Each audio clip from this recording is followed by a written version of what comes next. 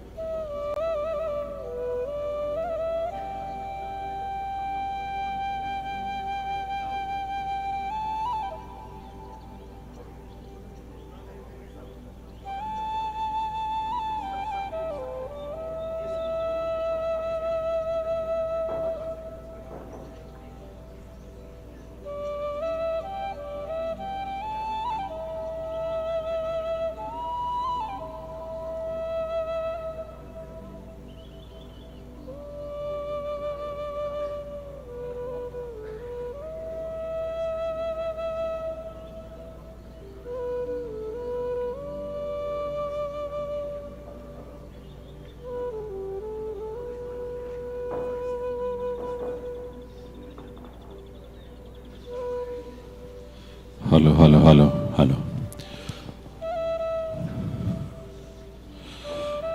नमस्कार, सुप्रभात, good morning to all of you. Quality council of India की तरफ से आप सबका बहुत बहुत स्वागत, अभिनंदन है। आप सब जानते हैं आसाम गुणवत्ता संकल्प का ये आयोजन असम प्रदेश की प्रगति में एक नया आयाम, एक नया डायमेंशन, एक नई गति इसमें इसकी वजह से शामिल होगी।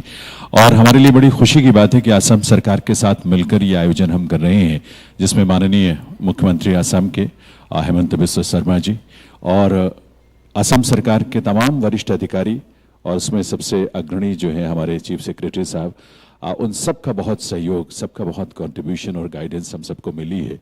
और आज अलग अलग सत्रों में पूरे दिन के जो सेशंस हमारे टेक्निकल सेशंस होंगे, इनॉग्रल सेशन है और उसके बाद वैलिडिक्टरी सेशन होगा, इन सब में उनकी प्रेजेंस जो है हमको अब असम के बारे में क्वालिटी को लेकर ग्रास रूट लेवल तक जाने का जो क्वालिटी काउंसिल ऑफ इंडिया का एक संकल्प है पूरे देश में। और असम सरकार चूँकि बहुत प्रोएक्टिव तरीके से बहुत सारी ऐसी अपनी सर्विसेज को और तमाम जो उसके डिपार्टमेंट्स हैं, मैन्युफैक्चरिंग से जुड़ी, इंडस्ट्री से जुड़ी चीज़ें हैं, उसमें क्वालिटी को लेकर जो इनपुट या support quality council of India की तरफ से हो सकता है, उसमें हमें अपनी एक भूमिका निभाने का असम में अवसर मिल रहा है। इस माध्यम से हमारे बहुत सारे सरपंचेज हैं, बहुत सारे डिग्निटरीज हैं, बहुत सारे गेस्ट्स और एक्सपर्ट्स हैं आज के इस पूरे दिन के हमारे असम गुणवत्ता संकल्प के आयोजन में। उन सबका हम बहुत बहुत वेलकम करते हैं, स्वागत करते हैं। एक संक्षिप्त सी ब्रीफ एक उसकी आउटलाइन आज के जो ये संकल्प असम गुणवत्ता संकल्प का आयोजन है उसके बारे में मैं आपको बताना चाहूँगा। और इस बीच में हमारे इनॉग्रल सेशन के मुख्य अतिथि हम सबके बीच होंगे, तो उसके साथ हम इनॉग्रल सेशन की शुरुआत करेंगे। और इनॉग्रल सेशन के बाद जो चार बहुत महत्वपूर्ण जो फोकस सेक्टर्स हैं जिन पर आज बहुत डिटेल में और बहुत यूज़फुल, मीनिंगफुल एक बातचीत और चर्चा होनी है, जिसमें लगभग सभी स्टेक होल्डर्स उसमें शामिल होंगे। उनके सबकी अपने एक्सपीरियंसेस हैं, उनके अपने कॉन्ट्रीब्यूशंस हैं, उनका अपना योगदान है। उसको लेकर आगे की जो रोड मैप है आगे का क्वालिटी को लेकर, उस पर हम कुछ न कुछ एक कंक्रीट, कुछ एक सार्थक रिजल्ट की तरफ आगे बढ़ेंगे।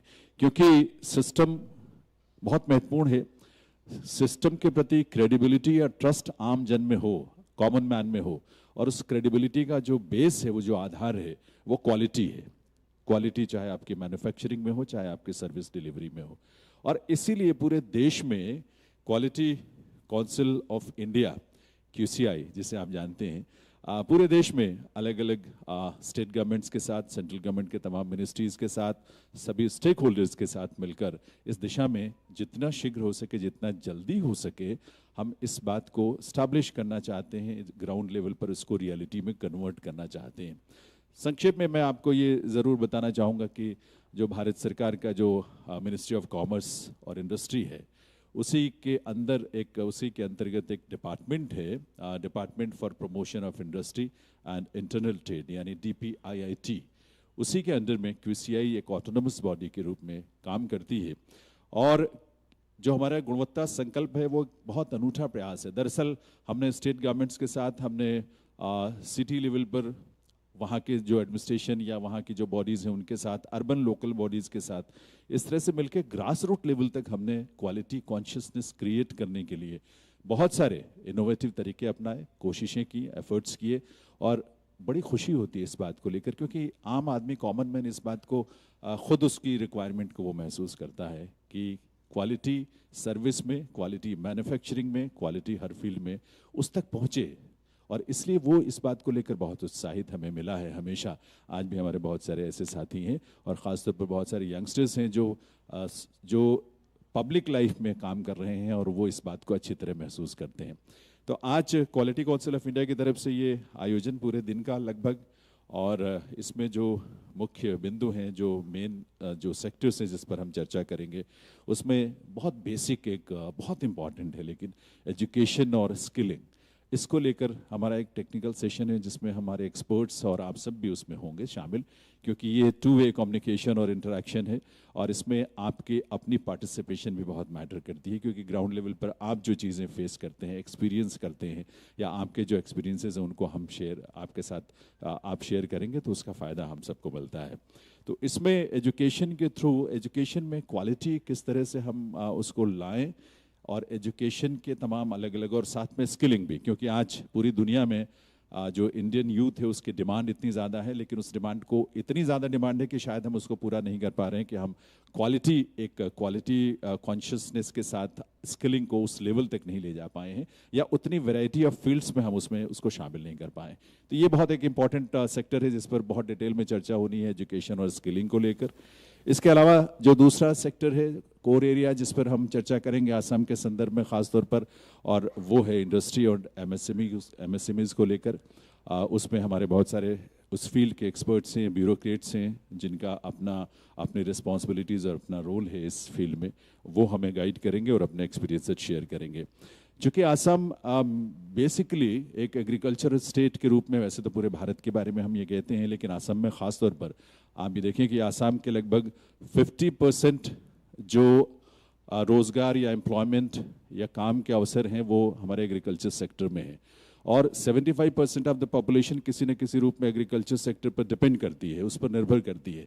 और स्कोप भी बहुत है, लेकिन बहुत सारी चीज़ें होनी हैं अभी एग्रीकल्चर सेक्टर में, और एग्री मिशन के तहत असम की सरकार लगातार इस क्षेत्र में, इस दिशा में प्रयास कर रही है। मुझे लगता है कि जब क्यूसीआई और आप सभी स्टेक होल्डर्स के साथ मिलकर गवर्नमेंट को जो इनपुट्स मिलेंगे, उससे उस मिशन को हासिल करने में बहुत बड़ी उपलब्धि होगी और सफलता मिलेगी, क्योंकि उसमें कुछ सेक्टर्स ऐसे हैं जैसे जो फूड सिक्योरिटी का उसमें एस्पेक्ट एक बहुत इंपॉर्टेंट है हमारे एग्रीकल्चर सेक्टर में, सस्टेनेबल डेवलपमेंट को लेकर।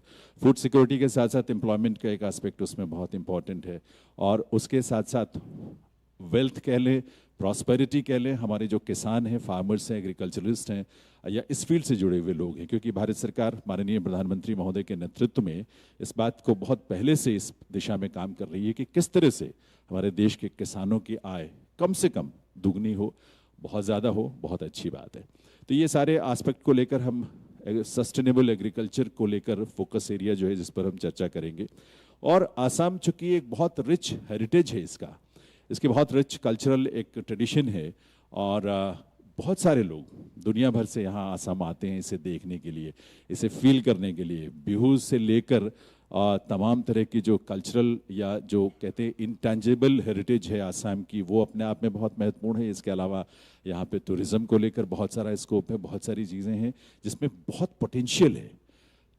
ज़रूरत है, बहुत अच्छा हो रहा है, लेकिन ज़रूरत है कि उसको हम क्वालिटी कॉन्शियसनेस के साथ उसको देश और दुनिया के सामने रखें, और उसके लिए जो रिक्वायर्ड इंफ्रास्ट्रक्चर है उसको क्रिएट करें, उससे प्रिपेयर करें, और उसको बेहतर से बेहतर उसको हम लोगों के दुनिया के सामने रखें, क्योंकि आसाम में इतना पोटेंशियल है टूरिज्म के लेकर, आप अच्छी तरह इस बात को जानते हैं। तो ये कुछ हमारे कोर सेक्टर्स हैं जिस पर लेकर आज हमारे अलग अलग सेशंस में चर्चाएं होंगी, और माननीय मुख्यमंत्री हेमंत बिस्वा शर्मा जी भी हम सबके बीच में होंगे कंक्लूडिंग सेशन में, वैलेडिक्टरी में, तो उनका मार्गदर्शन भी हम सबको मिलेगा। आप सभी यहाँ आए हैं हमारे लिए। अब कुछ ही देर में हम सेशन की शुरुआत करने जा रहे हैं, इनॉग्रल सेशन की, और उस इनॉग्रल सेशन की शुरुआत के बाद हमारे टेक्निकल सेशंस होंगे। आप सब आए हैं, एक बार पुनः आप सभी का बहुत बहुत स्वागत। और चूँकि रिक्वेस्ट एक बार फिर से दोहराऊंगा, मोबाइल फ़ोन अपने साइलेंट मोड ज़रूर कर लीजिएगा, क्योंकि जो बाद में गेस्ट आए हैं उनके लिए जस्ट एक जेंटल रिमाइंडर है कि मोबाइल फ़ोन साइलेंट मोड पर कर लें। थोड़ी सी एक कोशिश ये भी करें कि ड्यूरिंग द सेशन ज़्यादा मोमेंट ना हो, क्योंकि आपके पीछे जो कैमरे लगे हुए हैं, वीडियो कैमरास लगे हैं, हम इसकी लाइव स्ट्रीमिंग करते हैं, और ये सिर्फ यहाँ बैठे लोगों तक ही ये जो चर्चाएं हैं वो सीमित नहीं है। हमारे देश भर में क्यूसीआई के हमारे जितनी जगहों पर लोग हैं सभी इससे जुड़ते हैं, बाकी लोग भी जुड़ते हैं। तो ये मैसेज जो है आपका, जो यहाँ हम चर्चा करेंगे आपके साथ, या आप हमारे साथ अपने एक्सपीरियंसेस शेयर करेंगे, ये सारी बातें देश में जाएंगी और देश भर को इसका लाभ मिलेगा, क्योंकि एक प्रदेश में जो इस तरह की गतिविधि होती है तो दूसरे प्रदेशों में भी उसका, दूसरे स्टेट्स को भी उसका लाभ मिलेगा। तो एक बहुत मीनिंगफुल, एक बहुत पर्पसफुल, एक बहुत इंपॉर्टेंट एक आयोजन है जिसमें आप सब पधारे हैं। एक बार पुनः सभी का स्वागत, सभी का अभिनंदन। चंद पलों में ही हम शुरुआत करेंगे अपने इनॉग्रल सेशन की। Thank you.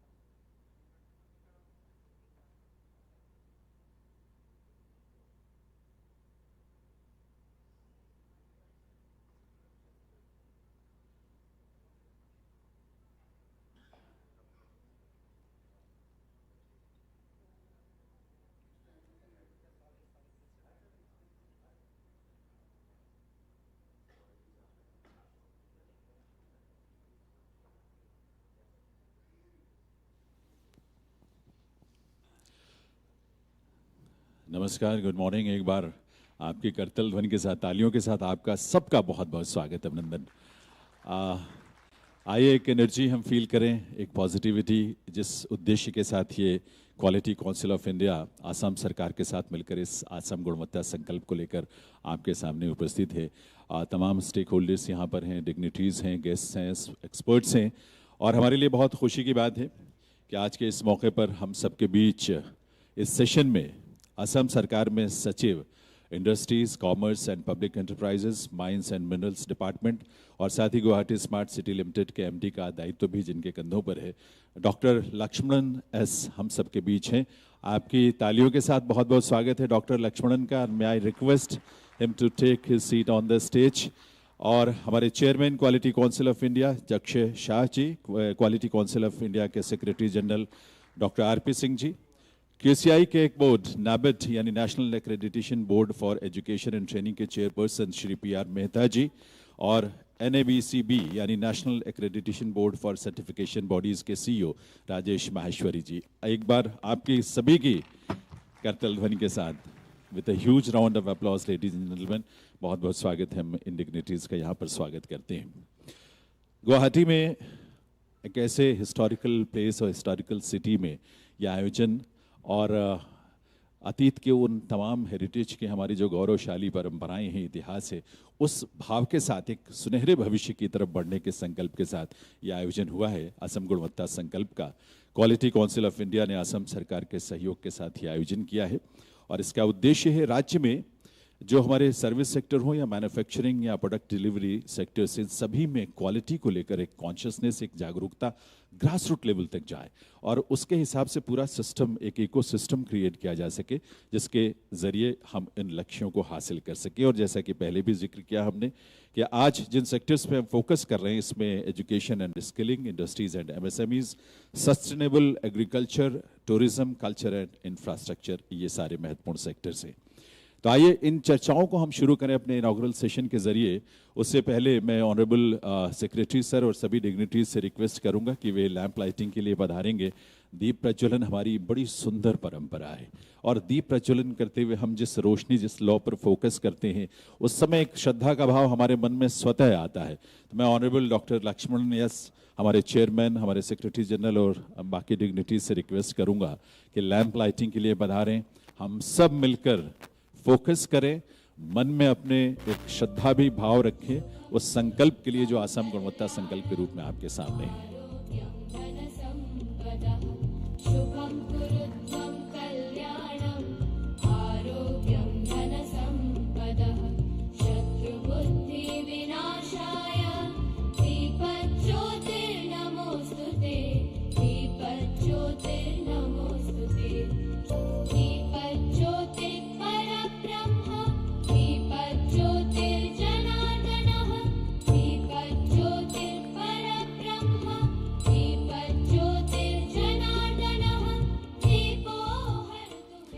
Thank you very much sir, बहुत बहुत धन्यवाद ऑनरेबल सेक्रेटरी सर का, सभी डिग्निटरीज का।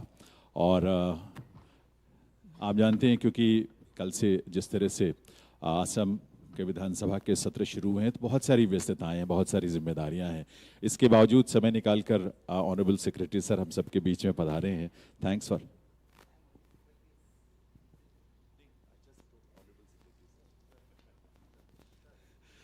तो मैं उनका फॉर्मली वेलकम करने के लिए जक्षय शाह जी, हमारे ऑनरेबल चेयरपर्सन QCI, रिक्वेस्ट करूंगा कि बुके भेंट करके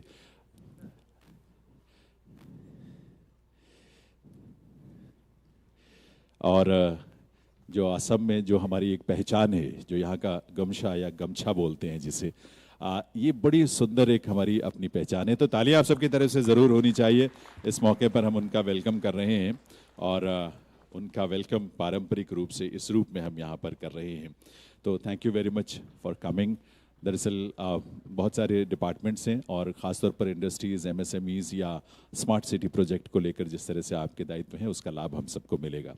देवी सज्जनों, ये सेशन जो इनॉग्रल है, इसमें स्वागत संबोधन के लिए, वेलकम एड्रेस के लिए मैं रिक्वेस्ट करूंगा chairman quality council of India Jaxay Shah ji से जो इस क्षेत्र में अपनी डायनामिज्म और अपनी एनर्जी से हम सबको लगभग 1000 के करीब की हमारी QCI की जो टीम है एक नई ऊर्जा के साथ पूरे देश में काम कर रही है, इसलिए कि क्वालिटी के थ्रू क्रेडिबिलिटी सिस्टम के प्रति क्रिएट किया जा सके, ये उनका विजन है और इस विजन को लेकर हम काम कर रहे हैं। उनके नेतृत्व में मैं रिक्वेस्ट करूंगा, आपकी तालियों के साथ रिक्वेस्ट ये करूंगा मैं कि वो आए और आप सबका स्वागत करें। Good morning, everyone.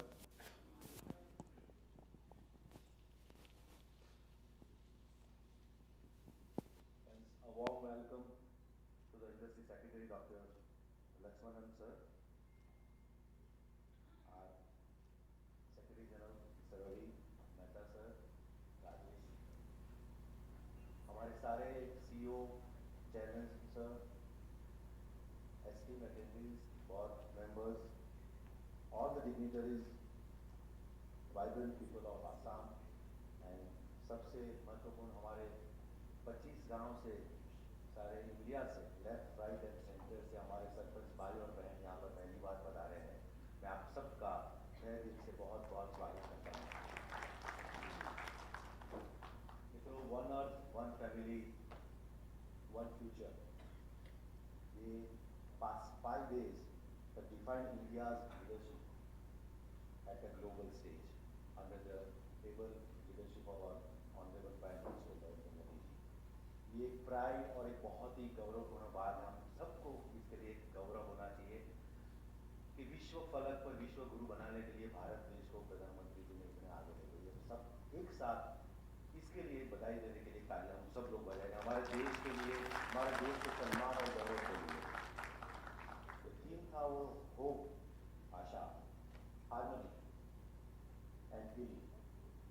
And G21 stands as a sign of inclusive growth, and it's important to note that Assam has hosted discussions that have ranged from addressing global skill gaps to emphasizing the importance of quality and partnership under the leadership of Himanta Biswa Sarma ji, the dynamic Chief Minister of Assam State.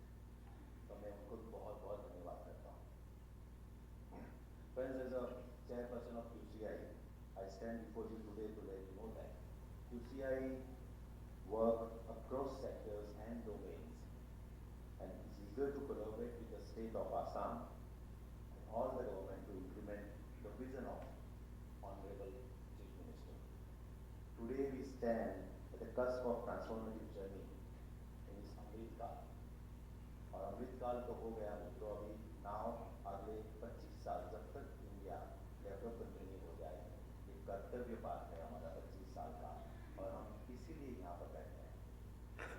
A journey where Assam with its rich culture heritage and abundant resources takes center stage in India's growth story. Assam is in the right of the India, but it is center stage of the India's growth story also. Assam की भूमि जहाँ संगीत, संस्कृति और समृद्धि का संगम है, वहीं पर गुणवत्ता की नई राह तय हो सकती है सर, क्योंकि हम यहाँ पर चेरी और आइसिंग करने आए। आप बहुत अच्छा काम कर रहे हैं, आपका जो एंडेवर्स है हम उसके साथ अलाइन होकर लेटरल इंटरवेंशन करके क्वालिटी को हम वहाँ पर आपके हर एक एंडेवर्स में रखना चाहते हैं। An anecdote that comes to my mind is the tale of the mighty Brahmaputra Nadi. Just this river nurtures the lands of Assam, ensuring the fertility and prosperity. Quality acts as a nurturing force for any domain, ensuring its growth and success. The true measure of success, after all, isn't just achieving goals, but the quality and sustainability in all our achievements and endeavors. The Quality Council of India has always championed the cause of quality. Our initiatives, be it Swasth Sarvekshan, Jal Jeevan Mission, Zero Defect, Zero Effect, and many, have always aimed to enhancing the quality of life of every citizen of this country. And today, with the Assam Gunvatta Sankalp, we aim to bring this mission to the heart of Assam. A simple example to understand quality is to think our favorite Assam tea मित्रों, आप सबको यहाँ चाय का कोई नाम लेते तो आप तो सबसे पहले आसाम देगा। तो मेरे हिसाब से क्वालिटी, गुडविल, लेगेसी और क्वालिटी का सबसे बड़ा प्रमाण यही है आसाम की, जो आसाम से यहाँ आती है। And that not just growing tea leaves, it's about ensuring that each leaf is nurtured to perfection, processed with care, and reaches to the consumer in its freshest form. The quality consciousness at the grassroots of Assam already. Our collaboration with Assam aims to permeate this idea of quality across domains, from education to industry, from skilling initiative to IT. We believe that when quality is embedded at the grassroots, it ensures that even the citizen at the last mile reaps its benefits. मित्रों, जब हम गुणवत्ता की बात करते हैं तो ये सिर्फ उच्च स्तरीय उत्पादन या सेवाओं से नहीं जुड़ता। ये मूल मंत्र है जो आसाम के हर गांव, हर नगर में हर व्यक्ति तक पहुंचना चाहिए। Quality of life, how happy people are here, quality of air, quality of water, quality of public discourse, ये सब चीज़ें आने वाले साल में क्वालिटी, ये डेवलप इंडिया के लिए बहुत ही महत्वपूर्ण आधार रखते हैं। Quality at the grassroot ensures that even the farmer in the remotest part of Assam gets the right price of his produce. It ensures that a craftsman's creation is valued not just for its beauty, but for its impeccable craftsmanship. In Assamese handicraft too, the quality is the bridge between age-old traditions and modern appreciation. It's the thread that weaves together the artisan's skill with the global market recognition, ensuring that our heritage thrives and continues to shine on the world stage. मित्रों, quality council of India आप सबको पता है, it's a non profit organisation sir. QCI is unwavering its commitment to the assisting Assam on its quality-driven journey. We operate with the utmost transparency, coming under the purview of both CAG and Right to Information RTI also. Our primary aim to ensure that every initiative, every project, and every policy in Assam is imbued with the highest standards of quality. From the bustling streets of the Guwahati to serene landscape of Majuli, our mission to permeate the essence of quality in every nook and corner.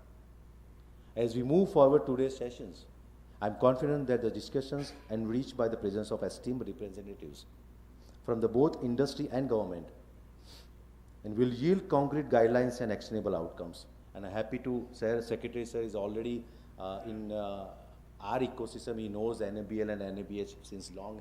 He is well experienced and well informed about our endeavors also. These insights will not only shape our path but also provide a clear direction for the QCI to pursue. Together, we will collaborate and assist the government in translating these outcomes into tangible results, ensuring that Assam growth story is not just about quantity, but more importantly about the quality. I eagerly look forward to the deliberations and roadmap that will emerge from today's Gunvatta Sankalp. मित्रों, Assam Gunvatta Sankalp is not just an initiative. It's a promise from QCI, a promise of a brighter, better, and quality-driven Assam. Let's embark on this journey together, ensuring that Assam doesn't just grow, but thrives with the quality and excellence. आइए हम सब मिलकर आसाम की असीम संभावना को ऊंचाइयों तक पहुंचाएं। भारत माता की जय। जय हिंद, जय भारत। Thank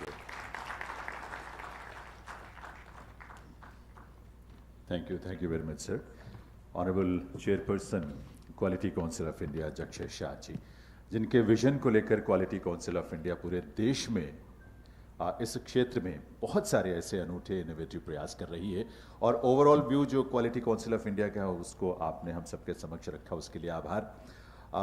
देव सज्जनों, ये जो एक दिन का असम गुणवत्ता संकल्प का ये आयोजन है, इसकी रूपरेखा और किस दिशा में और किन लक्ष्यों के साथ आज हम चर्चाओं को आगे लेकर बढ़ेंगे, इसके बारे में थोड़ा शुरुआती दौर में ही इसको समझना बहुत ज़रूरी है और इसीलिए हम ऑनरेबल सेक्रेटरी सर को बुलाएं। उससे पहले मैं रिक्वेस्ट करूंगा डॉक्टर आरपी सिंह साहब, हमारे secretary general quality council of India के, कि एक ज़मीन तैयार करने, एक भावभूमि जिसको कहते हैं इस आज के असम गुणवत्ता संकल्प की, उसके लिए वो पधारे। Doctor RP Singh ji.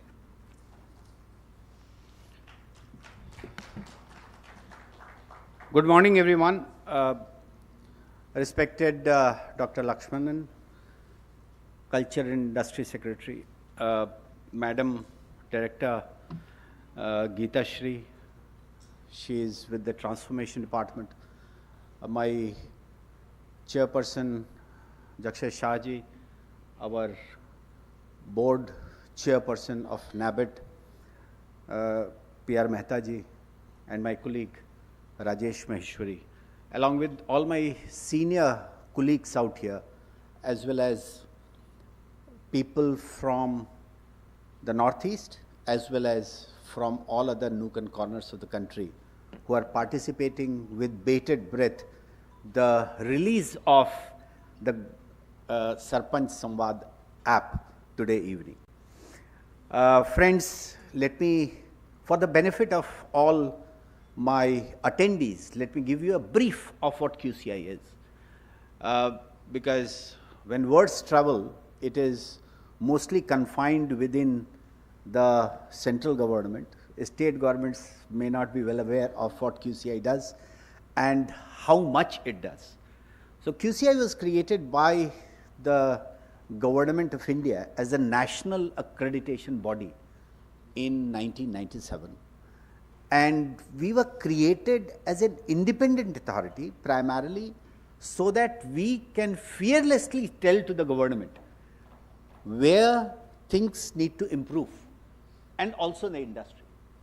And therefore, as per the international protocol, we were asked to be independent, although we were supported by the government, because the cabinet decision was released by the government, and that is how we entered into the internationalization of trade under WTO.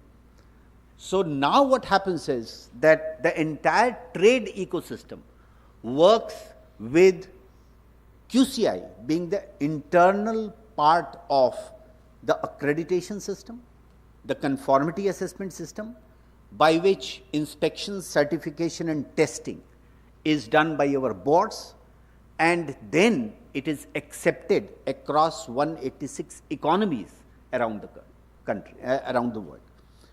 So anything and everything that is tested by our accreditation boards and certified by our accreditation boards are considered at par with international benchmarks, because we work in these accreditation boards on ISO standards.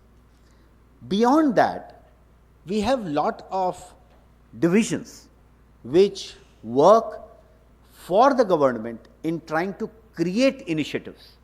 For example, our PAD division is one where schemes are incubated, and then it is left open for certification by NABCB, and they create the ecosystem of certification bodies by which the schemes can be tested on ground.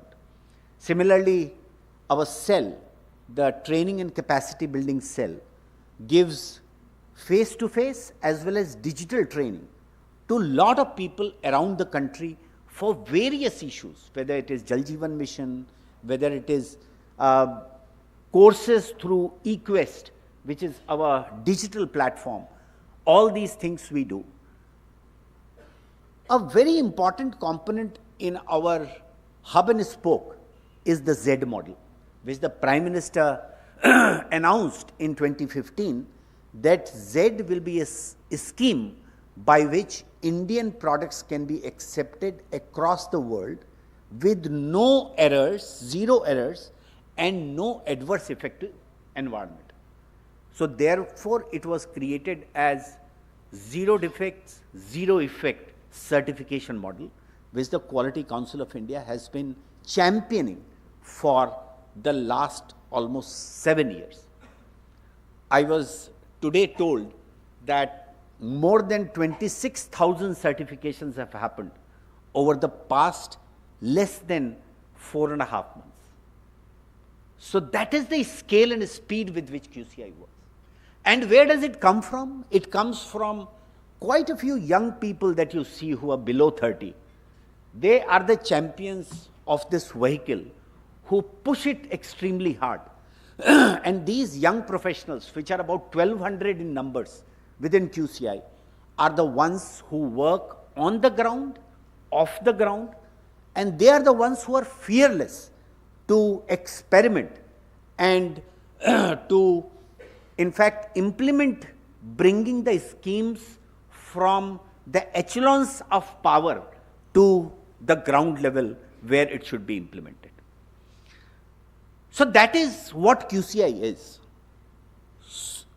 Over the past almost 9 months, QCI was confined within the central government and the private sector, with a fresh set of ideas coming with Jakshay coming into the fold of QCI as the chairperson.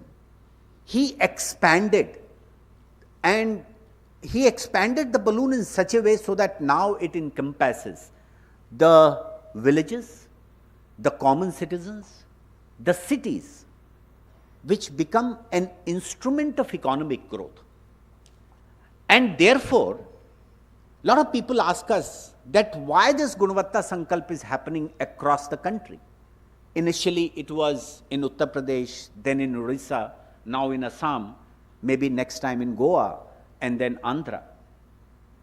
We are trying to see the commonality within the states where we can build on and we can ride on their successes and try to create a mechanism by which you can have the best from the existing ecosystem in the country. I know that the Honorable CM Hemant Biswa Sarma ji, and let me give you an anecdote. Jakshay called me and he said that CM of Assam is in Delhi. I am in Ahmedabad. Can you go meet him? Because I have worked with him for a long time and I know him personally. You go meet him and ask him whether we can do Assam Gunvatta Sankalp in Guwahati or not. I went to him. I met for about 10-12 minutes. And I told him about QCI, although he knew, as you also know. He said, NABH, NABL, these are your boards. I said, yes. He said, no, I know about it. So what do you want? मैंने बताया साहब मैं गुवाहाटी में आकर के गुणवत्ता संकल्प करना चाहता हूँ because Assam is considered to be the window of Northeast and the central government is very keen to expand in the Northeast. So I thought, you being a young chief minister of such a illustrious state, would you be willing to host us? He said, yes, it's a very good idea. Okay, wait for 5 minutes. And by the time we did not finish our tea, he asked his PS to give us time on 12th of September. 5 minutes decision making. And that was the time when we felt that perhaps we have chosen the right state. And after that, karma बढ़ता गया. My team, Dr. Raj, Mohit and others have been sitting here since 4th. They met you, you connected them to a lot of people. They met the ACS, he connected to a lot of people. And suddenly we found that there is a lot of enthusiasm around this particular thing that we are going to do. And that gave us a lot of courage in order to, in fact, take 2 steps forward rather than 1 step at a time. And therefore, we started envisioning what the state is envisioning. And the envisioning is that currently in economic development and GDP contribution to India, Assam is 7th. But they have decided that by 2040, they want to be amongst the first 5. That is the kind of vision that we can help with. And we also knew that there are certain sectors which are very different from rest of the country.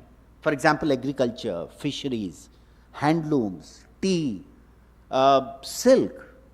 These are certain sectors which are available only in Assam, and it is one of the most important things because handicrafts and handlooms is one of the important sectors contributing to the GDP of the state. And we started bringing in all our experiences. For example, when we started ODOP, one district, one product policy in the UP, and we started with all the 72 districts, we started certifying it. And we started creating mechanisms through which they can be exported. Assam has that strength where it can be branded and then exported, and it can become the collaborative effort of all the 7 states, which will become, which will start collaborating around Assam. The second important thing that we saw was fisheries. And we see that from the North Goa gate and the South Goa gate, any fish that enters into the state of Goa is tested for added formaldehyde. And we make sure that the citizens get best fish coming in Goa, either from Andhra Pradesh or Maharashtra or any other adjoining states. That is the kind of thing that we can do for Assam. Because Assam, as I said, has a few very peculiarities that you may have never seen elsewhere. For example, it has a very porous internal borders. On one side, there is Assam, and the other side, there is Meghalaya.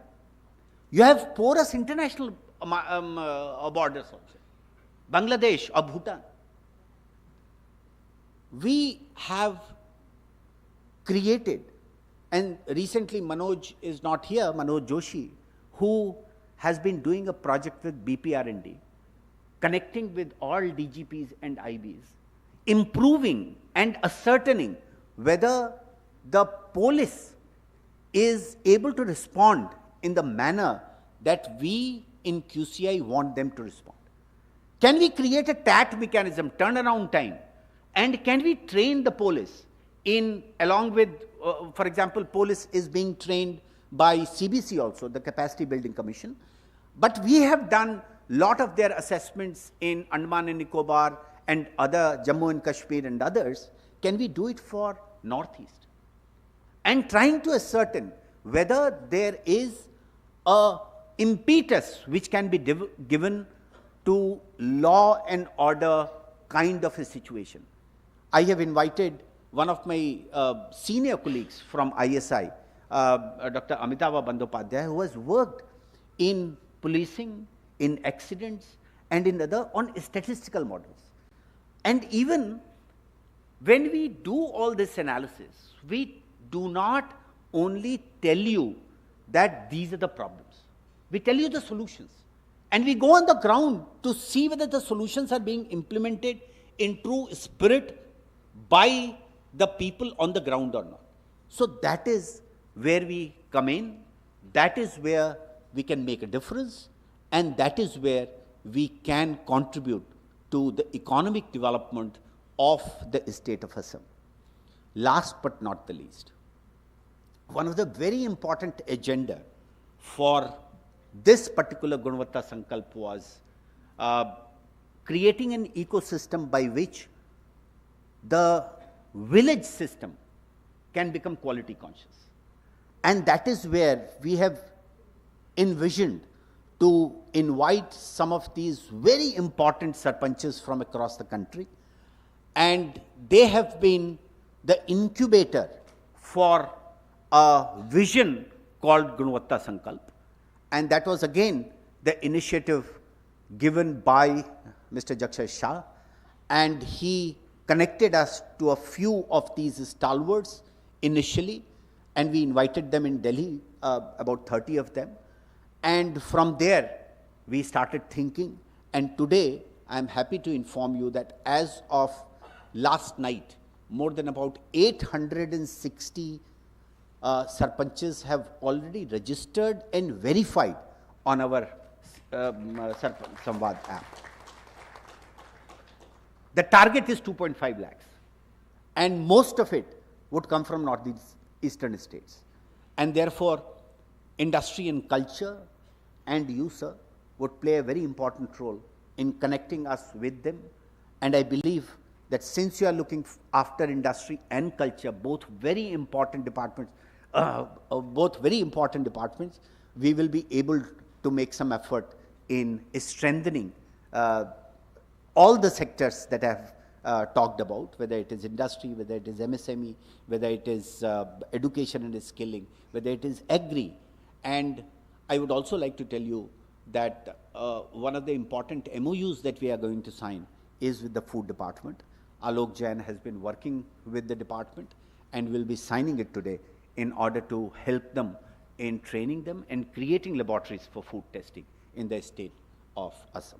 So thank you very much for being a part of this Gunvatta Sankalp, and I am happy that you have come to a state, although Kamakhya temple, we went over there, there was lot of traffic and lot of people, but fortunately for us, some of the good people of the state allowed us to go inside the Garbhagriha. So with Mata's blessing, I believe this will go on really well. Thank you very much. Thank you very much, Dr. R.P. Singh साहब, secretary general QCI, जिन्होंने एक हमें ज़मीन दी है जिस पर हम एक आसमान की तरफ की उड़ान भरने के लिए बिल्कुल तैयार हैं। एक छोटी सी फिल्म है असम गुणवत्ता संकल्प को लेकर, रिक्वेस्ट करूंगा आइए पहले इस फिल्म को देखते हैं। बहुत ही ब्रीफ फिल्म, छोटी फिल्म, लेकिन एक आपको उस संकल्प के साथ जो QCI जिस उद्देश्य के साथ आगे बढ़ रहा है उसके साथ आपको जोड़ेगी। Just we can play the film please. Aptly described as the Shangri-La of the northeastern India, Assam blissfully embodies a breathtaking scenic region of lofty hills, dense forests, lush tea gardens, mighty waterways, fertile valleys and mineral resources. Assam is a perfect fusion of natural beauty, heritage, vibrant traditions and culture. Over the years, Assam has made a consistent progress in its social and economic development, with an objective of a comprehensive prosperity for all, by employing sustainable solutions of technology and innovations in various sectors. With a high literacy rate, the social fabric of Assam has been embedded with modern and liberal thinking, making it a state with extremely high potential for growth and expansion. The state government of Assam, with its positive and progressive approach, has envisioned a new empowered Assam by creating a holistic quality ecosystem for all its future endeavors. Since more than 25 years, Quality Council of India has persistently worked towards igniting quality consciousness and also building a comprehensive quality framework by developing quality monitoring guidelines and systems for central and state government projects in various sectors, such as manufacturing, infrastructure, healthcare, education, skilling, tourism, construction, and many more.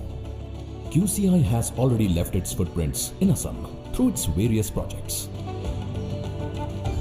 Under Gunvatta Sankalp mission, QCI aspires and aims to be a part of Assam's quality quest for creating a robust foundation towards Atmanirbharta by aligning several quality interventions. This new dimensional quality-oriented partnership will not only provide a framework for quality and generate new opportunities, but also create social awareness towards quality among people in general. QCI ensures to work towards strengthening and energizing Assam as a state that will be a formidable contributor to India's vision of self-reliance. Let us work together for this journey of progress and prosperity, making quality a habit.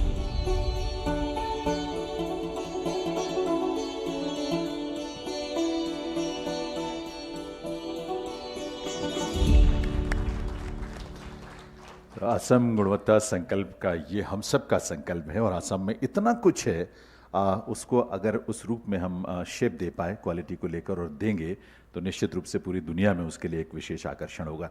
Quality council of India इसके लिए एक विशेष प्रयास quality को लेकर, quality consciousness को लेकर grass root level पर उसको और उसमें अवेयरनेस क्रिएट करने के लिए लगातार बहुत सारे प्रयास कर रहा है, जिनकी बार बार चर्चा आपके सामने हुई है। उसमें एक छोटा सा प्रयास लेकिन बहुत महत्वपूर्ण प्रयास ये है कि हमने एक वीडियो सीरीज शुरू की क्वालिटी टाइम्स के नाम पे, जिसमें हम अलग अलग एस्पेक्ट्स को लेकर बहुत सारी इनोवेटिव जो चीज़ें हो रही हैं देश में, ख़ास तौर पर हो रही हैं, दुनिया में भी हो रही हैं। आप यूँ कह सकते हैं कि वो हमारे लिए एक इंस्पिरेशन बन जाती हैं वो चीज़ें जब उसके बारे में हम जानते हैं और ग्रास रूट लेवल तक हम उसको लेकर जा रहे हैं।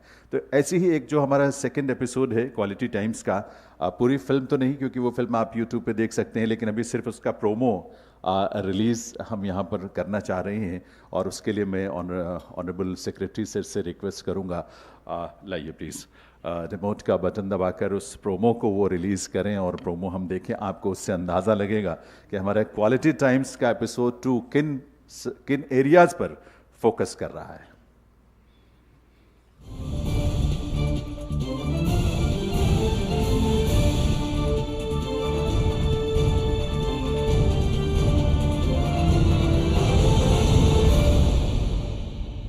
आज डिजिटल स्पेस में भी भारत ने कुछ ऐसी चीजें करके दिखाई हैं जो न सिर्फ ट्रेंड सेटर्स हैं बल्कि दुनिया के लिए एक एग्जाम्पल है। आज के हमारे न्यूज मेकर सेक्शन में मिलते हैं डॉक्टर RS शर्मा से। आधार केवल ये सिद्ध करता है कि आप हैं, कि हिंदुस्तान में कोई भी परियोजना आप लगाएंगे तो उसको स्केलेबल होना चाहिए, उसको इंटरऑपरेबल होना चाहिए, सेफ होना चाहिए, सिक्योर होना चाहिए, क्वालिटी होनी चाहिए। सबसे बड़ी चीज़ है सिटीजन्स के लिए उसको फ्रूगल होना चाहिए। ये तो सच है कि ई-कॉमर्स का मार्केट काफी तेजी से बढ़ रहा है। इसी को ध्यान में रखते हुए भारत सरकार की सपोर्ट से एक ऐसी संस्था का गठन किया गया है जिसने एक बहुत बड़े कॉमन नेटवर्क का निर्माण किया है, जिसका नाम है ONDC, यानी open network for digital commerce. इस नेटवर्क पर सेलर्स और बायर्स दोनों बहुत आसानी से अपने प्रोडक्ट या सर्विसेज का आदान प्रदान कर पाएंगे। स्मॉल रिटेलर्स को कैसे लेवल प्लेइंग फील्ड दिया जाए, ऐसे ख्याल से ये ONDC का जन्म हुआ और मुझे ये कहने में बहुत गर्व महसूस हो रहा है कि ये इंक्यूबेटेड QCI में हुआ था और QCI उसको हर तरह से हैंड होल्डिंग करना चाहती है और करती रहेगी। Open network for digital commerce का आइडिया है ये पूरा डेमोक्रेटाइज करना। ONDC का हिसाब से क्या होता है, अगर आपका प्रोडक्ट ONDC प्रोटोकॉल से ONDC नेटवर्क में विजिबल कर दिया तो हर बायर एप्लीकेशन से आपको डिस्कवरेबल होगा। ऑलवेज रिमेंबर, क्वालिटी आपका अधिकार है।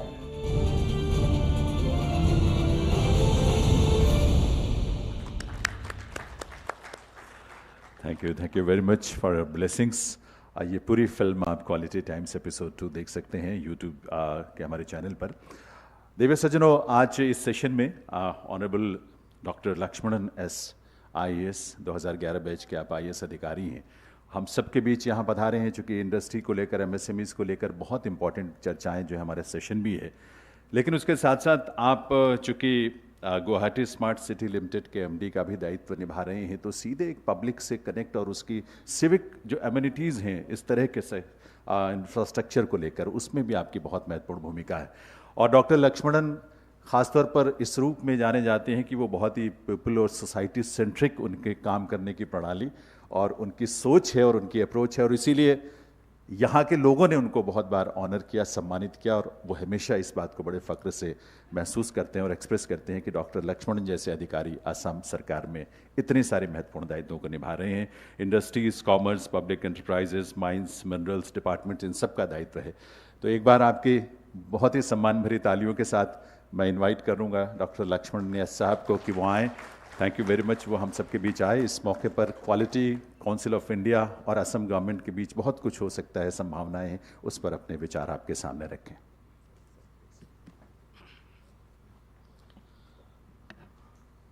A very good morning to one and all present here.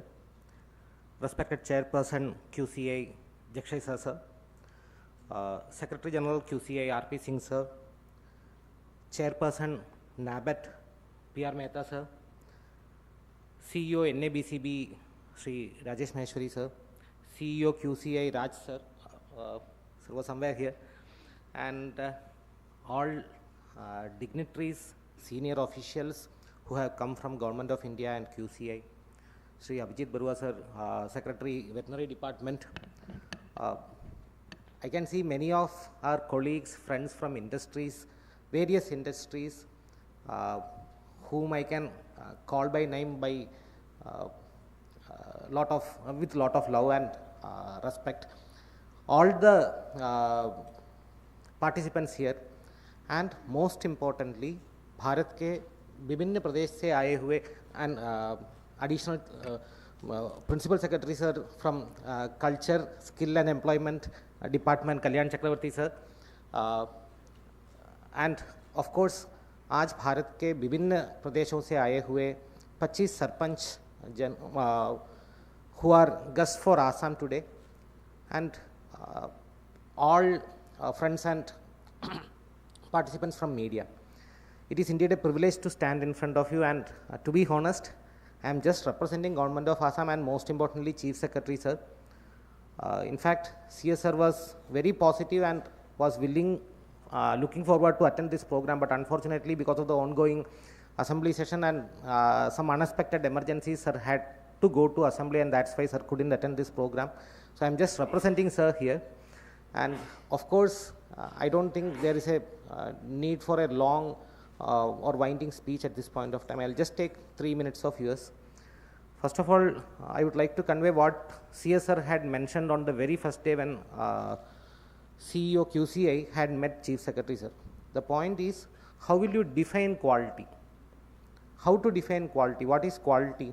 And the moment that question comes, it becomes extremely difficult, because definition of quality is going to be varying, rather it is very progressive. The quality which was defined 10 years back or 5 years back or even yesterday may not be the set standard for quality today. So how will you define it? And second point is, from what point of view are you talking about quality? Because there is a producer, when he produces there is a quality which he is envisaging or inbuilding in that product, and as the consumer, when we are purchasing, we all are at a level producers or consumers, and when we consume we expect some kind of quality which we think that it is worth for the money we pay for. And in between there is a major player who is the service provider.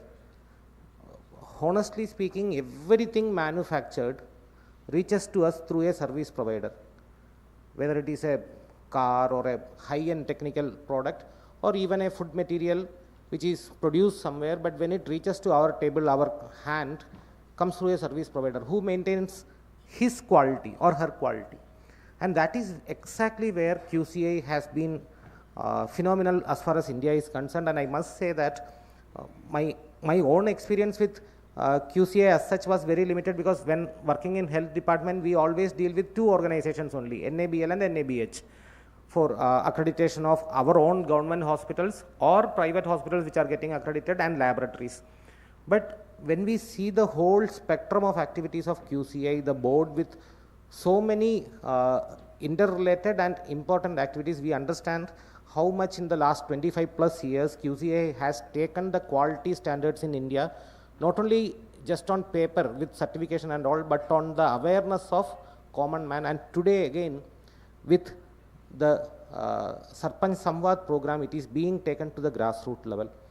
So today I take this opportunity to thank QCI to select Assam and being here, and under the visionary guidance of our Honorable Chief Minister sir, we are sure that we would be sticking on to the best of the quality standards prescribed by QCI, and will try to become the best model in doing this.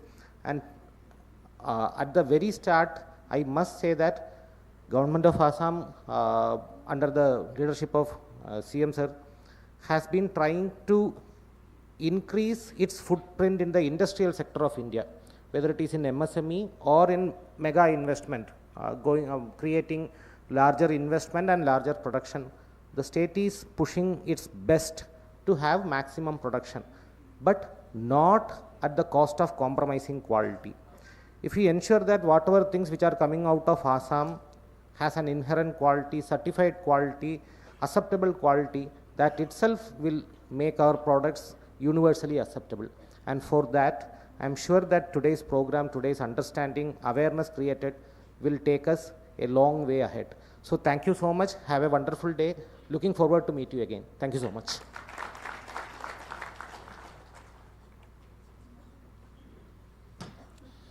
Thank you very much sir. बहुत सारी व्यस्तताएं और ख़ासतौर पर session की वजह से बहुत समय निकाल पाना तो संभव नहीं है, लेकिन आप आए इसके लिए बहुत बहुत थैंक्स। और मैं रिक्वेस्ट करूंगा हमारे QCI के चेयरमैन सर और हमारे सेक्रेटरी जनरल सर से कि वे ऑनरेबल डॉक्टर लक्ष्मणन को एक मेमेंटो भेंट करें। एक बहुत मीनिंगफुल हम उसके ज़रिए अपनी इमोशंस को शेयर करना चाहते हैं, क्योंकि एक ट्री ऐसा वृक्ष जो ज्ञान का प्रतीक माना जाता है, that is known as the tree of wisdom, तो उसी का एक हमने स्वरूप तैयार किया है मेमेंटो के रूप में, तो वो और शॉल भेंट करने के लिए मैं रिक्वेस्ट करूंगा। अक्षय शाह जी हमारे चेयरपर्सन QCI के, और साथ ही हमारे सेक्रेटरी जनरल साहब डॉक्टर RP सिंह जी, और जाहिर सी बात है कि आप सबने अपनी तालियों के साथ, करताल ध्वनि के साथ इसमें शामिल होना है। बहुत बहुत थैंक्स डॉक्टर लक्ष्मणन एस का, जिन्होंने हम सबके बीच यहाँ वो पधारे और उन्होंने अपना बहुत बहुमूल्य, बहुत वैल्यूबल टाइम हम सबको दिया है। We are grateful to him. Thank you very much sir.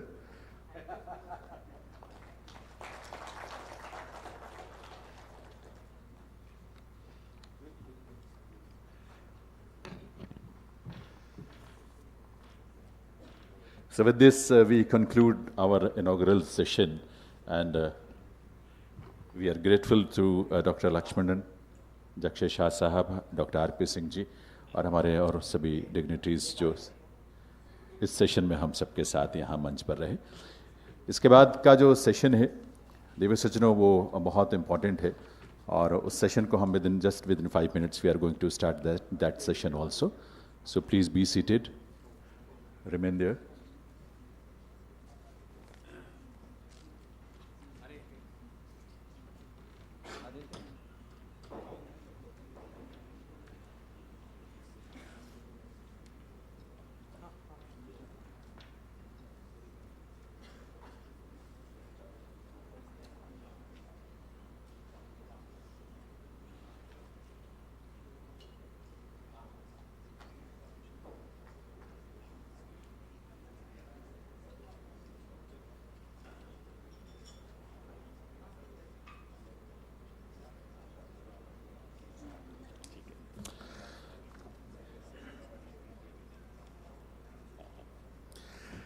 तो चलिए हम अपने जो पहला टेक्निकल सेशन है इनॉग्रल सेशन के बाद उसकी तरफ हम आगे बढ़ते हैं। और इसमें चूँकि हम सबके बीच हमारे लिए बड़ी खुशी की बात है, doctor B Kalyan Chakraborty ji IAS principal secretary to the government of Assam हमारे बीच यहाँ हैं। और आप labour welfare, skill, employment, entrepreneurship, culture, cooperation departments, ये बहुत सारे डिपार्टमेंट्स की जिम्मेदारी आपके कंधों पर है।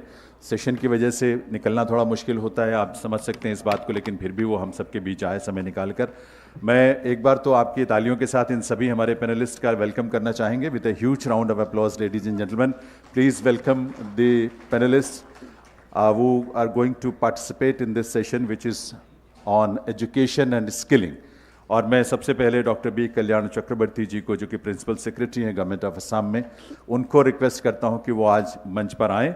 और उसके साथ साथ मैं रिक्वेस्ट करूंगा doctor Om Prakash ji IAS mission director समग्र शिक्षा असम गवर्नमेंट ऑफ असम, उनसे भी रिक्वेस्ट है कि वो भी स्टेज पर आएंगे। मिस्टर प्रांजल बरुआ जस्ट पहुंचने वाले हैं हम सबके बीच में। Doctor Jagdish Nath ji skill manager service sector Assam skill university project के, उनसे भी रिक्वेस्ट है कि वो भी स्टेज पर आएंगे। और इस सेशन को मॉडरेट करने के लिए मैं रिक्वेस्ट करूंगा Premendra Raj Mehta ji, chairperson national accreditation board for education and training NABET, जो कि QCI का है।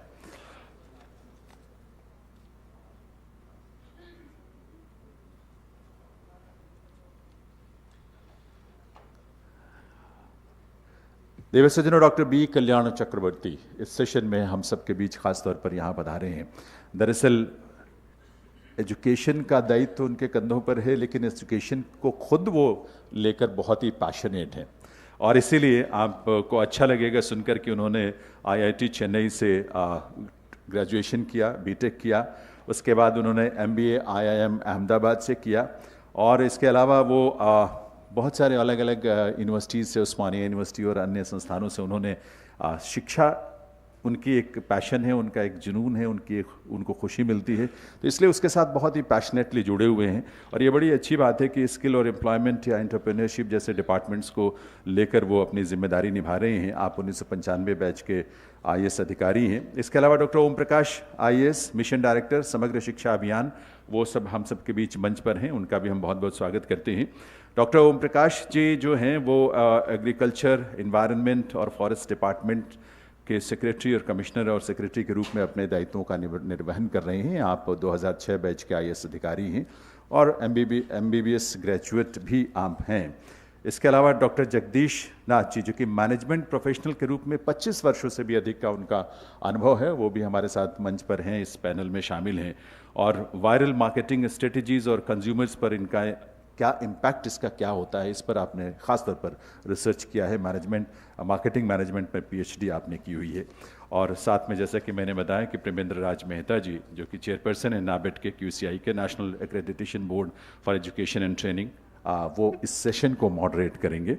आजकल आप भारत सरकार के हाउसिंग फॉर ऑल, जो सभी के लिए आवास के भारत का सरकार का जो लक्ष्य है, उसमें टेक्नोलॉजी सबमिशन के आप मेंबर के रूप में दायित्व निभा रहे हैं। काउंसिल ऑफ आर्किटेक्चर के आप प्रेसिडेंट रहे, research council of central building research institute Roorkee, CBRI और ललित कला अकादमी जैसे संस्थानों से मेहता साहब जुड़े रहे, और एआईसीटीई यानी all India board of architecture, town planning and applied art education के चेयरमैन भी रहे हैं।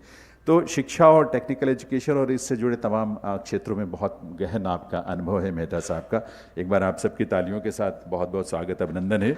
और फॉर्मली स्वागत करने के लिए और मेहता साहब से मैं रिक्वेस्ट करूंगा कि मॉडरेटर की जिम्मेदारी निभाएं। उसके पहले यहाँ पर हमारे जो गेस्ट आए हैं डॉक्टर बी कल्याण चक्रवर्ती जी, उन्हें बुके भेंट करके उनका स्वागत और साथ में गमछा भी भेंट करेंगे। आसाम की हमारी अपनी पहचान और हमारी अपने गौरव के प्रतीक है ये जो गमछा या गमछा जिसको बोलते हैं यहाँ, तो उनका बहुत बहुत स्वागत है आज के इस सेशन में, उनकी उपस्थिति के लिए। डॉक्टर ओम प्रकाश आईएएस, समग्र शिक्षा असम, मिशन डायरेक्टर इसके, उनकी उपस्थिति है। उनका भी स्वागत करने के लिए मैं मेहता साहब से निवेदन करूंगा कि वे भी क्यूसीआई की तरफ से उनका इस मौके पर स्वागत करें। आपकी तालियों के साथ, आपकी करतल ध्वनि के साथ देवियों सज्जनों, आइए। ऊर्जा जितनी आपकी तरफ से आएगी, आपकी तालियों की ध्वनि के रूप में, उतनी ही ऊर्जावान जो है हमारा सेशन होगा। बहुत बहुत स्वागत है डॉक्टर ओम प्रकाश जी का आज के सेशन में। डॉक्टर जगदीश नाथ, स्किल मैनेजर, सर्विस सेक्टर से संबंध रखते हुए आसाम स्किल यूनिवर्सिटी प्रोजेक्ट के साथ आप जुड़े हुए हैं और इस क्षेत्र में आपका बहुत लंबा और बहुत गहन अनुभव है, तो आपका भी इस मौके पर बुके के साथ और साथ ही गमछा, बहुत ही सुंदर इसका स्वरूप भी है, हाथों से बुना जाता है, उसमें भावनाएं होती हैं, तो इन सब का बहुत बहुत स्वागत, अभिनंदन। और मैं निवेदन करूंगा श्री प्रेमेंद्र राज मेहता जी कि वे इस सेशन को इनिशिएट करें, इसका शुभारंभ करें। आप सब लोगों का स्वागत है इस पहले टेक्निकल सेशन में। What could have been better than to start with education, and that's the foundation of everything what we do in day-to-day life. We have a little positive time, but at the same time, Dr. Kalyan Chakravarti Sahab has to leave. So, before getting into more details, can I request you to speak, please?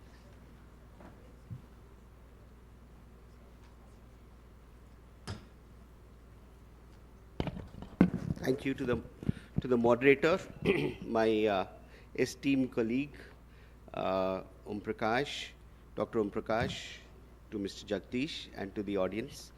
First and foremost, I would like to thank the QCI for making Assam and Guwahati to being here and to partnering with us. I can say on behalf of my departments of the government of Assam, we really look forward to a very deep relationship in the various sectors of education, skilling, cooperation, culture, and labor, there is tremendous amount of work to be done. Of course, this particular session is on education. To some extent, I was involved with education earlier, and for a couple of years. And I can say that one of the most important things in any government service is we look in government in terms of the total quantum of work we're doing. For example, in education, we talk about 50,000 schools, it's about 45 lakhs students. So the sheer magnitude of the government, is huge. When you talk about teachers, you talk about 2 lakh teachers. It's not like you're a school in which you talk about 10 teachers, 20 teachers. When we talk about dance, we don't talk about 100 people dancing. We talk about 10,000 people dancing. So the government means something that is huge in number. So the second part of this hugeness is when we are delivering on that scale, whether we are delivering with quality or not is the most important thing. So while we deliver education, and we deliver education to large number of people across the state, especially the underprivileged and those who go to government schools especially, are we delivering on quality is the most important thing. And how do we ensure that we are delivering the quality in each school, and whether the teachers are delivering quality, whether the students are understanding the subjects in quality, is one of the things I think that is the area where I suppose we will explore. Similarly, in fact, I represent skill currently in my present assignment, and I can say that skilling is, as you're aware, in the new education policy, is unlike India, unfortunately, at some point of time, had given second preference to skill as opposed to education. As a result, we have many number of college students and many number of graduates who are there, who are unemployable because they are not skilled. You will come across engineers who will say that I'm an engineer or I'm a graduate, but he doesn't find employment. And the reason why this happens, obviously, is because he's not skilled enough. Now, when you look at the developed countries, you'll see that in the developed countries, most of the people are, like for example, in Japan or in Korea, 90% skilled. Whereas in our country, the figure is very, very less, comparatively less, but we are catching up. We are slowly catching up, and the new education policy talks about how skill has to be an integral part of education. That means we have to introduce skilling for the youth. We have to make it an experiential learning, wherein they will be in a position by class 9, class 8 onwards, they are able to do skilling with their hands, learn things which will hold them instead in the long run. In most of the developed countries, by class 11, 12, they already probably were skilled, they find a job and then leave it off.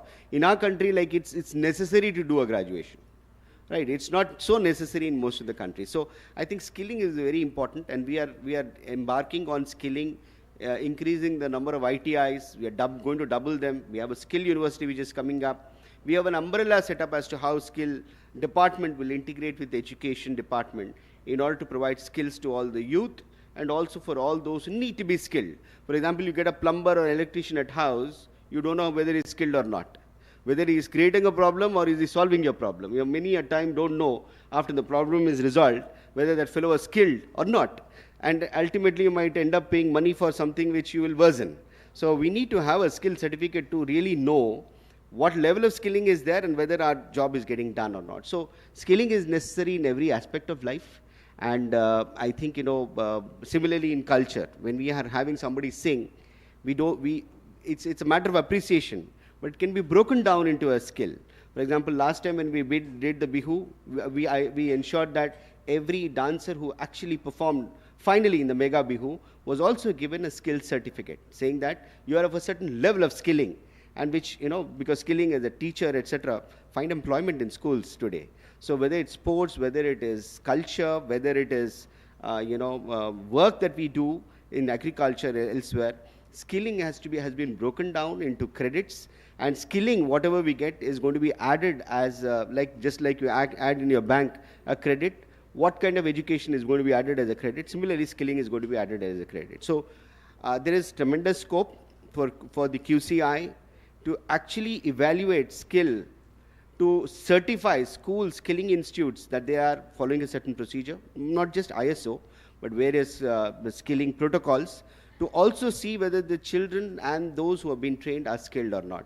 So I hope that this engagement with QCI will be long, deep, and will provide the manpower that is required to build a modern Assam and to have the manpower which will lead the nation. Thank you very much, QCI, for inviting us.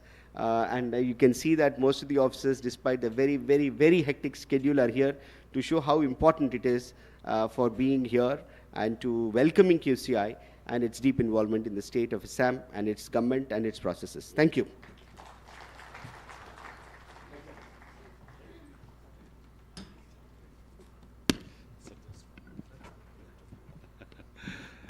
Thank you very much sir.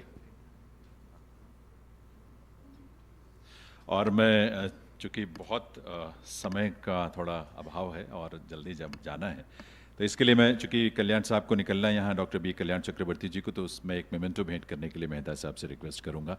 QCI की तरफ से बहुत बहुत आभार के साथ, बहुत सारी शुभकामनाओं के साथ ये मेमेंटो जो है डॉक्टर बी कल्याण चक्रवर्ती जी को यहाँ हम भेंट कर रहे हैं आपके तालियों के साथ देवियों सज्जनों। और एजुकेशन हो, कल्चर हो, इन तमाम फील्ड्स में आपके जो कंट्रीब्यूशन है, स्किलिंग भी, उसमें हम उसको सैल्यूट करते हैं। उसे और आगे लेकर जाने की QCI की एक अपनी अभिलाषा भी है। और thank you very much for coming to us. ये फ्रेम भी इस मोमेंट को आपको याद दिलाता रहेगा।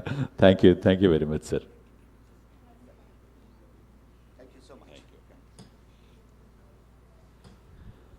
और मेहता साहब please.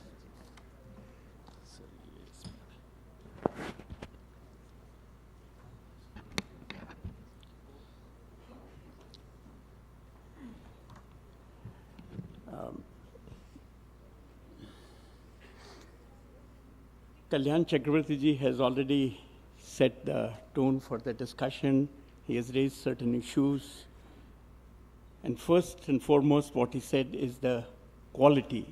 And quality should not become hostile to the quantity, because that is the challenge this country faces. And whatever we do to deal with the educational systems, the quality has to be the hallmark of that, and we need to work towards that.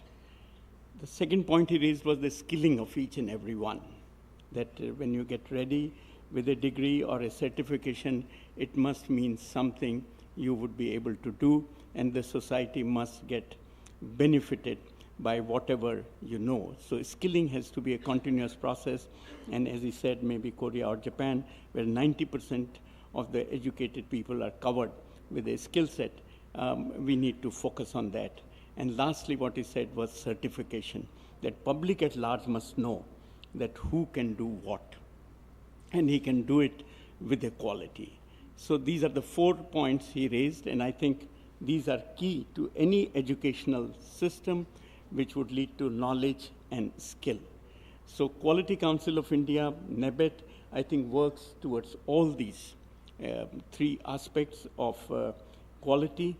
And NABET in particular has been assigned this task to do what is necessary in terms of programming, maybe consistent with NEP or any other objective one would have for himself, and to handhold, to understand, and let everybody know that whatever process you chose, or what aspects you chose, or what objective you chose to achieve, whether that is getting achieved or not, where are the gaps, how they could be fulfilled through a process of hand-holding, and ultimately QCI through NABET is willing to certify, be it a skill, be it educational system, be it higher education, be it secondary education or elementary education. So this is what we can contribute. And I now would invite Dr. Om Prakash, who is Mission Director of Samagra Shiksha Abhiyan, which lays the foundation of education, to say a few words.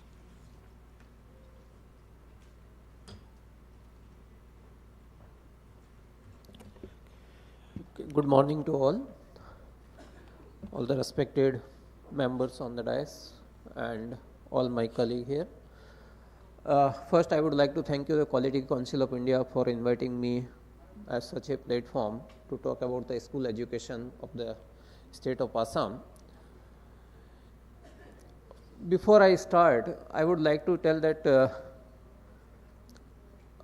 health and education, along with the other activities, are the topmost priority of this government. the government has taken lot of steps to not only the improve the, you can say, the number, but improve the quality of the education in the state of Assam.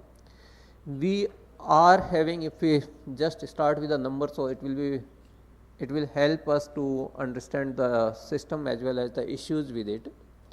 We are having in the government sector, I will talk about the government sector, we are having 44,000 plus schools in the state of Assam, and having the 48 lakh students in the government schools and another 20 lakhs in the private schools.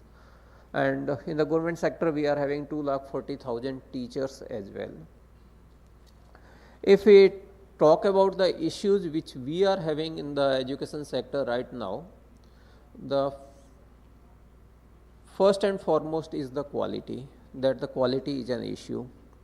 We are having the huge dropout rate, whether it's at the elementary level or at the secondary level or the senior secondary level. Our dropout rate are comparatively higher than the national average. That is the one of the issue. Secondly, the infrastructure, because we are having the schools, 44,000 plus schools in the state. A state like Andhra, where the population is almost double that of the state of Assam, but the number of the schools are somewhere around 35,000. So they are having the double the population, but 10,000 less schools, or you can say percentage wise less, 20% less schools they are having. So their school size is bigger. Once the school size is bigger, you can easily deliver the quality at one place, because when we are having, if we see out of those 44,000 schools, I was going through the UDAS data, my 11,000 schools are having that less than 30 students. So how to survive with this number? We are having the schools with 1 student, 2 students, 3 students, 4 students also. So more than 11,000 schools with less than 30 students.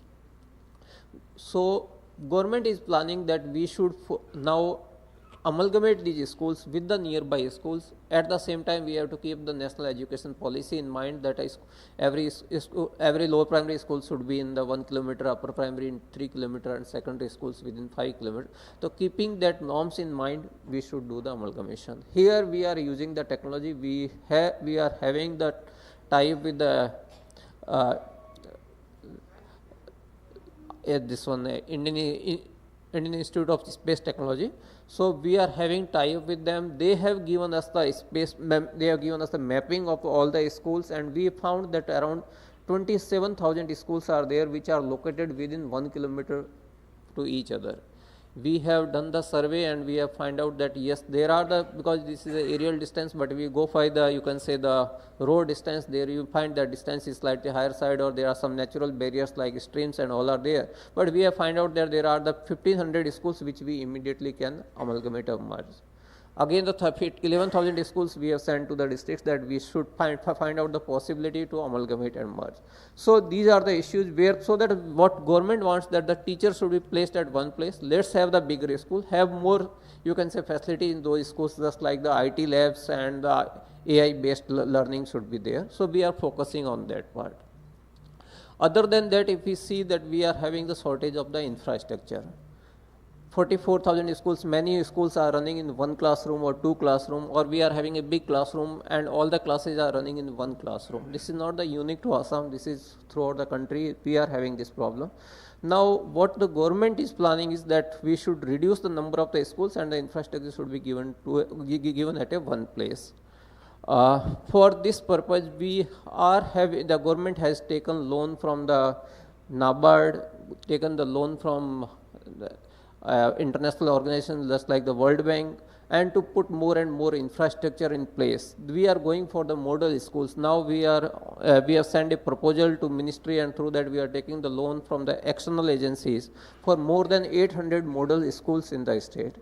At the same time, we are receiving big schools, big secondary and senior secondary schools under PM Divine and NACIDS also. So around 80 schools we are getting through that, and each school will cost us around 6 to 8 crore, and these schools will be from class 1 to class 12 with all the modern facilities which is required for better education system.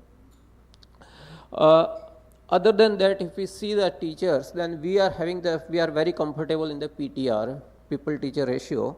So the schools, that policy normally says that the lower primary schools should have the one teacher over every 30 students, upper primary for every 35 students, and secondary for every 40 students, there should be one teacher. If we see from the state of Assam, then we are having lower primary, we are having one teacher over every 21 students. For the upper primary, we are having one teacher for every 23 students, and for the secondary, we are having one teacher for every 22 students. So it is almost, we are having secondary level, we are having just double the teacher what are required.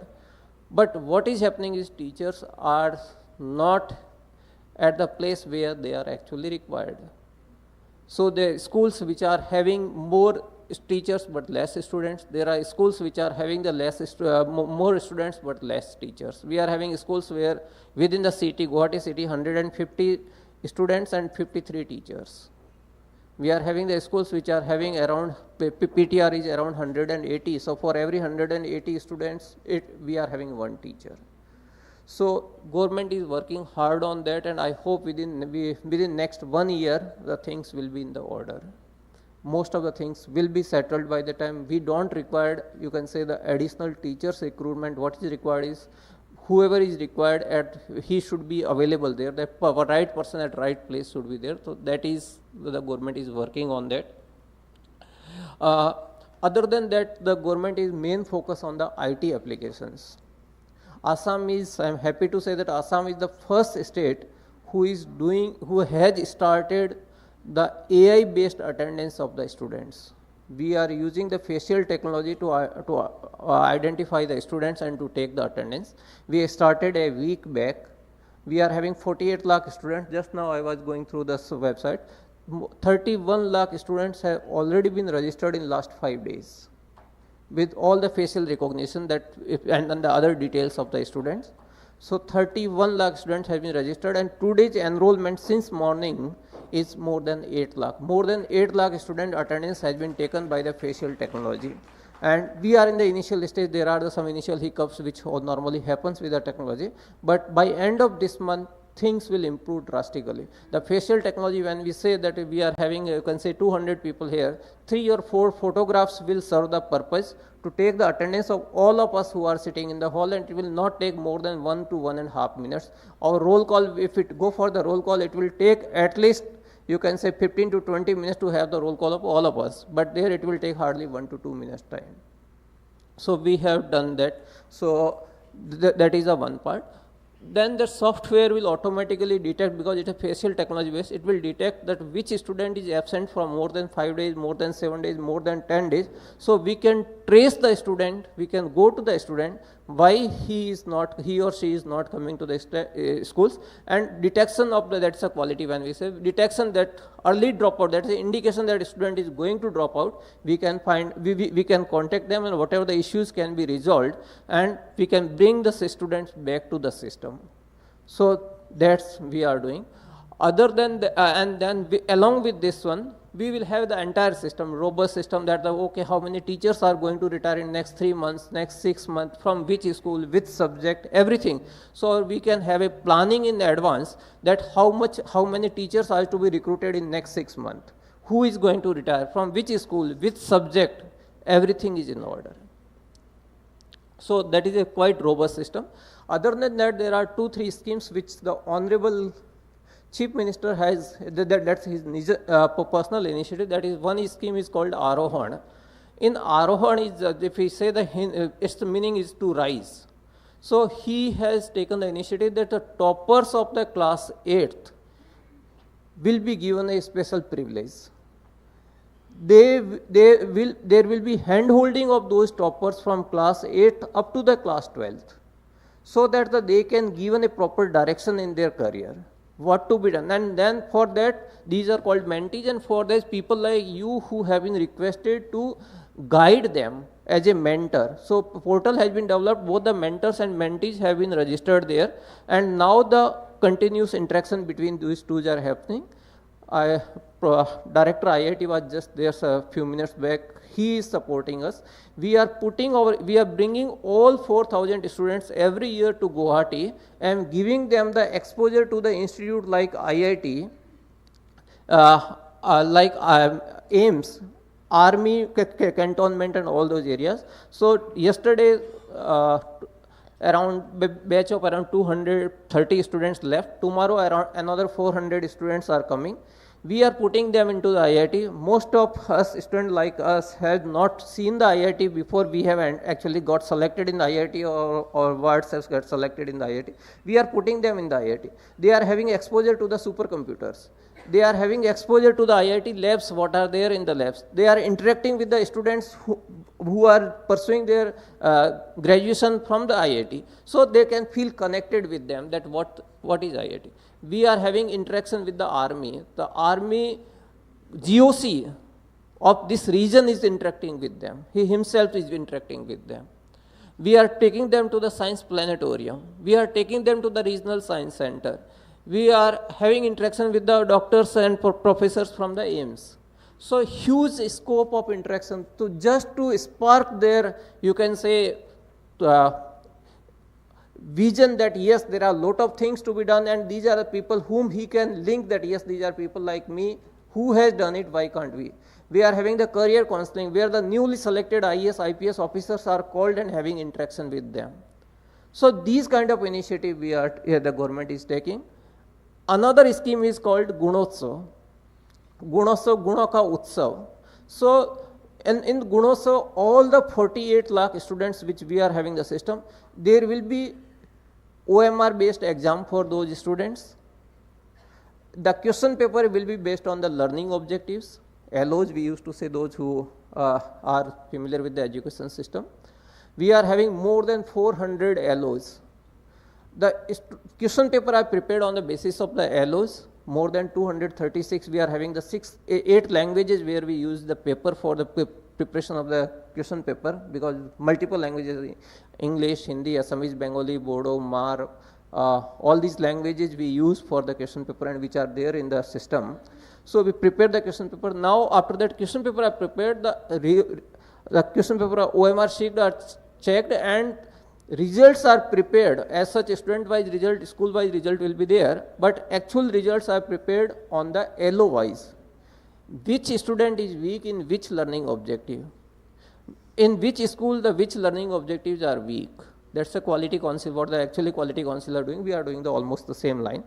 Where there are weaknesses, and so that our training now this year, we are floating the tender very soon, that we will identify through the technology that in which teacher is having weakness in which learning objective.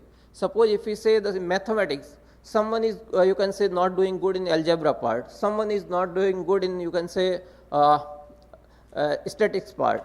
So wherever it is that the software will identify so and so teacher is weak in these 5 learning objective.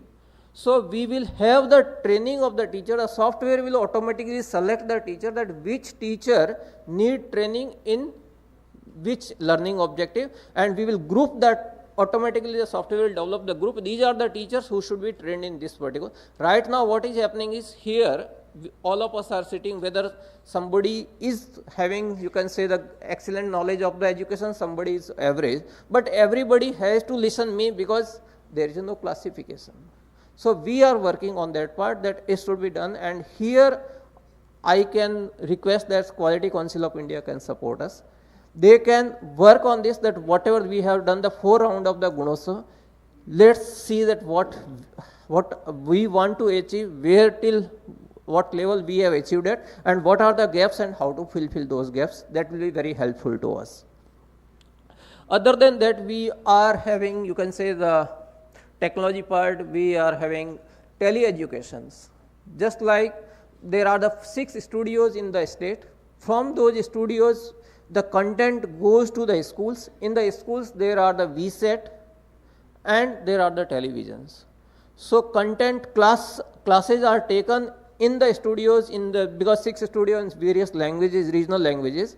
From there, the content goes. It's just like when we had the television in 80s. So that there was a dish antenna at our home or in nearby, and we used to have our television, and whatever they shows, we used to listen it.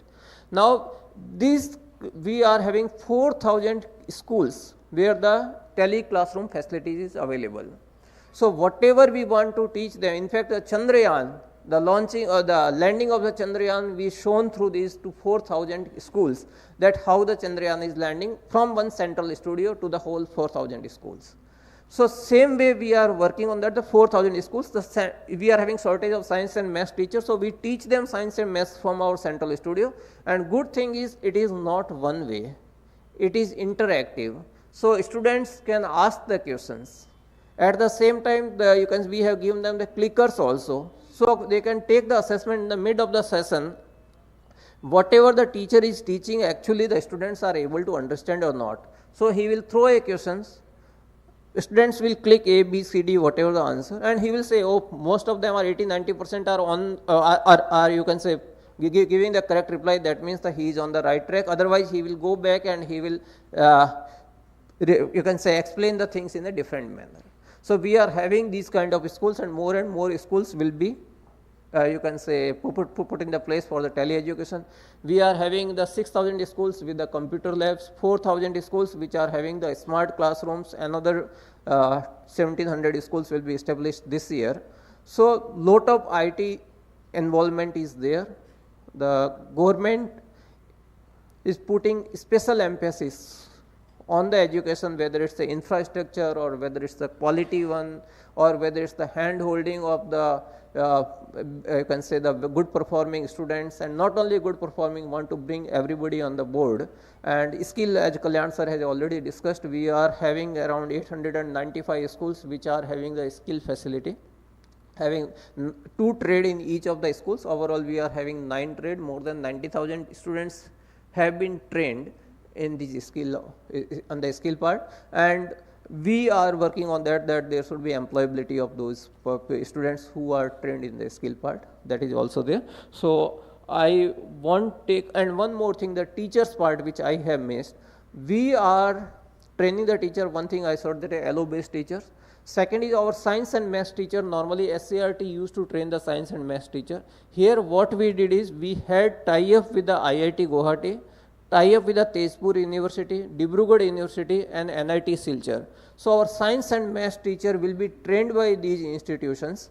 These are the 6 days residential training for these teachers. So they will remain there, that is exposure as well as the, you can say, the learning on hand, you can say experiments. They are doing it in the laboratories, they're being taught there, and then these teachers, once they go back, they will be well equipped to teach the students. Other than that, head teachers who are running the entire show in the schools, we are tie up in tie up with the NIPA, and the NIPA is going to train our head teachers through the SCRT, and this will be for the teachers. This is 12 days course, 6 plus 2 plus 4. 12 days course. Normally what happened is we used to have the 1 round of training and we forget that what happened after that. Now we are having the 6 days of the training. Teachers will go back, they will implement whatever has been taught to them. Again they will come back for 2 days. They will discuss what problem they are facing, solution will be given to them. Again they will go back, and after that they will come for the 3rd round of training of the 4 days. So we want that they, because being the leader of the schools, they should be thoroughly trained, and if they are leading from the front, definitely the education system will improve. So thank you everybody for patience listening, and with all the support of all of you, and with the active support of the government of Assam, we are hopeful that we will take the education system, school education system of Assam in a higher up notch. Thank you so much. Thank you.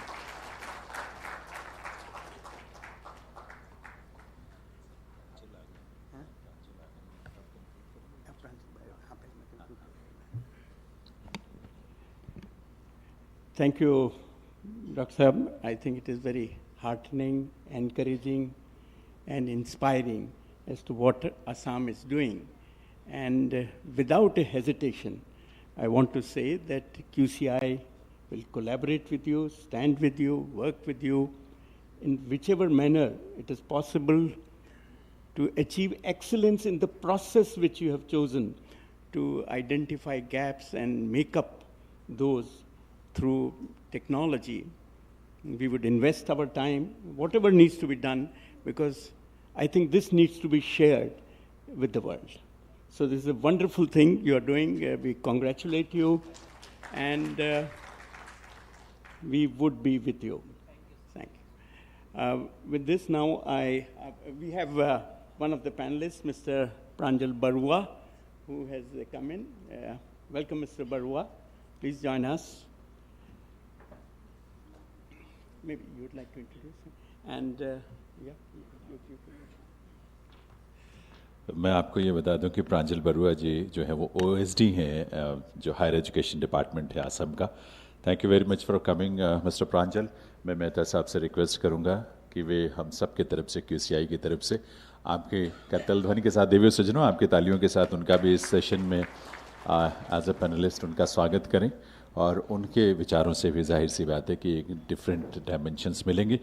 Next speaker को बुलाने के लिए request करूंगा मेहता साहब से. I would now request Dr. Jagdish to let us know about what are the initiatives in Assam being taken in the skill sector.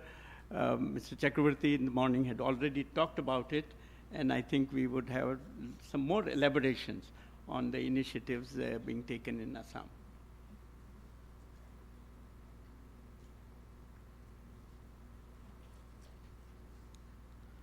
Thank you, Dr. Mehta, sir. Om Prakash sir, Mr. Barua, and gentlemen present out here. Good morning. Actually, it's a very huge duty that I'm soldiering. Actually, my Vice Chancellor sir was supposed to be here, but because of his pre-engagement, he could not be here. So I'm trying to represent him, and I know how difficult it is to represent a person like Subhash Chandra Das, an IAS former bureaucrat, to be substituted. Still, I'll try my best. As Mehta sir has asked me to talk about a little bit of the skill scenario in Assam, I would be starting a bit from earlier, if you permit me. Why do we need skill? And what is the, how skill is a component of total education? Post-independence, we had an education system which actually relied more on the knowledge component. It's not about, education is not only about knowledge. Education is a whole discipline consists of three main components. The first one starts with A, second one is S, and the third one is the K. We call it ask. Education is something we should be asking about. Education is something which should instill the sense of inquisitiveness into the minds of students. And how does it happen? It happens from developing attitude. That is the first A. Then you acquire some skills related to whatever interesting field you are or you want to be, and then the knowledge part. You will see basically in our education system we have been following, we have given more importance. Now with the more importance to the skill, I think that is the reason why the skill is being in the forefront of today's deliberations. And it should actually be. If we look into all developed nations, you will find 70 to 80% of the total students, they actually go for vocational education or skill education after their school education, after their school level. But in our case, it is the reverse. We have hardly 28 to 30% students actually going to the skill sector, that too hesitant, without having that much of aspiration to go towards the skilling. So there has been some challenges to make skill and aspiration that maybe we can talk when we have more time. But today I'll just give you a brief outline. What are different, skilling institutes in Assam, organized institutes in Assam, and how they are there. So we have a department called Skill on Employment and Entrepreneurship Department, which Principal Secretary Sir Kalyan Chakravarti Sir was heading. And then under that we have Director of Employment and Craftsman Training. Then we have Assam Skill Development Mission, and then recently some skill university is being established. So under DECT, Director of Employment and Craftsman Training, we have government industrial training institutes, and then private industrial training institutes, and then under Assam Skill Development Missions, besides various schemes, they also have a center called Northeast Skill Center. And then there is another department called Directorate of Technical Education, under which we have engineering colleges and polytechnic institutes. They are also imparting skill education in Assam. Now, whether these initiatives, these organized institutes are enough for delivering skills in Assam or not, that is a debatable question, because skill as such would require three things. Since we are talking about quality here with Quality Council of India, I think we can talk about training from the perspective of TQM, Total Quality Management for Quality, and from our side I can call it three. The T has got 4 things. The skill to be delivered properly needs to have trainers, then training facilities, training materials and aids, and training of the trainers, and finally technology has to be there. So these are T's which are required in skill training or skill education. Then when we talk about Q, we need to have skill to be made an universal one, or skill to be we need to have that quantity, as well as the quality has to be maintained. And lastly, the M, management, which I often say management is actually manage, M-E-N-T. Managing, M is the man means whoever is involved in that entire system, the trainers, the students, the intermediaries, the suppliers, everybody, all man. And then E is the energy, the resources required for managing the entire ecosystem. And then N is the nature, the circumstances. Like, we have been training so many engineers without looking at the requirement in the real field. Whether the industry require how many civil engineers, how many mechanical engineers, how many computer engineers. Without going into that demand side, we have been training and producing a lot of engineers. So that should not be the case. It should be based on the demand, based on the requirement. We must analyze what is the requirement today, what kind of skill set is required, how much of them are required, and at what levels they are required. So that is what I call is managing the nature. And finally, the T is again the technology, incorporating technology into managing the whole things. So when I talk about this skill sector, I think this is what in a nutshell. There are few points that we need to focus as far as TVET or skill is concerned. The focus should be on 3 E's, that is empowerment, employment, and entrepreneurship. Hardly there is any industry alignment. If we look into today's curriculums, whether it's education or it is skilling. We have ITIs, and recently I have visited few ITIs and also have conducted sessions with ITI instructors. And when I asked them, how many of you visited an industry, actual industry, in the last 5 years? And I was surprised to see that none of them have visited any industry in the last 5 years. Somebody who is training people on industry, industrial training, have themselves not seen any industry in the last 5 years, talks lots about it. So there has to be industry alignment, there has to be industry integration in the skill system. Otherwise, the skill per se is not going to give us that result which we are looking forward to. And as I have talked about the training facilities, the infrastructure has to be there.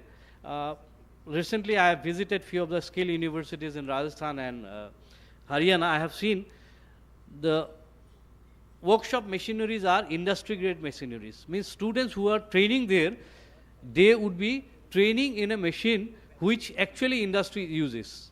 And therefore, once they train there, when they go out and land up in the industry, they do not find that industry is something different. They find that industry is the same where I have trained.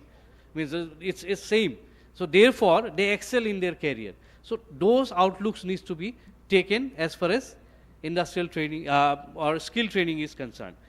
And finally, I will talk about, the term which people in the quality circle often use, Kaizen, continuous improvement. So for me, continuous upgradation of training facilities based on the development in the technology, development in the industrial sector has to be there. So these are some of the focus that we need to incorporate when we talk about training in skills. And with this, I would like to conclude, and if you have any kind of questions, you can ask me. I'm open to it. Thank you.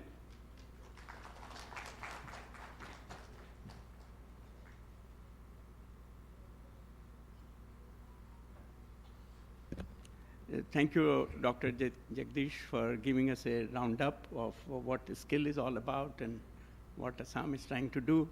The only question which comes in my mind is when we have these skill universities coming up, number of skill development programs coming up, connections and connectivity with IT is coming up. Are we focusing on skill independent of knowledge, or are we thinking of how skill would be valued by the society? So what is my requirement of tomorrow and of course of today? And how, if someone is given a particular skill, how would he be able to contribute and what kind of recognition he will get?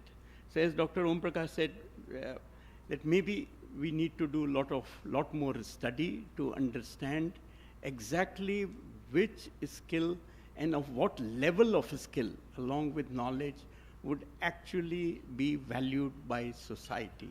And maybe we move towards that, and QCI would be very happy to work with you to do some studies, analyze the issues connected with skill programs, and have it connected, maybe a ITI, how somebody who's an ITI graduate gradually acquired some skills and gets connected with higher education, maybe diploma, maybe engineering. And that is the connect I think we need to have between skill and knowledge. And I'm sure Mr. Barua would be able to throw some light on how higher education can actually, with the skill, with knowledge, can contribute in a much better manner, and what we are trying to do in Assam. Dr. Barua.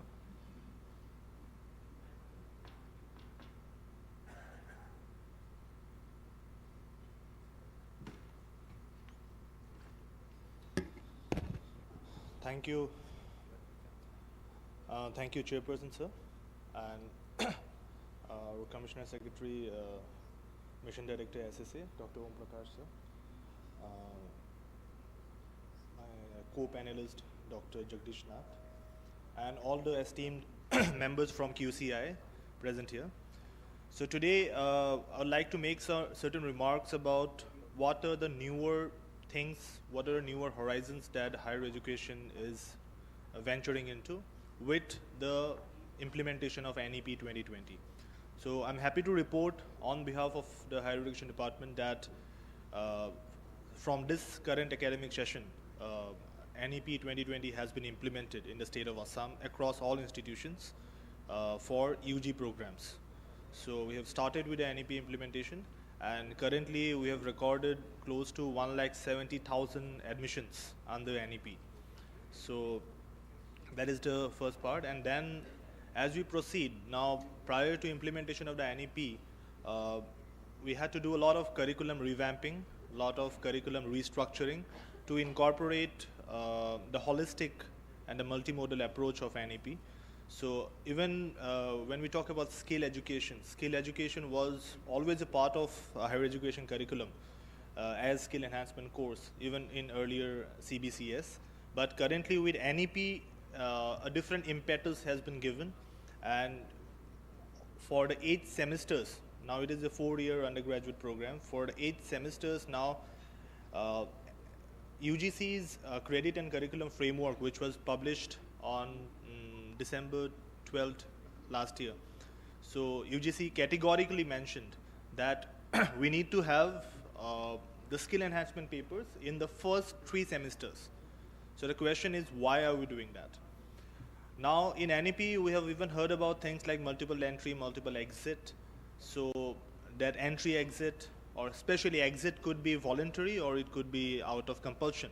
So the idea, the impetus that is thrown here is that out of 8 semesters, skill enhancement courses could have been taught in any of the semester. But the focus is that in the first 3 semesters itself, skill enhancement courses have to be given, because what if a student need to exit after 2 semesters?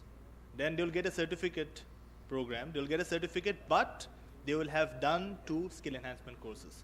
If they exit at the end of 4th semester, they will get a diploma, but they will have done all the 3 skill enhancement courses. So that is the thing about placing it in the structure. Now the second part about skill enhancement is to now, earlier whenever university curriculum syllabuses are made, these are made to address obviously the NCRF, the National Quality Framework levels which are there, the level 100, 200, 300, 400. And one big thing about with NEP that has come in is the parity between vocational and the non-vocational courses. So now there is some kind of a parity that is drawn to equate the vocational with the non-vocational courses. So it is not, the entire approach under NEP is not to proceed with a very blocked and a constrained mentality of or a temperament or a perspective that skill education is a different ball game altogether and higher education is a different ball game altogether. Because when we look at the employability aspect, because employability is something, it's a trust area under NEP. So employability or entrepreneurship. So for that, skill and regular education has to go hand in hand. One has to complement the other. It is not the other way around. It's not that skill education is an add-on. It has to be treated as an addendum to the entire narrative of higher education. But we have to understand that skill education is more of a, it's more of a component that complements our understanding of higher education. And that is going to add to the employability quotient. So that is something which is very, very important. So now let me just give one example. There was one kind of understanding, one kind of a verbal understanding between CPET, which is there in Sangsari, with CPET and with higher education. So the education institutions were communicated by the higher education department that you need to collaborate, you need to go for some kind of skill enhancement. So I'm just quoting one instance. There, Nagaon College Autonomous, they had entered into an MOU with CPET. After entering into an MOU, even for quality benchmarking, I'm coming to there are 4 questions which are there. So I'll come to those questions on how the initiatives and the targets are achieved for quality intervention. But before that, even NAC, that is the accreditation body for higher education institution. So NAC also mandates that merely having one MOU is not going to suffice. You have to really give a quantifiable data out of the visible changes that has happened after signing of the MOU. So, so here what happened with CPET was, with Nagaon College, when they signed the MOU, after that they sent a set of students to CPET. They stayed there, and even from the institution end, CPET initially gave us a exposure program just for 2 days, but then later they developed a proper module of a credit module which can be offered. So students, when they stayed, they did the program, and now what we get from the student, the final feedback that we're getting from the students are that, well, we now know how these biscuits are packed. Now they have the sense of understanding of the plastic technology, the minimal thing, whatever they have understood, and also the fact that they also have this thing that, well, with this kind of raw material, with this kind of smaller supports, we can also set up certain things in different places. So this is the one example that I'm giving, how this entire model can replicate in different shades and in different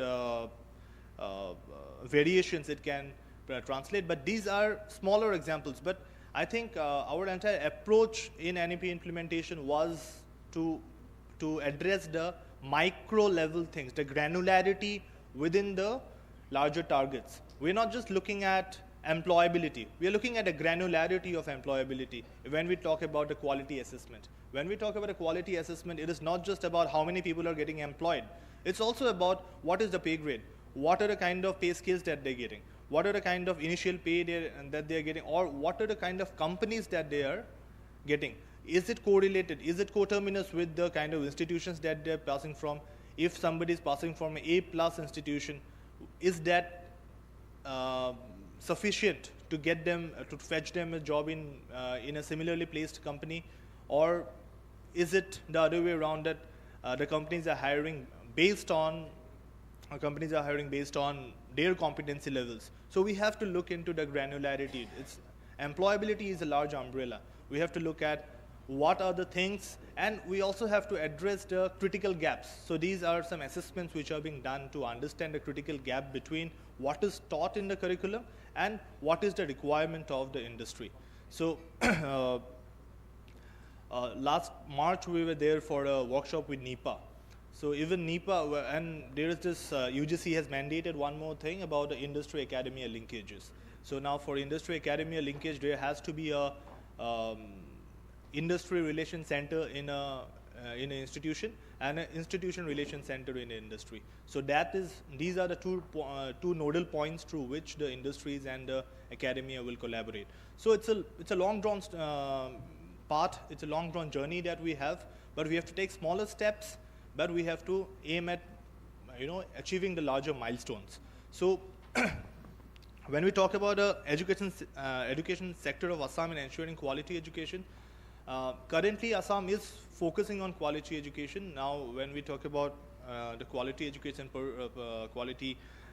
per se, we are focusing on NAC accreditation of institutions with the mandate that the initial, because so many institutions have got accredited for the second time, third time, or even fourth time, but some of the institutions have not yet been accredited. So the question here is that when we talk about accreditation of institutions, it is also, it's not about, the institutions are not mandated that you have to get an A+, but you have to understand what are your shortcomings. You have to do a self-assessment. You have to understand, and when an external body like NAC comes and accredits you, comes and assesses you, and then you'll understand that's one external SWOT analysis. So you understand your strengths and weaknesses, you understand your opportunities, what and how you can take the institution forward. So last year, for quality enhancement, last year we have a state level quality assurance cell under the direct guidance of NAC Bangalore.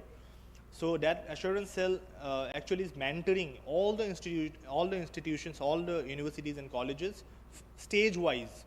In the entire accreditation process, there are different stages. So stage-wise institutions are profiled, and after profiling the institution stage-wise, what needs to be done for that particular stage, that is mentored in a targeted way, plus overall mentoring of the institutions. We have direct helpline routed through the Directorate of Higher Education. So we are doing that so that institutions are mentored to the newer changes, newer requirements, and also that institutions also need to up their game with the national standards. So these are things where last in this SLQAC meeting we had around less than 30% of institutions were accredited, but currently we're happy to report that we have more than 60 to 65% of our institutions which are accredited.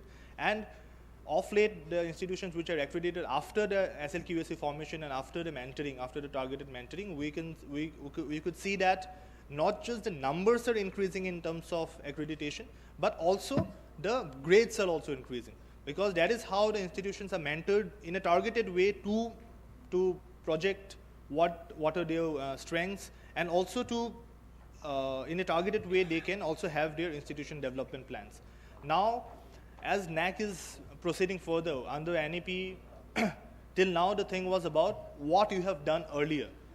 Now the quality assessment under NEP is about the future goals of the institution. The institution development plans are very, very important. So we have started taking institution development plans, even though NAC has not mandated it right away, and NAC has plans in the future, in the near future, to start with the institution development plans. But under the draft notification of UGC, the institutions are already mentored how to develop the institution development plans, and the institution development plans are also some kind of perspective plans where the skill initiatives, the holistic development of students, alongside the things which are there in the curriculum, all these are catered to.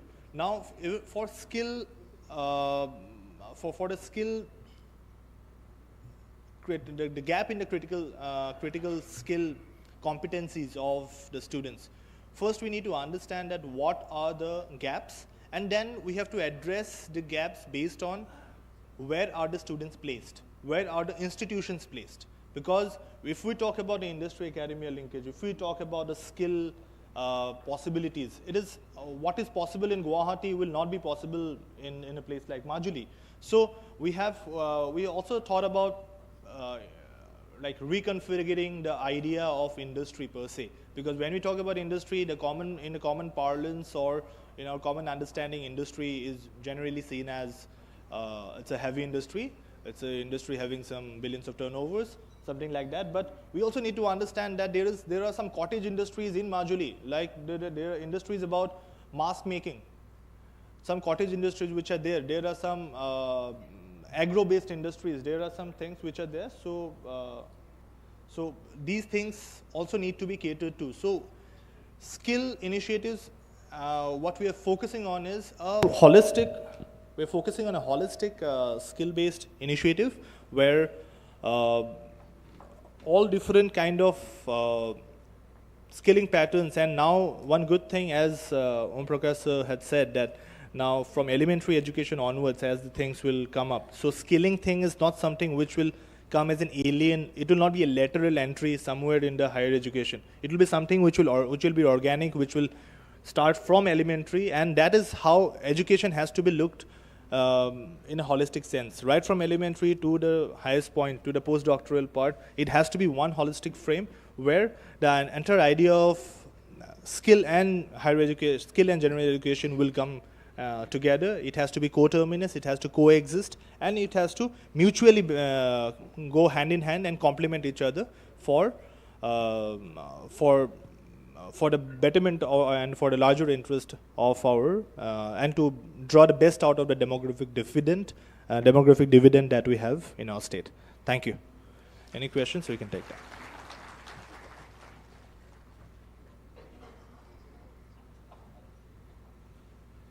Thank you, Mr. Barua. I think with this, we are almost through with all the discussion points. If anybody from audience would have any question for any of the panelists, he could raise his hands. Yes, please. Could you just introduce yourself and then maybe? Yeah.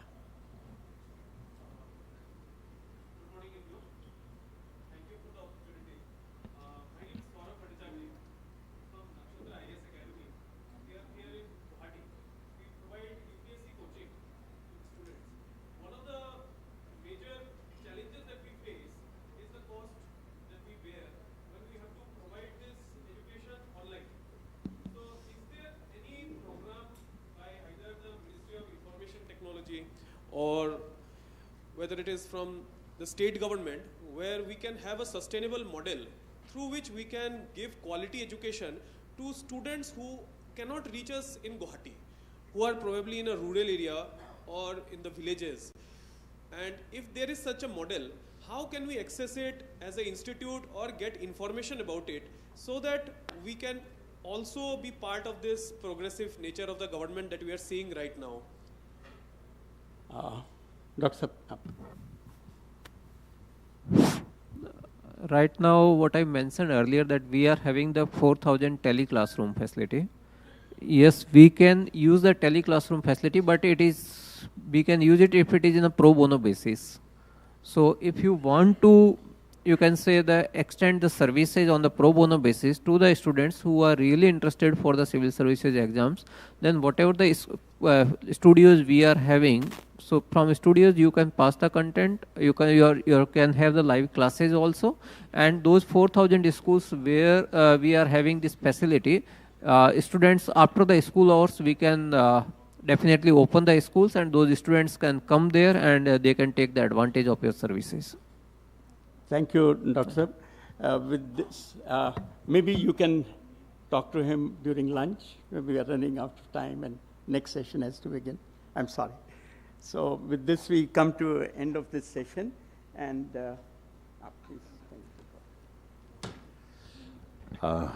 please remain seated. मैं अगले session की तरफ आपको ले चलूँ उससे पहले मेहता साहब से मैं रिक्वेस्ट करूँगा, हमारे जो स्पीकर्स इस सेशन में रहे हैं उनको मेमेंटो भेंट करके उनका हम थैंक्स करना चाहते हैं।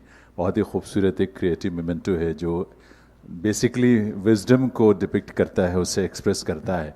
और सबसे पहले डॉक्टर ओम प्रकाश जी, आपकी तालियां ज़रूर बजनी चाहिए बहुत सारी। ओम प्रकाश जी मिशन डायरेक्टर समग्र शिक्षा अभियान असम गवर्नमेंट, उसमें एक महत्वपूर्ण भूमिका और पद के रूप में अपनी जिम्मेदारी निभा रहे हैं। Thank you very much. And I will request Mehta साहब to present a memento to doctor Jagdish Nath. वो is skill manager, Assam skill university project जो है उसमें स्किल मैनेजर के रूप में आप अपने दायित्व निभा रहे हैं।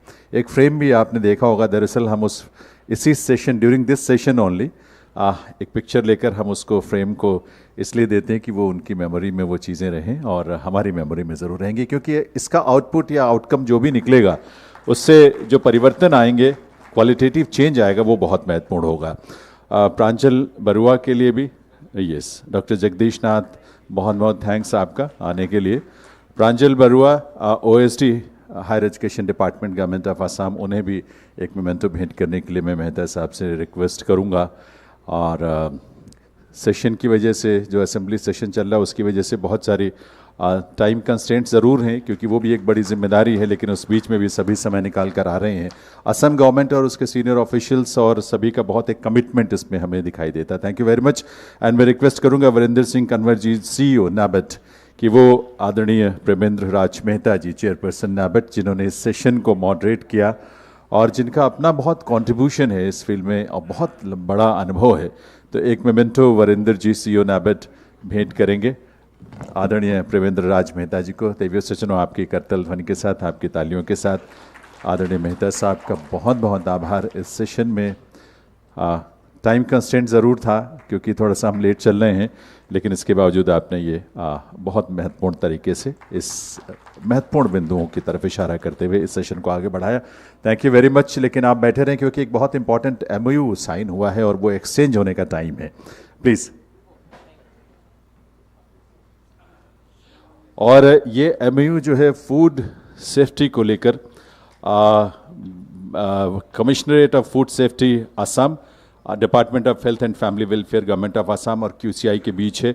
मैं रिक्वेस्ट करूंगा doctor RP Singh ji, secretary general, और हमारी टीम जो है QCI के साथ में अशोक जैन साहब, उनसे जो कि director training and capacity building cell of QCI हैं, और साथ ही रिक्वेस्ट करूंगा Abhijit Baruah ji, commissioner food safety government of Assam, और उनकी टीम से रिक्वेस्ट करूंगा, अभिजीत बरुआ जी और उनकी टीम से रिक्वेस्ट करूंगा कि वो मंच पर आएँ। और ये MOU जो है, आप अंदाज़ा लगा सकते हैं कि फूड सेफ्टी एक कितना बड़ा बिंदु है, फील्ड है, और कितना इम्पॉर्टेंट एक एस्पेक्ट है आम जन के लाइफ में। तो ये MOU जो है साइन हुआ है commissionerate of food safety Assam, department of health and family welfare government of Assam और QCI equality council of India के बीच में, जो अभी यहाँ एक्सचेंज होने जा रहा है। तो ये इसके लिए बहुत सारी बधाई भी और इसके लिए बहुत सारी शुभकामनाएं भी गवर्नमेंट ऑफ असम के ये डिपार्टमेंट जो हैं, हेल्थ एंड फैमिली वेलफेयर और फूड सेफ्टी डिपार्टमेंट जो हैं, और साथ ही QCI। ये QCI लगातार इस तरह के जो एफर्ट आपके सामने, आपकी तालियों के साथ, ये आपकी ब्लेसिंग्स और आपकी गुड विशेस ज़रूर मिलनी चाहिए इस बहुत ही सुंदर प्रयास के लिए। QCI इस तरह के अलग अलग फील्ड के बहुत सारे एस्पेक्ट में क्वालिटी इंश्योर करने के लिए, क्वालिटी एश्योरेंस के लिए इस तरह के MOU साइन करके ग्राउंड लेवल पर इन चीज़ों को लेकर जा रही है। मैं थैंक यू वेरी मच, बहुत बहुत बधाई और शुभकामनाएं। रिक्वेस्ट करूंगा आप सभी बैठे रहें, बीच में आप जब आवश्यकता हो तो जा सकते हैं, लेकिन चूंकि टाइम कंस्ट्रेंट है, so we will continue with our next session. और नेक्स्ट सेशन जो है हमारा, आप जानते हैं कि वो इंडस्ट्री और MSME को लेकर है, और उसके लिए 1-2 मिनट में ये सारी चीज़ें होंगी। लेकिन हमें इस बात की बड़ी खुशी है। पालीवाल साहब, क्या हुआ, बैठे? आपको ये बताऊं कि हमारे जो 30 से भी ज़्यादा, लगभग 30-35 सरपंचेस ऑल ओवर इंडिया यहाँ आए हुए हैं। पालीवाल साहब राजस्थान से हैं और पद्मश्री से भारत सरकार ने सम्मानित किया इन्हें, और इस तरह के बहुत सारे प्रतिष्ठित हमारे सरपंच साहिबान यहाँ आए हैं। पालीवाल साहब के गांव में तो बल्कि इनके जो उपलब्धियां हैं, असम गवर्नमेंट के 9th क्लास के जो कैरिकुलम है उसमें मेरा ख्याल है उसमें पढ़ाया जाता है यहाँ पर, और पश्चिम बंगाल में भी, क्योंकि इन्होंने 3 चीज़ों को फोकस किया अपने गाँव में, बेटी, जल और जंगल को। और इस तरह से, चूँकि बेटी आपने एक खोई ज़रूर है, लेकिन उसके बदले में गांव में जब भी कोई बेटी जन्म लेती है तो वृक्षारोपण का एक संकल्प है गांव वालों के साथ मिलकर। मेरा ख्याल है काफ़ी 111 पेड़ लगाने का संकल्प है, और लगाते हैं आप लोग। इसी तरह से जल के संरक्षण के लिए उनका प्रयास बहुत सराहनीय है। वृक्षारोपण की जो बात हमने कही है, बेटियों को सम्मान की, तो इस तरह से ये जो हमारे सरपंच आए हुए हैं देश के अलग अलग हिस्सों से, वो बहुत बहुत इंपॉर्टेंट काम कर रहे हैं। लेकिन QCI का एक संकल्प ये है कि सभी स्टेक होल्डर्स को एक स्टेज पर, एक प्लेटफॉर्म पर लाकर गवर्नमेंट, पब्लिक और हम सब मिलकर उसको एक क्वालिटी कॉन्शियसनेस को ग्रास रूट लेवल तक लेकर जाएं, और उसका परिणाम निकले, क्योंकि क्वालिटी ही है जो क्रेडिबिलिटी को जन्म देगी और सिस्टम के प्रति लोगों के मन में एक विश्वास का भाव पैदा होगा। तो खैर, आइए आपको हम लिए चलते हैं अपने अगले सेशन की तरफ। अगला सेशन की तैयारियां हम लगभग हो चुकी हैं पूरी। इंडस्ट्री और MSME को लेकर ये हमारा अगला सेशन होगा, और इस सेशन में हमारे बीच जो पैनलिस्ट हैं, गवर्नमेंट ऑफ असम की तरफ से यहाँ पर Assam small industrial development corporation limited के मैनेजिंग डायरेक्टर मानवेंद्र प्रताप सिंह जी, उनकी गरिमामय उपस्थिति है। मैं उनसे रिक्वेस्ट करूंगा कि वो स्टेज पर आकर अपना स्थान ग्रहण करेंगे। Professor Bejon Kumar Misra ji, sir please. बहुत रिनाउंड, इंटरनेशनली रिप्यूटेड और रिनाउंड कंज्यूमर पॉलिसी एक्सपर्ट हैं, और ये हमारा सौभाग्य है कि प्रोफेसर बैजॉन कुमार मिश्रा जी हम सबके बीच आज यहाँ। उनसे रिक्वेस्ट करूंगा कि वो भी मंच पर आकर जगह लेंगे। Mister Amrit Deora, vice president federation of industry and commerce of north eastern region, आपसे भी रिक्वेस्ट है कि आप भी प्लीज़ एक स्टेज पर आकर अपनी जगह लें। और साथ ही एक बहुत ही वरिष्ठ, 40 वर्षों से भी ज़्यादा जिनका वास्ट एक्सपीरियंस है, professor Amitabh Bandyopadhyay ji, adviser quality council of India, उनसे रिक्वेस्ट है कि वो आएँ और यहाँ स्टेज पर आकर अपनी जगह लें।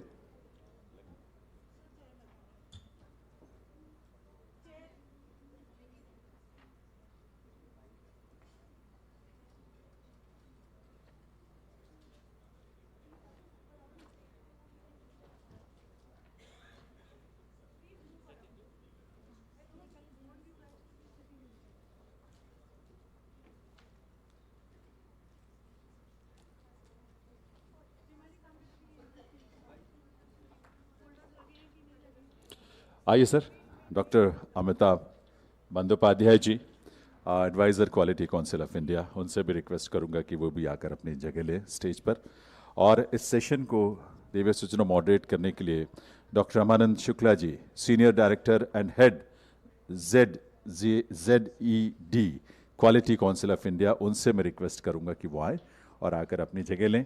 और अब चूंकि सारे पैनलिस्ट और मॉडरेटर हमारे स्टेज पर हैं, तो एक बार तालियों के साथ आइए इन सबका हम वेलकम करें। डॉक्टर लक्ष्मणन भी हम सबके बीच में, उन्होंने कहा है कि चाहे भले 5 मिनट के लिए संभव हो, but he will be here with us during this session, क्योंकि इंडस्ट्री डिपार्टमेंट उनके पास है। तो इस तरह से उनका भी, वो आएंगे तो उनकी बातचीत भी सुनने का मौका मिलेगा। लेकिन इन सभी का हम बहुत बहुत हार्दिक स्वागत, अभिनंदन करते हैं। और रिक्वेस्ट करूंगा हमारे इस सेशन को मॉडरेट करने वाले हमारे senior director and head Z quality council of India, doctor Ramanand Shukla ji से, कि वो हमारे पैनलिस्ट को यहाँ पर बुके भेंट करके उनका स्वागत करें, उन्हें वेलकम करें। बुके और गमछा जो हमारी अपने असम की पहचान है, उसके साथ उनका वो स्वागत, अभिनंदन करेंगे।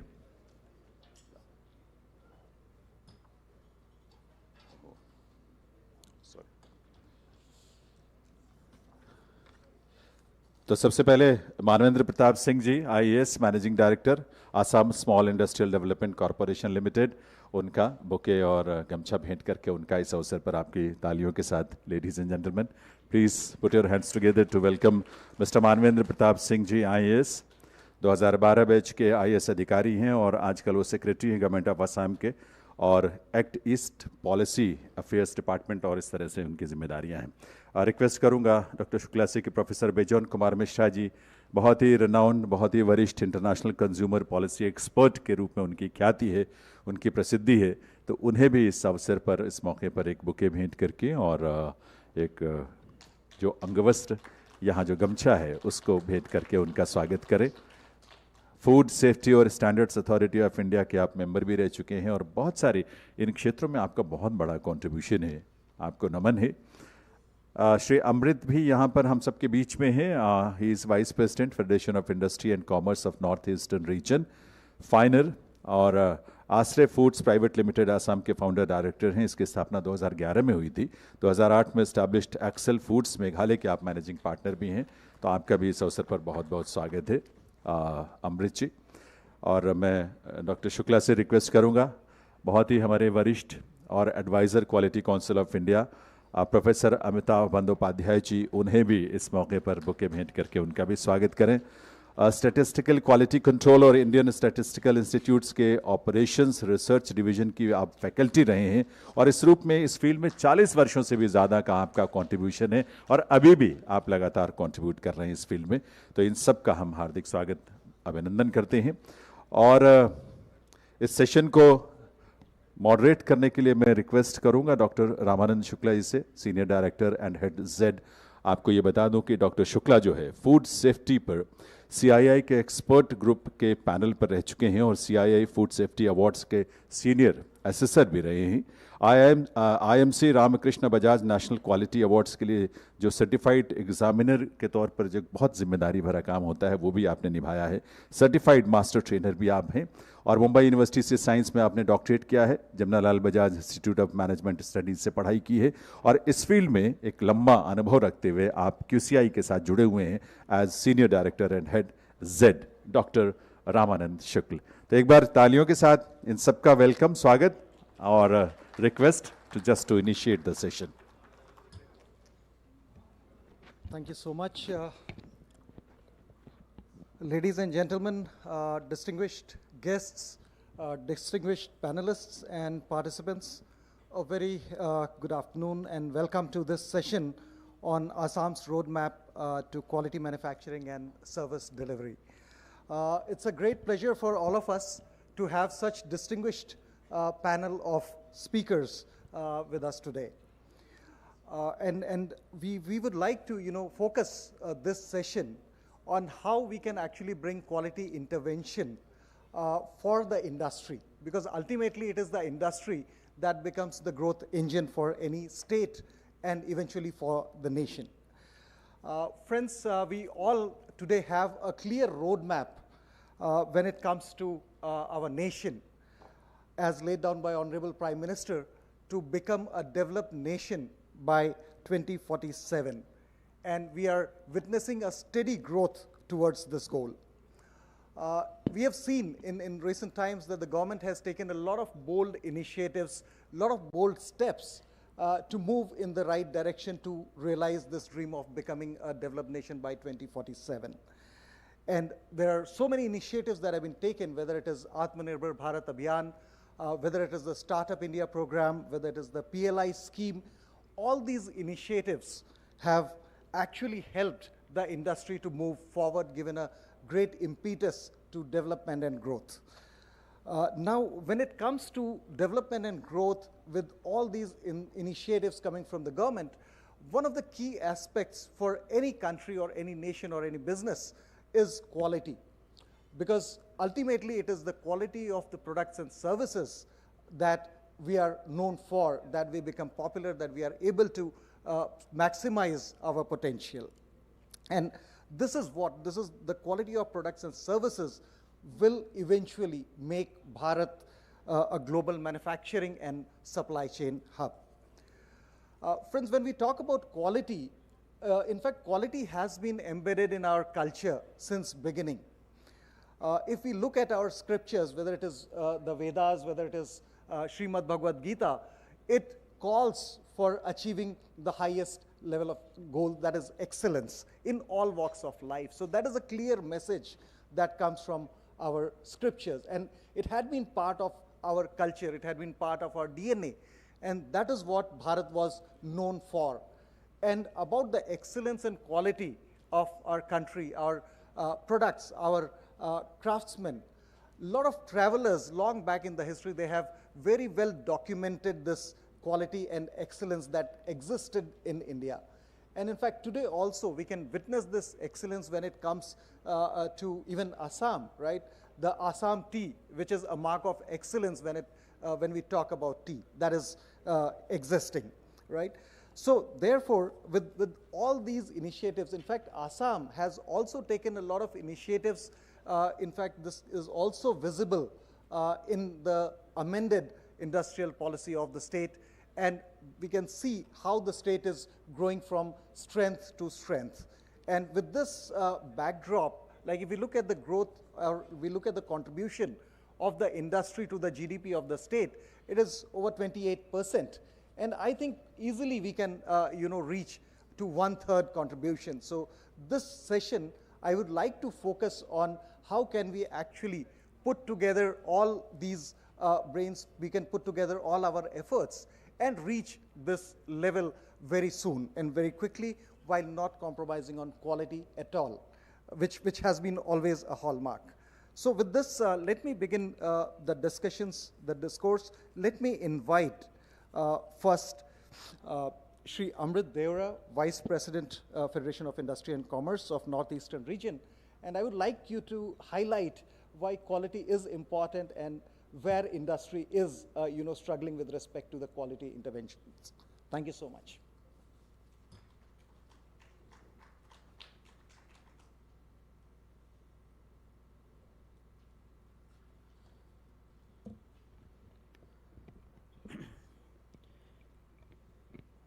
Good afternoon, everyone.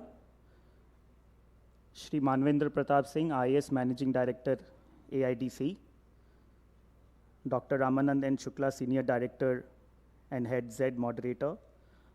Other dignitaries on the dais, the audience, my friends, industry peers, and all the people associated with Quality Council of India. At the outset, I would really thank the Quality Council of India and Government of Assam to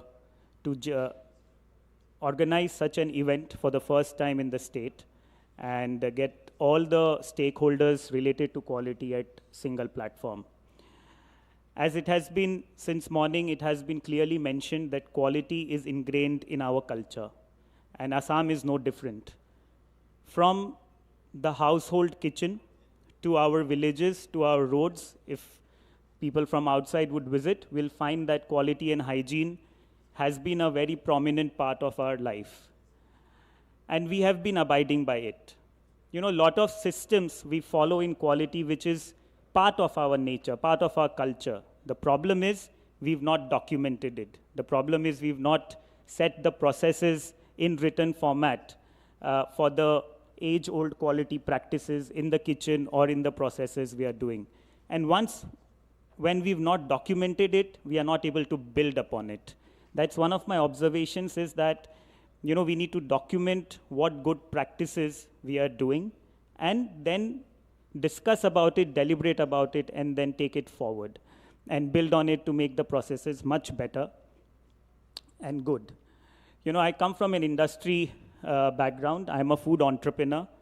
I have manufacturing units for infant cereals, for instant noodles, and both the categories I need to be very quality conscious, and we've been running our businesses for 15 years.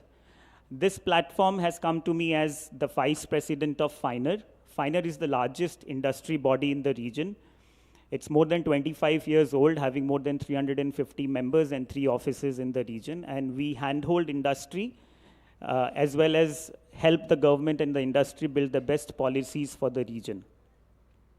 As an entrepreneur, if I talk to a lot of SMEs sitting here, as an entrepreneur, when you start, in the real manner, you are the CXO. You're the CEO, you are the CEO, you're the CFO. Everything is what you're doing when you're launching your product, when you're launching your business. And at that particular point of time, you are very quality conscious because you need to enter the market, you need to make a mark, you need to sell the product, make a mark for the product. But when it comes to the scale-up journey of yours, when you're actually gaining that traction and you need to scale up, knowingly or unknowingly, one of the most important things which gets compromised to meet your orders or to meet your service demand is the quality. That is what we consciously or unconsciously kind of ignored, and I personally believe it in my scale-up journey. I have also at times probably got into that enticement of getting that order, making that money, and compromising on the quality a little bit. And trust me, friends, I have had failures in life. It is a slow death. You wouldn't realize it the day you kind of start compromising it, because every time, because of word of mouth, because of the initial good things you've done for a year, you get new customers all the time. But slowly and steadily, you will realize once you start compromising on the quality, your repeat customers keep on decreasing. This is very evident in case of restaurants. And in case of manufacturing unit or services, it's more evident at longer run. And we have had that experience. So it is very important that we do not compromise on the quality. Few action points which Sir has mentioned me to talk about it, that how can we maintain the quality of our products, or how Assam can take up to their roadmap or to the path of being quality conscious. One of the first and the foremost thing we need to actually change is our behavior towards quality. We cannot rush into scaling up without keeping quality in mind. That is very, very important. So behaviorally, and such platforms like QCI and with the kind of infrastructure QCI is currently giving us, we need to utilize these platforms, get to that learning curve of quality, and process our documents, make our own food safety manual systems, make our own best quality service manual systems, and work on it. Secondly, the world is changing. Right now, we are in the Industrial Revolution 4.0. The government of India has taken quite a significant steps to make the country ready for IR 4.0. India is not a second runner to this. We are matching the world with our digital fintech payments, and which we have very proudly displayed. And as an individual, I am also as a citizen of the country, I'm also very proud of the digital infrastructure which we have grown. So as Assam, are we really on the path of IR 4? Are we really at the Industrial Revolution 4.0, where we are talking about AI, where we're talking about machine learning? As a consumer, if you think about it, Amazon or e-commerce platforms have more than 30 million. So 30% of the country is buying online. And knowingly or unknowingly, we are getting used to the customer relationship service these online platforms are giving us, right? The moment we order our products, we know where it is, when it's gonna come, we're getting a call. So an immaculate CRM service is being given by these e-commerce platforms. And we expect that we are getting used to it slowly and steadily. Do our companies have that kind of a CRM service? In the service as a product category, we need to have good CRM service to keep the quality up. And that is what is required in this Industrial Revolution 4.0. If you are business to business, you are business to government, you are direct to customer, whatever your business model is, the customer wants to know where is his product, when it's going to get delivered. Have we inculcated that habits in our business systems in the region? And in this platform, I would also request QCI as well as Government of Assam to look into the digital infrastructure of the MSMEs here. How digitally we are keeping up with the pace of the country. Are we really doing it? There are free ERP softwares. I'm sure QCI could also provide a platform where we can build our CRM systems and work on the quality aspect of the service. Service is very important than the product these days.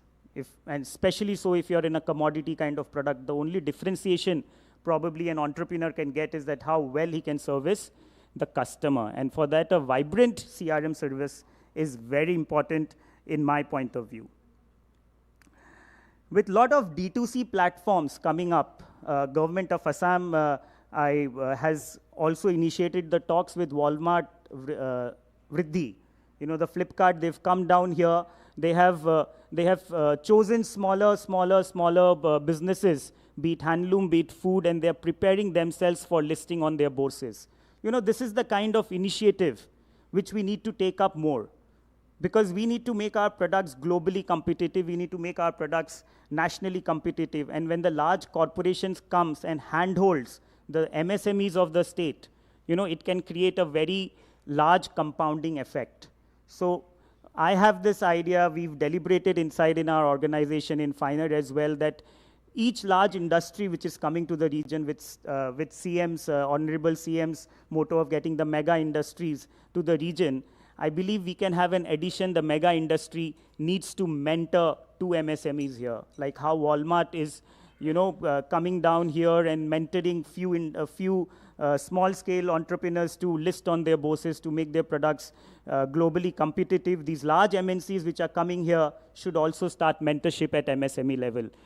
With Sir being here, I would like to propose from FINER that we need to have such platforms where certain kinds of sourcing for these large 100 crore plus mega units which are being set up in the region, MOUs have been signed, could take up those to build our quality infrastructures, to build our processes and systems in line, in sync, that we are able to cater to the larger requirements and the better requirements. As far as the government is concerned, Assam government has been very proactive with the quality systems and promoting the MSME infrastructure in the region. And as an entrepreneur who's been into business for 15 years, right now my challenges are really different than probably a startup. My challenge where QCI could be of really great help is innovation. We are not finding the right skill set in the region to innovate, to R&D. We have to move to west or to north to get those innovation in our product, in food products, the new key ingredients, which probably we can source from here, but we're not able to do that. So that skill set of innovation and R&D is quite lacking in the region, and through new age probably institutions which could be set up in all sectors, be it food, I'm being partial to food because I belong to that industry, we can probably get those innovation skill set, human resource here to have unique people. Like for example in PLI, which Government of India had kind of disbursed, none of the units from Northeast, in my knowledge, were able to get access to those schemes, because one of the criteria was also you need to be very innovative. But we don't have that kind of infrastructure. With Guwahati Biotech Park, it has a step has been taken, but we need more of these and a lot of laboratories. It has also been spoken in the first session that QCI is exploring laboratory infrastructure in the region. So, yeah, so these are certain points if I have clearly mentioned the action which we could take. As an SME, we are really sandwiched between the larger industries and the micro ones. You know, we are in the middle ones who have larger role of compliance from day-to-day basis. But with the help of the government, with our behavioral change, I am sure we can keep up to the commitments.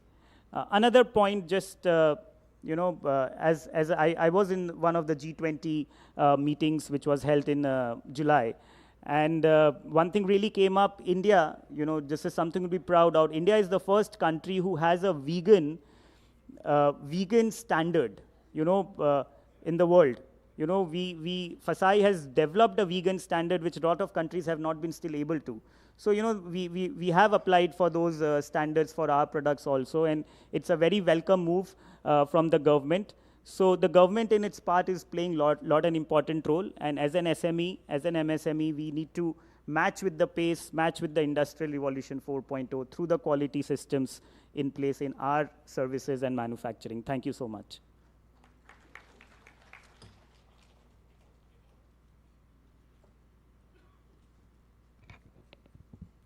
Thank you so much, Mr. Devra, for highlighting the concerns and also sharing your own experience of going through certain phases where there was a little compromise in the quality.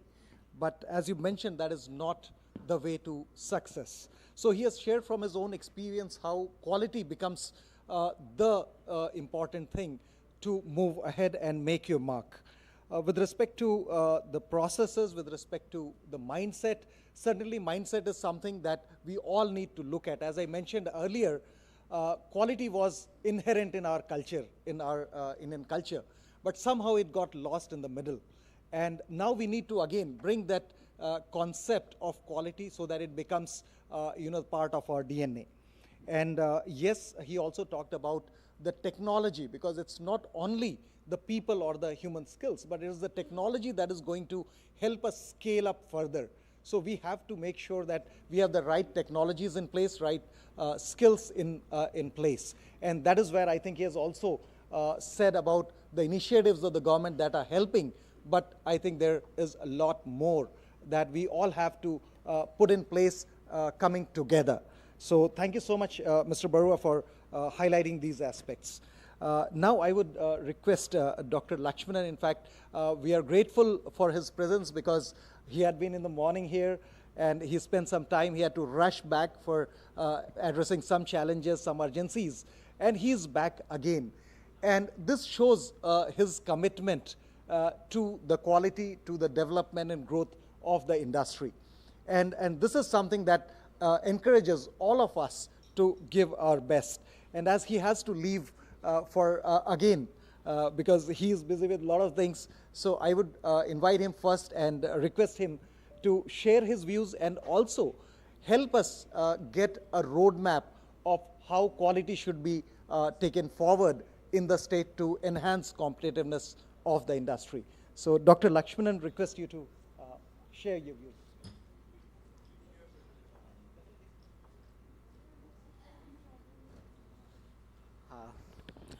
Good afternoon once again, and the moderator of today's session, Dr. Ramanand ji, Brajan Mishra sir, Amitabh Bandyopadhyay sir, Sri Amrit ji, and my dear colleague Sri Manavendra Pratap Singh, all dignitaries present here. Now I am standing in front of you representing the Industries Department, and coming straight to the point, I know that during the session the initial time allotted is about 1 to 2 minutes. So without taking further, I would like to share one small experience and what we look forward from Industries Department.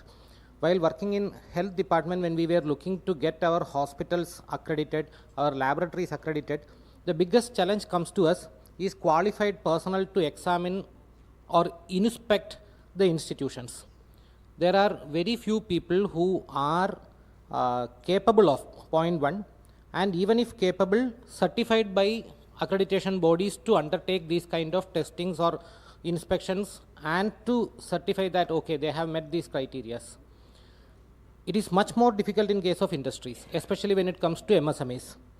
Larger industries, of course, with bulk of product going into different markets are capable of taking up quality checking or certification process in a much easier way. However, when we come to MSME sector, the quantum of production or say volume of production, both in terms of economy as well as market share, is much limited. So the question comes to them naturally that should we go for quality certification, because ultimately our market is a very, very localized area, geographical area. Second point, it becomes much more difficult when it comes to food processing. My colleague would be speaking definitely regarding the efforts of Government of India in actually mobilizing a large amount of population in PMFME, that is by micro food processing. And there we come again, how do we get all these kind of food products which is made in a household manner to have quality certification? Or how can we assume with certain steps that they are having that quality? Third and important thing is, even though we say that Assam produces more than almost say 50 to 60% of India's tea, even for tea, unfortunately the point is that chemical remnants or pesticide remnant testing facilities in Assam are extremely few. Though we have one unit in Toklai, certain units are coming up in Assam Agriculture University as well. Another one, a Central Food Research Laboratory is coming up in Guwahati. But despite all these things, how many facilities are there to test even pesticide remnant in tea which is the most important sector in Assam. So coming to that, we will find that food testing laboratories, quality assurance laboratories are in numbers are going to be a challenge. And just if we compare, people always say that the number of diabetic patients in India are much more. A lot many new cases have been detected. Why? Because lot many new laboratories have come.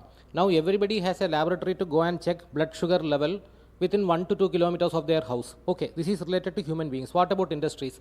Do we have testing laboratories within 10 kilometers, 20 kilometers, 50 kilometers, at least one in each district?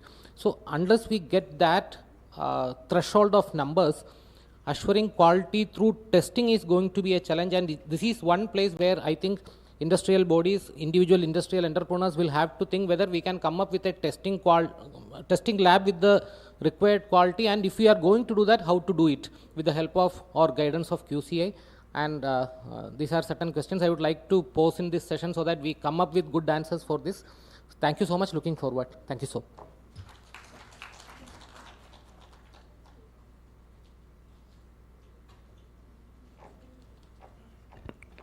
Thank you so much, Dr. Lakshmanan, for setting up the right path with respect to the challenges that the state is facing.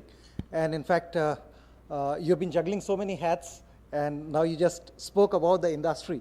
And that's really wonderful. So he has actually expressed the right concerns, like, for example, skill set right skill set for inspection, assessment, and testing. And in fact, QCI can help in a great way through its third-party inspection or certification mechanism.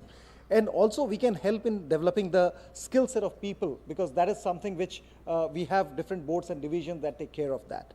So that we can assure that our support would be there.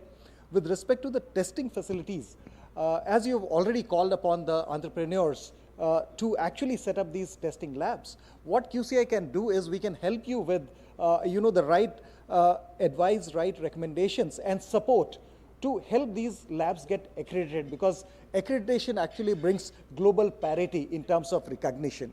So that is something where again we can assure QCI's support in developing these testing facilities. Now coming to another very important part where we have these small business units who are operating from their homes or houses. Now, for these are very small entrepreneurs, but the idea is basically to even help them scale up, do a quality work, provide quality products.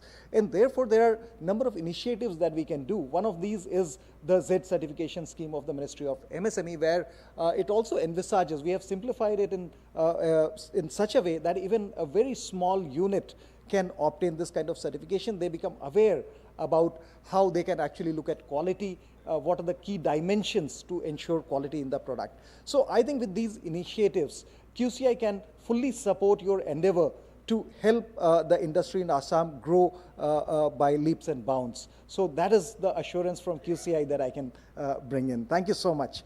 Now with this, I would now request Mr. Bijon Mishra to just share his views. We all know that he has spent a very long part of his life, more than 43 years in Jamshedpur, which is known for its industrialization. And I would like him to share his experience with respect to, because he has seen the industrial development in Jamshedpur, how Tata set up the plant, and then how the MSMEs, the entire ecosystem was developed. So if you could share also the key aspects or the key points which could help the MSMEs in Assam grow and take some lesson from your experience. So, Mishra sir. I was trying to be lazy. I was trying to speak from my chair, but then the mic said no, better. So I'm getting up. No, but I think your energy has been always phenomenal. So I think this is something. Okay. Raj always has to come in and butt in, Raj, thanks a lot. Thanks a lot. Okay, namaskar सबको. सुनाई नहीं पड़ रहा. Last bench में जो सो रहा है, please जग जाइए. हाँ, ठीक है, very good. अब स्माइल दिख रहा है लोगों का. इन्होंने तो लोगों को लग रहा था कि बहुत कठिन चीज बात हो रही है यहाँ. उनके फेस सब गिरा हुआ था. अब जरा जोर से मुस्कुराइए और हेलो बोलिए. Yeah, very good, very good, very good. You see, what I want to tell you all is, हम हमने डॉक्टर लक्ष्मण को बोले कि वो जाने की तैयारी में थे, हम उनको बोले आप नहीं जा सकते हैं जब तक हम नहीं बोलें. And he's been so kind, so kind. Thank you very much for sitting. And see, what I want to tell you is, हम 40 साल से केवल उनके लिए काम किया जो पैसे देते हैं खरीदने के लिए, जिसको हम लोग कंज्यूमर बोलते हैं. And when Raj said आपको इंडस्ट्री पैनल में बैठना होगा, उन लोग जहां मर्जी हमको बैठा देते हैं. और आप यदि हमको चंद्रयान 3 के बारे में भी डिस्कशन में बैठाएंगे, हम कंज्यूमर के बारे में ही बात करेंगे. तो हम कंज्यूमर के बारे में ही बात करेंगे.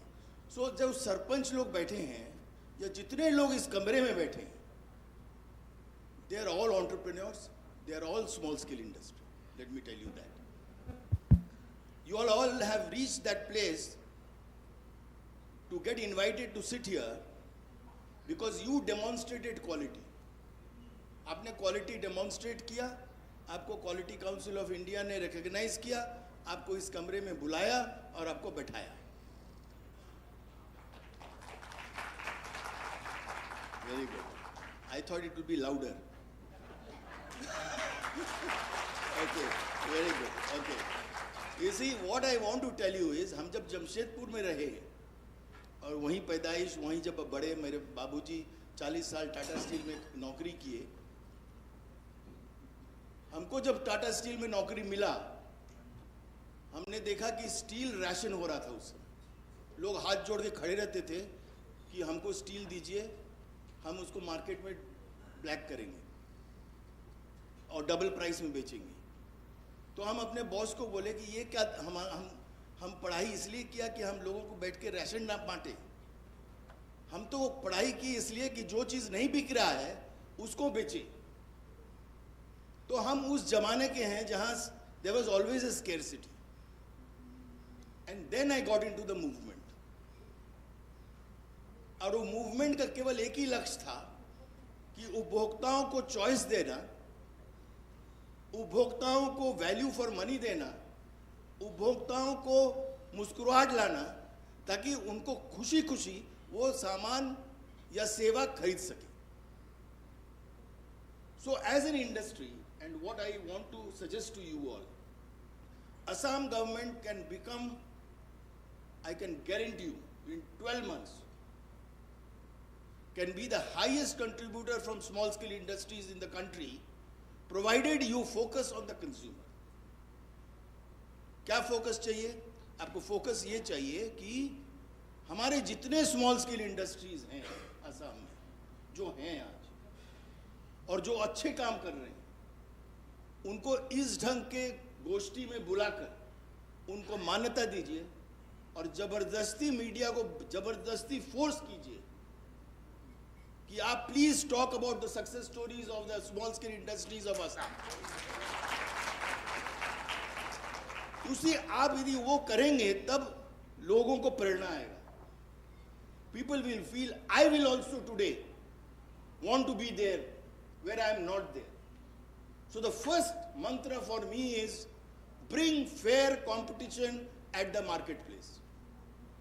And when I say fair competition, I mean that freedom दीजिए. हम टाटाज में क्या सीखे, जमशेदपुर में हम सीखे क्या?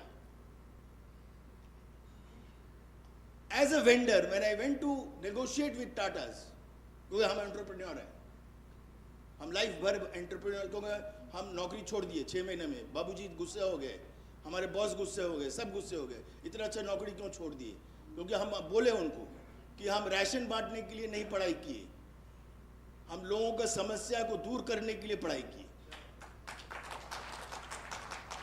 So what I want to tell you is, first is bringing in fair competition, and which means that if I want to bring my price down by 25%, say for example, I need a good ecosystem to allow me to reduce my wastage and to reduce all my unnecessary expenditure which I am putting as a burden to the consumer.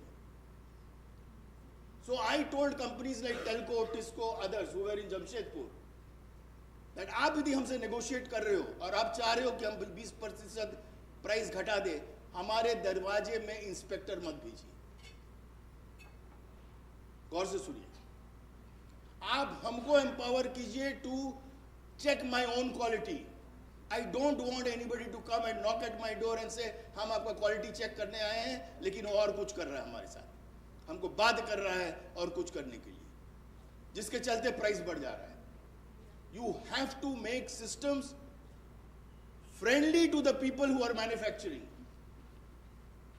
You have to make systems where the manufacturer can come and tell you frankly कि हमको ये बदलाव चाहिए, आप please हमको मदद कीजिए। क्योंकि हर बैठक में हम एक ही गुण सुनते हैं, सरकार कुछ करे, सरकार कुछ करे, सरकार कुछ करे। अरे सरकार तो तब करेगा जब सरकार को बताओगे उनको क्या करना चाहिए। खुलकर बात करो, कभी छुप के डर से, जो डर गया वो, जोर से बोलिए, जो डर गया वो मर गया। डरना नहीं है। You have to speak what you feel best and speak that which is good for not only you but good for everybody in that space where you are working, and then only you can bring quality. The most important part which I saw, which I heard our Secretary General, बड़े dynamic Secretary General है हम लोग का, Ravi P Singh, आपने मिला उनको सुबह को। रवि ने एक चीज बताया जो हम आपको भी बताना चाह रहे हैं, आप लोगों को बताना चाह रहे हैं। ब्रांडिंग लाना बहुत जरूरी है। हमने जब सर्वे किया और बोले कि the most popular shaving cream क्या है, या which shaving cream you like the most, हम जब मेन से पूछे, आजकल वुमेन भी यूज कर रहे हैं, लेकिन what I want to tell you is I got in the survey a brand which only the barbers knew. विजॉन का नाम सुने हैं आप लोग, केवल बार्बर्स खरीदते थे, क्योंकि केवल सस्ता नहीं, it used to be the best in quality. जब विजॉन से पूछे कि you are not competing with Colgate, I mean Palmolive, और you are not competing with the big brands, बोले सर हम लोग को जरूरत नहीं है, I am producing enough to keep my capacity full 100% utilized. हम क्यों करें? तो हमने उनको बोला कि आप इसलिए करो कि आपका ब्रांड बने और आपका ब्रांड और उन्नति करे, and it becomes global. Why should it be only with the barbers? It should be with India, it should be world over. आप विश्वास नहीं करेंगे, वो बंदे ने सीरियसली लिया काम को और उसने केवल 25% अपना वैल्यूएशन का एक फॉरेन इन्वेस्टर को दे दिया, और उस पैसे से वो शाहरुख खान को लाके एडवर्टाइज करना शुरू कर दिया, and it became not only a domestic national leading brand in the country, now it is being exported to foreign countries. So what I want to tell you is, branding comes out of trust, and trust comes out of transparency and accountability. आप किसको अपने घर में सबसे ज्यादा trust करते हैं? अपने बच्चों को, अपने पेरेंट्स को, अपने वाइफ को, लेकिन मुस्कुरा नहीं है, मतलब men are not smiling. और सबसे ज्यादा शिकायत वो लोग करता है आपके साथ, क्योंकि वो आपके बारे में चिंतित है, वो आपको सुधारना चाह रहा है। Never take a consumer feedback in a negative manner, always take it as a suggestion for change, a suggestion for improvement. And for me, if somebody asked me, like सुबह को पूछ रहे थे, चीफ सेक्रेटरी ने भी पूछा, और please जाके उनको बोलेगा कि हमारा परिभाषा क्या है, in terms of quality of service. My simple definition is customer delight. If the customer is happy, you have met the quality. And in order to make the customers happy, you need QCI. अब पूछिए क्यों? नहीं सुनाई पड़ा? पूछिए क्यों? हाँ, very good. Because there are experts who know that उनके पास वो जादू का छप्पी कैसा दिया जाता है.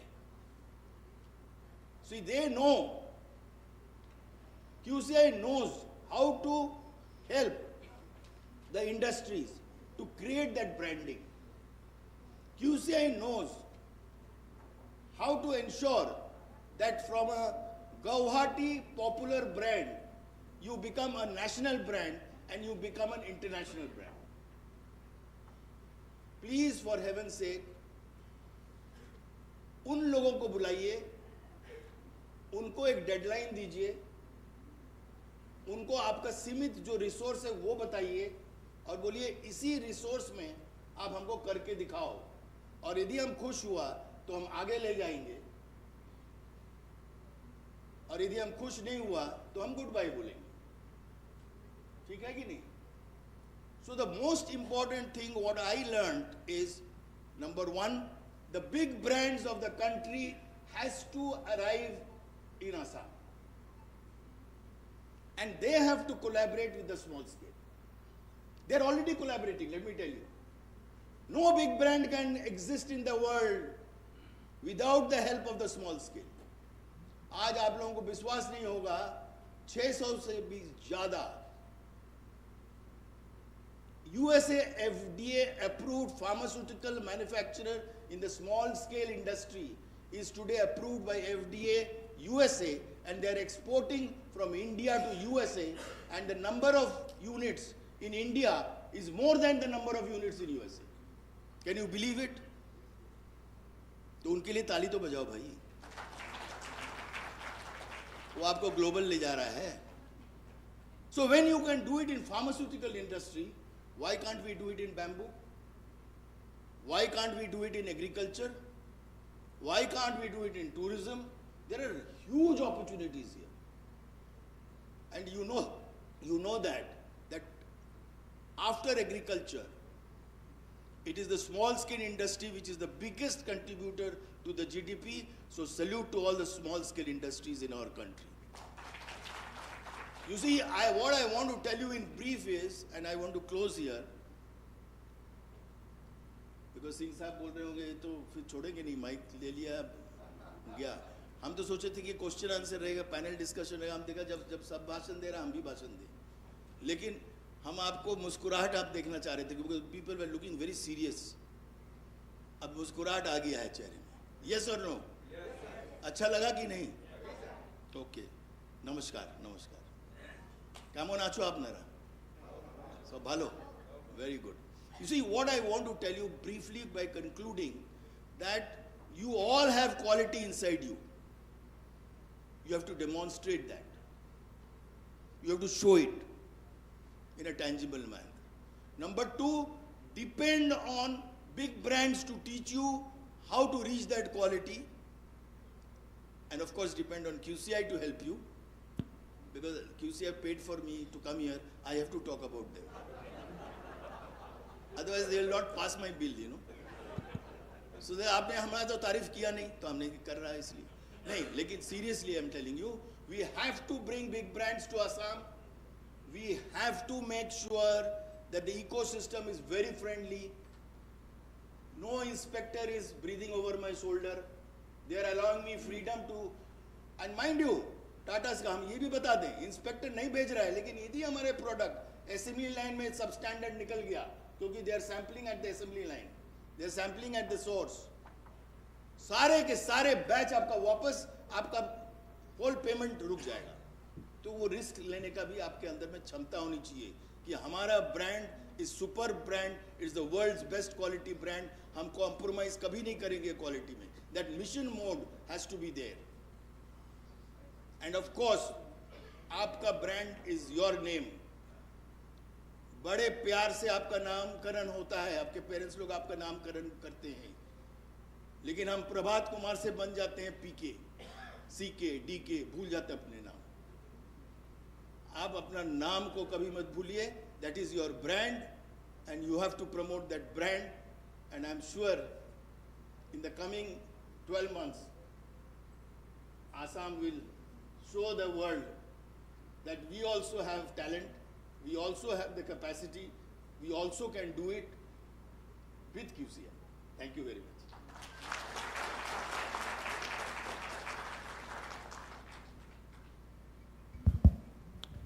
Thank you so much, Bajon sir. In your own style, you have actually brightened the entire session. So thank you so much, and I think there are a couple of key takeaways from what Mr. Mishra said about. So one is basically, he said that the compliance has to be reduced, the government has to take certain initiatives, but I think it can't be just one side, right? It can't be just the government. One of the things that comes here is also accountability. If we want to see that this inspection needs to be reduced, I think the industry has to also take the accountability to ensure that they are following the best practices and they're able to provide the products in a safe and quality manner. So I think we have to work together to ensure that we are able to, be trusted. He also gave an example that we trust our family members, right? And recently we saw in the G20, the message was Vasudhaiva Kutumbakam, right? So we all are one family. So we have to create an ecosystem where we all can trust each other, each other's promises, each other's products and services. So I think if we go with that kind of vision, we will be able to have kind of a quality culture that will develop in the country. And certainly Assam is taking a lot of initiatives, and together with QCI, we can certainly do a lot to make this vision possible. So thank you so much, Mishra sir. Now I would call upon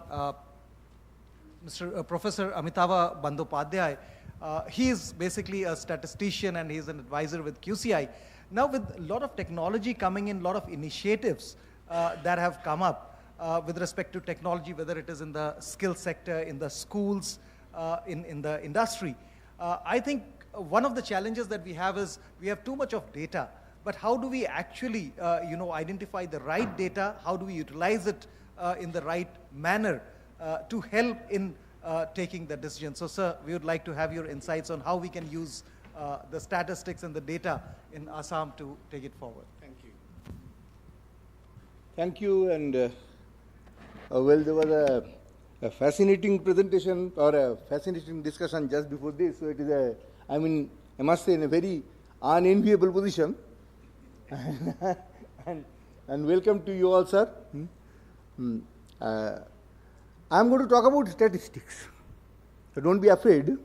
Statistics is a very dangerous kind of a subject. I remember one small anecdote. There were a number of friends who were traveling on an aircraft which was flying fairly low. There was a large ground and there were a lot of cows on that. Now one of the folks said that, well, you are a statistician, so you should be able to count fast. He said, yes, I can. So he counted. Now this guy was a little intrigued. He said that, well, did you count correctly? So fine, let me come down and see.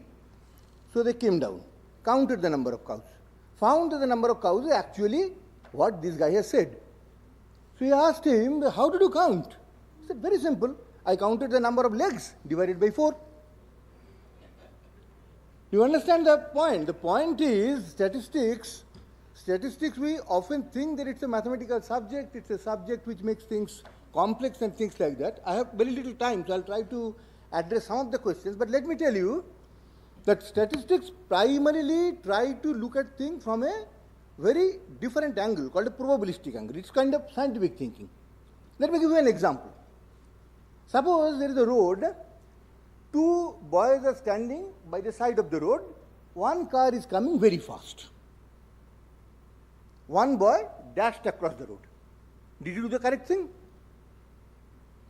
Car is coming pretty fast, fairly close, no sign of stopping. One guy just dashed across the road, the other guy stood by the side of the road. The person who has crossed the road, did you do the correct thing? Yes or no? Of course no. Of course no. The driver tried to save him, swerved the curb, hit the boy who was standing outside. Happens? Yes. Right? Happens? Yes. This is called probability. Probability is something which is not seen.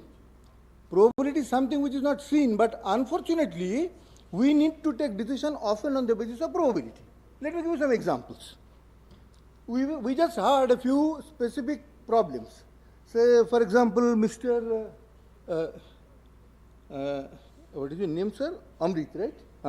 Amrit had talked about CRM systems to be designed which will match the kind of CRM which Amazon is giving, right? That's the question, isn't it?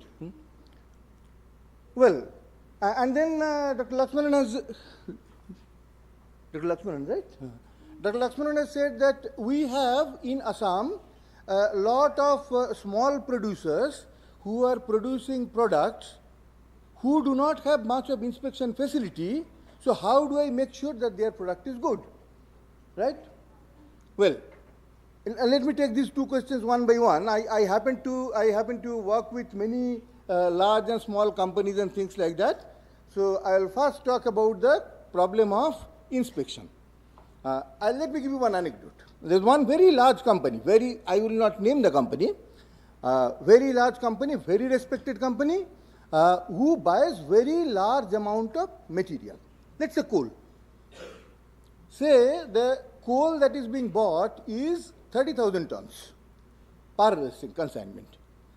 Now this 30,000 tons of coal comes from some place, let's say Indonesia or from Australia or whatever it may be. The load port tests the coal. Okay?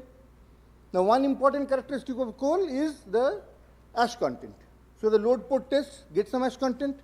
The download port test in this thing gets some ash content. The incoming rake gets some ash content. And the company gets an ash content. All four are different. All four are different.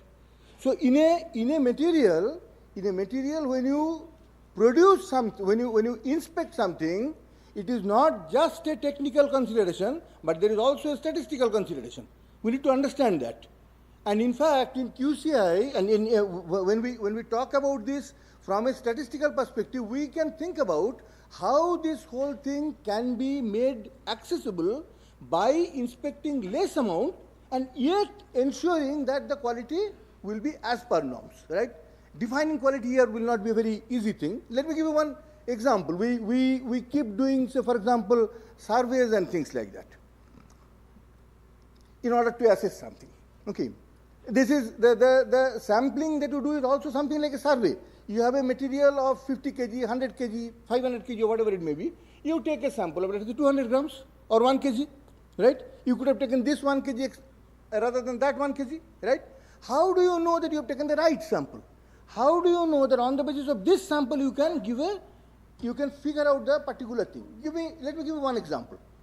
Suppose in a hospital, some complex bypass surgery is done, in which the death rate is 2%. Okay?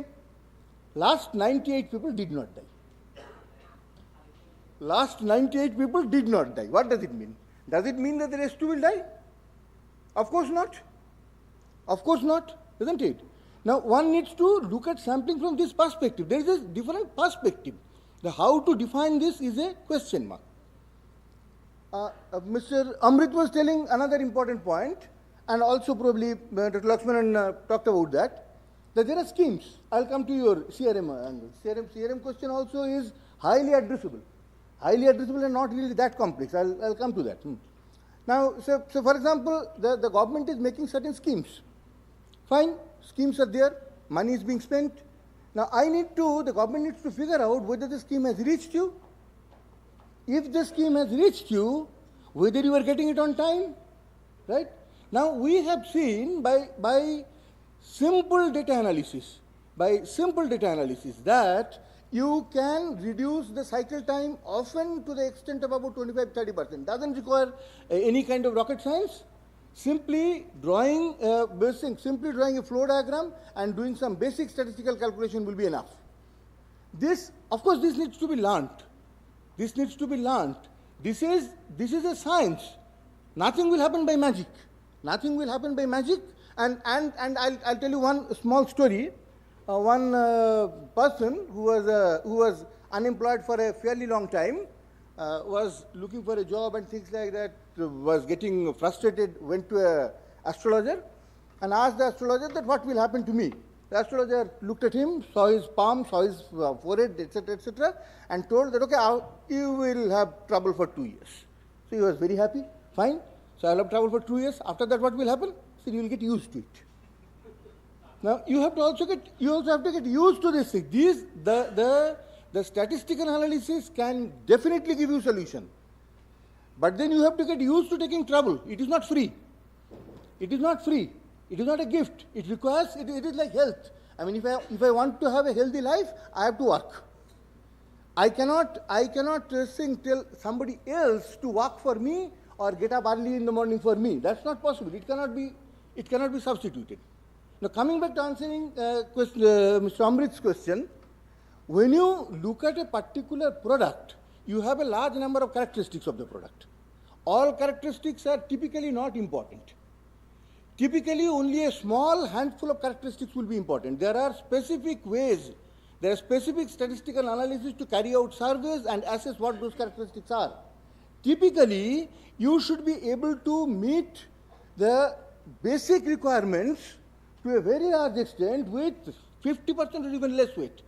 In one very important discussion, in the beginning of 1980s, when the American car industry was facing huge problem, somebody asked Toyota owner, what is the basic difference between you and General Motors? He said, we are more or less same in about 98% of the cases, and differ in all important aspects. Same in 98%, differ in all important aspects. So it is the 2% that you need to find out. We know tomorrow sun will rise. We know tomorrow you will get up. You know tomorrow you will get breakfast. You know tomorrow you will have to do this. So you can forecast what you will do tomorrow about 85 to 90% of the things appropriately. No problem. It is those 1 or 2% that really makes the difference. And that can be found out. One really needs to learn how to look at things from an overall perspective. So my submission to you, sirs, is, and ladies and gentlemen, is, and to you all, sirs, is that we would suggest that 2 or 3 basic activities could probably be taken up. One is, from the government side, if you are having certain particular schemes, there should be an opportunity to first carry out a basic assessment to figure out where we stand and to what extent we are being able to address things. This is highly doable. Highly doable. Does not require really very large sampling and things like that. Then, as far as the industry bodies are concerned, it is important to figure out two basic things. Number one, how probably we can take some of this knowledge to the individual industries, which could be even very small ones. Doesn't matter. Could be very small ones. These things will not be very challenging, will not be very costly, but will be effort intensive. So if people are willing to give effort, then one can always train them and tell them how exactly these kinds of things for quality improvement, statistical analysis and things like that can be done. And for large industries, surely there are, large industry, in large industry everything is not hunky-dory. I have seen industries like this, again without naming. You are a rolling mill. You can draw thinner sheets, drawing thinner sheets is difficult, thicker sheets are easier. So what you do is, even if the demand in the market is in terms of thinner sheets, you make thicker ones because your target is in terms of tonnage. It is almost like telling that I can make I can make glass dishes easily and bowls not so easily. Now 20 bowls has the same weight as one dish. You ask for 20 bowls, I give you one dish. So meeting the consumer requirement in a large industry also is often not very easy. So with the large industry, we need to connect appropriately. So these are the 3 basic things. At a government level, assessment of the schemes, basic sampling will do over there. At a industry group level, understanding the requirement of small and medium segment, and then training them to do the works on their own. And number 3 is for the larger industry. There, of course, individual industry needs to be visited and one needs to work out plans and things like that. I think that's about all for the time being. Thank you very much. Thank you so much, sir. I think Dr. Lakshmanan has to leave, and it was very kind of him that he actually stood with us. So.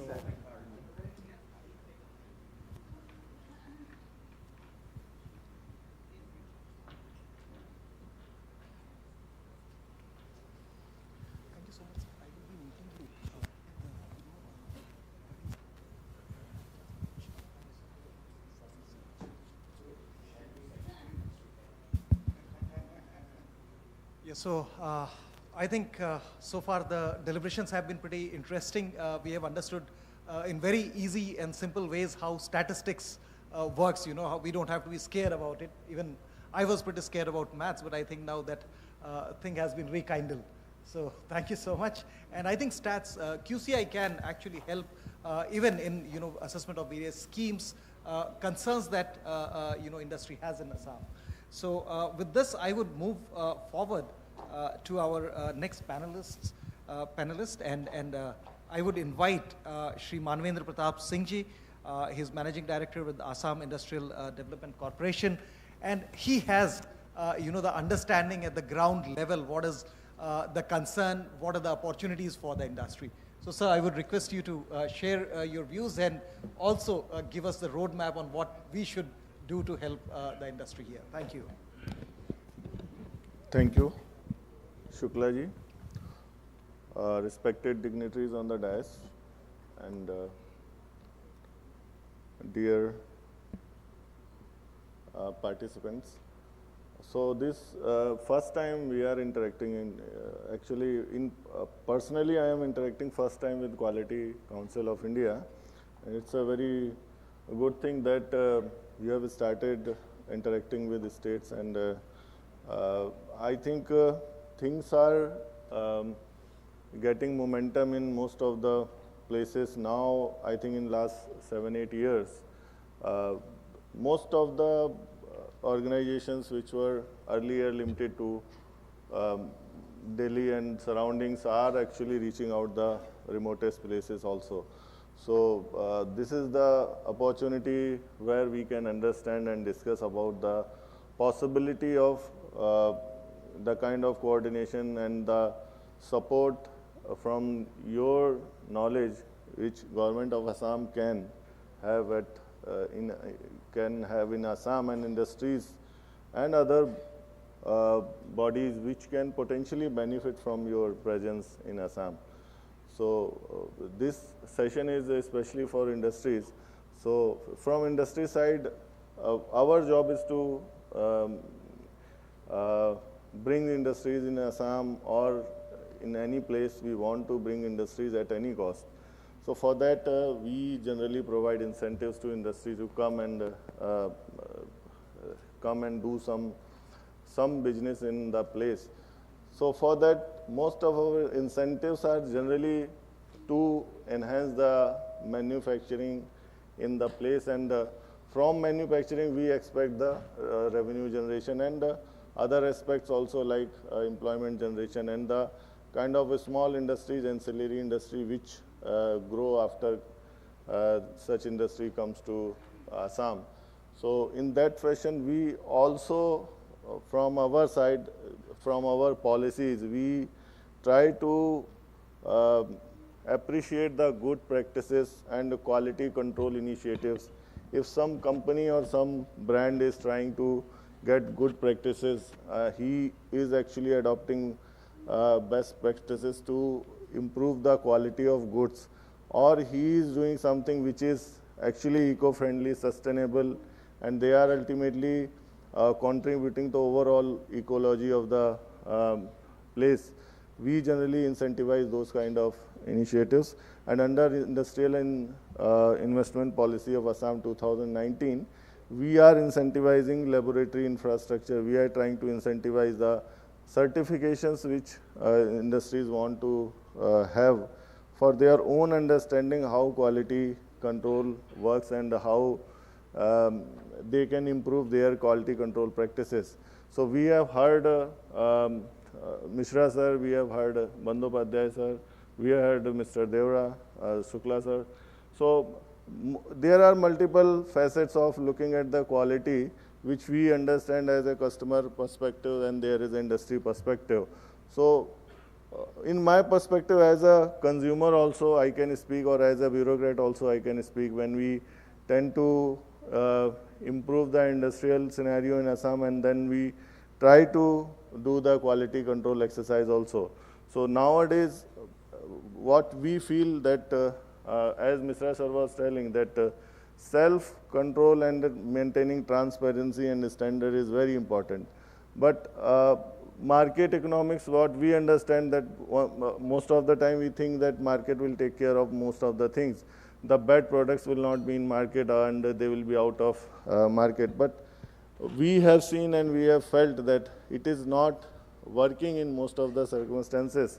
And customers tend to use whatever is available in the market, and they are being offered what manufacturers are having, and they are not offered what they want.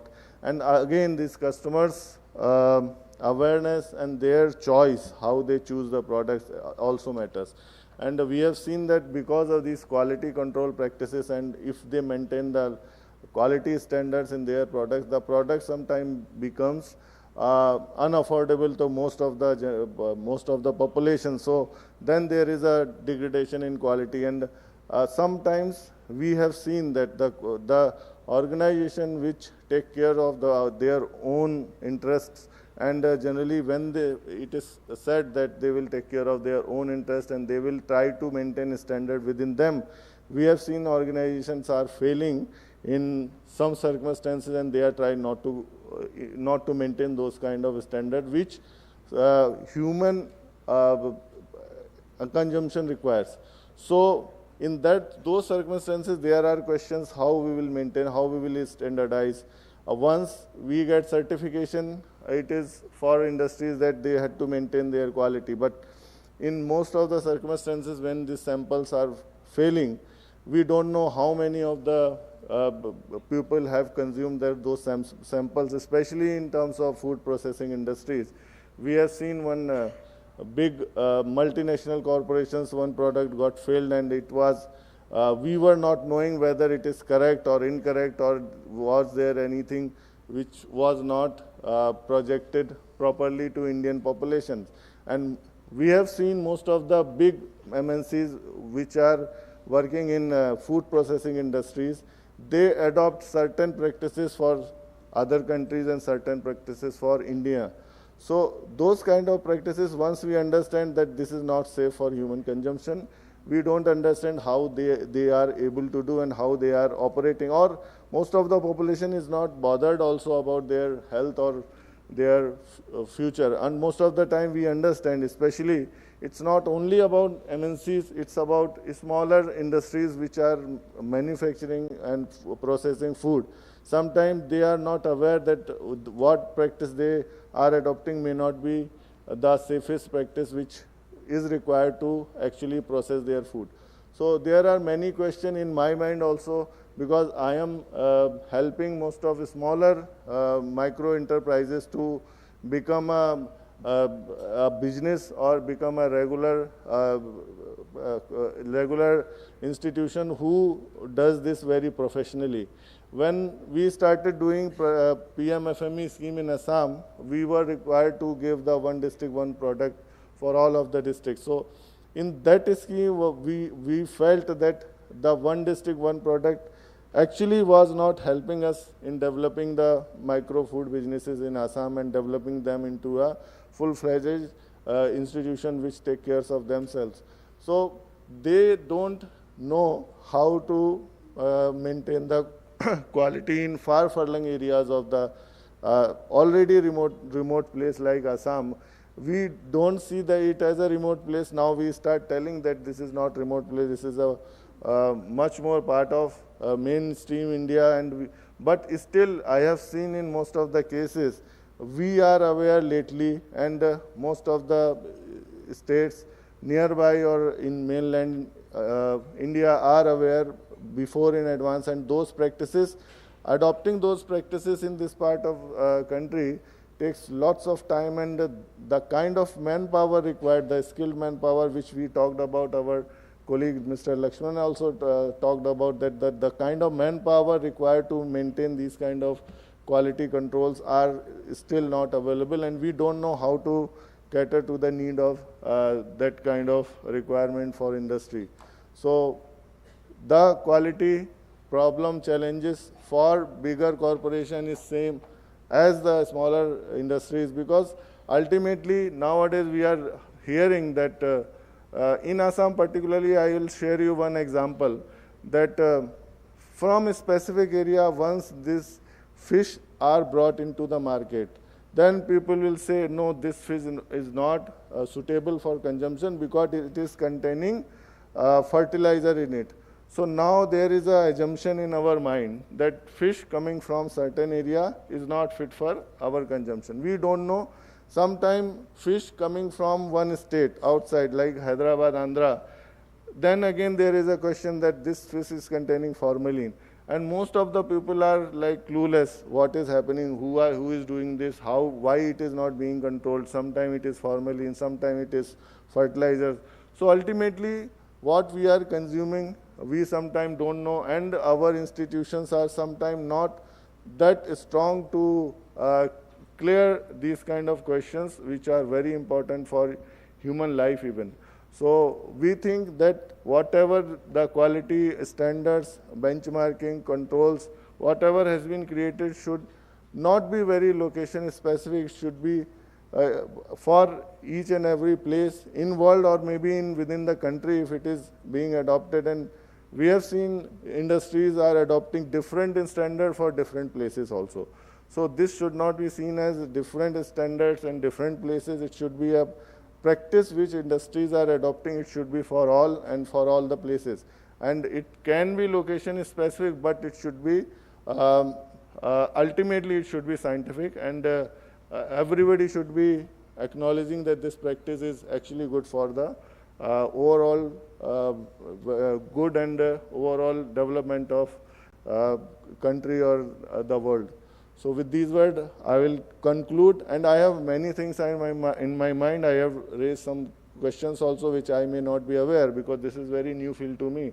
But from government side, we are trying to improve all kind of quality control infrastructure. We need lots of support from council and from industry side also, because lots of challenges we are having and we are not able to overcome those challenges, and that's why we are unable to increase our exports and we are unable to support our micro and small enterprises.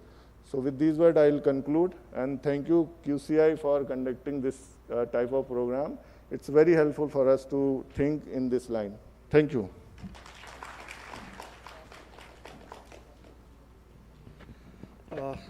Thank you, Manvinji. In fact, you have highlighted some critical concerns, like as he said, that many a times the consumers do not have the choice, and they have to take whatever is available in the market. And this is something where a judicious mix of inspections or assessments or certifications, along with the freedom to industry to take their accountability and prove that they are following the best practices, has to be brought in. So what we can do is we can together, figure out ways in how we can actually collaborate and ensure that we create an ecosystem. Because to address all these problems and challenges that have come up, we need to have an ecosystem where we are talking about skilling the people, taking the quality, knowledge about the quality to the consumers also, so that everyone understands what exactly is quality, what is a safe product. So I think it is not just, in bits and pieces that we will be able to enhance the quality, but it is the entire ecosystem that we have to develop through skilling, through establishing the laboratories at right places where, it is near to the industry, near to the farm producers, so that everyone is having an access to the right kind of infrastructure to get this done. So thank you so much once again, Manvinji, for highlighting these issues, and we can, through QCI's various boards and divisions, help in addressing all these challenges. So thank you so much. So with this, we've already had a long session, so let me conclude this session by thanking all the dignitaries on the dais, thanking each one of you who have been participating, who have been sitting here and listening to all this interaction. And let me tell you, let me conclude by saying that don't think that this was just a discussion, but it was a call to action where we all have to come together, whether we are entrepreneurs, whether we are academicians, whether we are consumers, whether we are government. We all have to come together and make sure that this dream of changing India, dream of becoming a developed nation, we have to come together and help realize this dream. So with this, thank you so much. Thank you very much, Dr. Ramanand Shukla ji. जिन्होंने moderate किया। मैं request करूंगा doctor Shukla से कि हमारे panelist को, guest को यहाँ पे फेलिसिटेट करें, उन्हें मेमेंटो भेंट करके QCI की तरफ से, जो स्पेशली हमने एक ख़ास सोच के साथ, एक विजन के साथ तैयार करवाया है, और एक हर फील्ड में जो एक विजडम का भाव होता है। आइए इसमें सबसे पहले मानवेंद्र प्रताप सिंह जी, MD Assam small industrial development corporation limited. Ladies and gentleman, आपकी तालियों के साथ उनका हम आभार व्यक्त करना चाहते हैं, मानवेंद्र प्रताप सिंह जी का। वे आए समय निकाल कर और अपनी उपस्थिति से और अपने वक्तव्य से हम सबका मार्गदर्शन किया। Professor Bejon Kumar Misra, consumer policy expert, और बहुत महत्वपूर्ण पक्ष उनका हमेशा होता है उनकी प्रस्तुति का, जिसमें कंज्यूमर अपने आप में बहुत इंपॉर्टेंट रोल उसका है, उसकी भूमिका है, और उस पर्सपेक्टिव से चीज़ों को यानी क्वालिटी को देखना एक इम्पॉर्टेंट गाइडेंस उनकी तरफ से और मोटिवेशन हमेशा होती है। तो प्रोफेसर वैजौन कुमार मिश्रा, उनका हम आभार व्यक्त करना चाहेंगे एक मेमेंटो भेंट करके, और साथ में एक फ्रेम भी है जो इस मोमेंट को जब हमने कैप्चर किया तो उसे फ्रेम करके एक गिफ्ट के रूप में उसे तैयार किया है ताकि उनकी स्मृतियों में वो रहे। And now I will invite, thank you professor Mishra, thank you so much.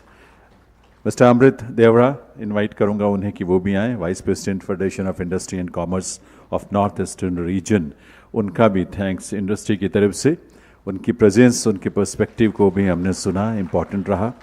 Professor Amitabh Bandopadhyay, adviser QCI, उनकी प्रेजेंस भी हमारे लिए बहुत इम्पॉर्टेंट रही है, और अपने पर्सपेक्टिव से चीज़ों को उन्होंने रखा, बहुत अच्छा लगा। और हमारी जो गोल्स हैं उसमें अचीव करने में आपके विचार, आपकी बात बहुत मायने रखेगी। Thank you very much professor Amitabh Bandopadhyay. और मैं रिक्वेस्ट करूंगा PPIT के हमारे हेड QCI से सुब्रतो घोष जी से कि वो आए, और doctor Ramanand Shukla ji, senior director and head Z, जिन्होंने मॉडरेट किया इस सेशन को, सुब्रतो जी से रिक्वेस्ट करूंगा कि वो उन्हें एक मेमेंटो इस मौके पर ज़रूर भेंट करें। PPIT यानी project planning and implementation division जो है हमारा QCI का, उसके आप हेड हैं सुब्रतो घोष जी। तो ये असम का ये जो गमछा है उसके साथ और इस मोमेंटो के साथ डॉक्टर रामानंद शुक्ला जी का भी बहुत बहुत आभार, बहुत बहुत धन्यवाद उनके पार्टिसिपेशन, उनके मॉडरेशन के लिए। और एक फ्रेम भी है, इस मोमेंट को याद के तौर पे हमने कैप्चर किया, उसके लिए थैंक यू सो मच, बहुत बहुत धन्यवाद सभी पैनलिस्ट का। I will request all of you to please be seated in the audience, और नेक्स्ट सेशन की तरफ हम लिए चलते हैं क्योंकि इस समय वी आर ऑलरेडी लेट, तो बिना समय गंवाए अगला सेशन सस्टेनेबल एग्रीकल्चर को, लेडीज एंड जेंटलमैन।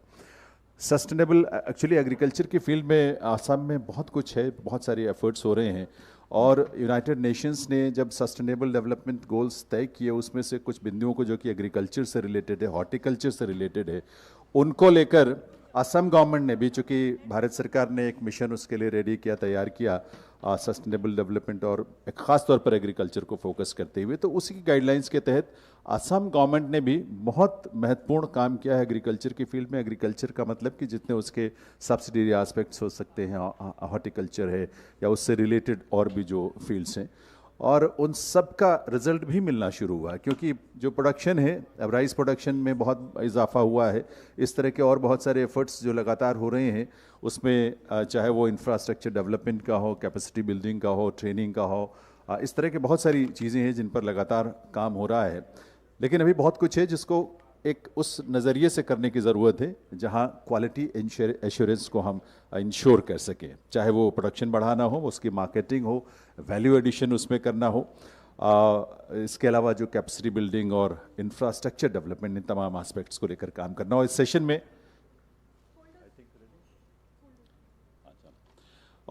में जो हमारे पैनलिस्ट हैं वो एग्रीकल्चर और उसके जो रिलेटेड फील्ड्स हैं उसके बहुत एक्सपर्ट्स और अनुभवी लोग हैं जिनको मैं यहाँ पर इनवाइट करने जा रहा हूँ, और उनकी बात को आप सुनेंगे तो निश्चित रूप से आपको बहुत कुछ एक महत्वपूर्ण जानकारी, दिशा मिलेगी दरअसल हम सबको। और इसके बाद का एक सेशन जो है वो टूरिज़्म, कल्चर और इंफ्रास्ट्रक्चर को लेकर भी है, चौथा सेशन हमारा, और उसके बाद हम वैलिडिटी सेशन की तरफ बढ़ेंगे, यानी लास्ट सेशन जिसमें कंक्लूड होगा एक रोड मैप फ्यूचर के लिए तैयार किया जाना है जो असम में इन तमाम कोर सेक्टर्स को लेकर। तो आइए इसमें मैं इनवाइट करने के लिए सबसे पहला नाम जो मैं लेना चाहूँगा, डॉक्टर सोनाली घोष, IFS में रिक्वेस्ट करूंगा, she is director Kaziranga national park and CEO Assam agro forestry development board. तालियां पूरी ऊर्जा के साथ बजाएं ज़रा, ताकि इस स्टेज तक वो ऊर्जा और एनर्जी पहुँचे। मैं रिक्वेस्ट करूंगा डॉक्टर सोनाली घोष से कि वो अपना स्थान ग्रहण करें। Shri Trirang Bhartiya Bora, director of horticulture and food processing Assam, मैं उनसे रिक्वेस्ट करूंगा वो भी आएंगे। और साथ ही Shrimati Kajori Rajkhowa, she is director sericulture government of Assam, उनसे रिक्वेस्ट करूंगा कि वो भी मंच पर आकर अपना स्थान ग्रहण करेंगे। और Shri Trirang Bhartiya Bora, director of horticulture and food processing Assam. इसके अलावा हमारे अगले इसमें पैनलिस्ट वक्ता होंगे commodore Rajeev Ashok, managing director NERAMAC, NERAMAC मतलब north eastern regional agricultural marketing corporation limited, उसके MD हैं, मैनेजिंग डायरेक्टर हैं कमोडोर राजीव अशोक, वो भी इस पैनल का हिस्सा हैं। And we will also have doctor Manish Pandey, who is director and head PAD division. PAD division जो है क्वालिटी काउंसिल ऑफ इंडिया का ही एक डिवीज़न है, तो मैं डॉक्टर मनीष पांडे से रिक्वेस्ट करूंगा कि वो भी स्टेज पर आकर अपनी जगह लें। और इस सेशन में इसे मॉडरेट करने के लिए मैं रिक्वेस्ट करूंगा Shri N Venkateswaran, CEO NABL यानी national accreditation board for testing and calibration laboratories, वो हमारे CEO हैं इस बोर्ड के, N वेंकटेश्वरन। तो आपकी तालियां एक बार सबके लिए ज़रूर बजनी चाहिए। इन सबको हम वेलकम कहते हैं और करते हैं। और मैं रिक्वेस्ट करूंगा in the very beginning N Venkateswaran ji से कि वे हमारे सभी पैनलिस्ट को यहाँ पे बुके भेंट करके और उन्हें गमछा भेंट करके उनका हमारे इस सेशन में जो सस्टेनेबल एग्रीकल्चर को लेकर डेडिकेटेड है। And we will start with doctor Sonali Ghosh. उनका सबसे पहले हम स्वागत आपकी करतल ध्वनि के साथ, देवियों सज्जनों आपकी तालियों के साथ। We welcome doctor Sonali Ghosh, director Kaziranga national park.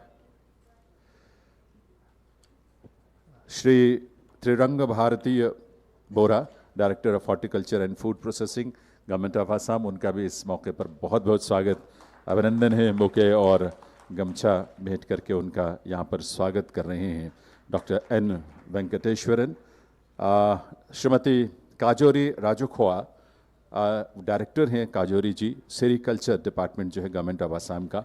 और आप समझ सकते हैं कि ये सेरिकल्चर में आसाम बहुत महत्वपूर्ण अपनी भूमिका रखता है, तो उनका भी बहुत बहुत स्वागत, अभिनंदन है इस मौके पर। We would like to welcome commodore Rajeev Ashok, managing director NERAMAC north eastern regional agricultural marketing corporation limited, उनका भी बहुत बहुत स्वागत है। और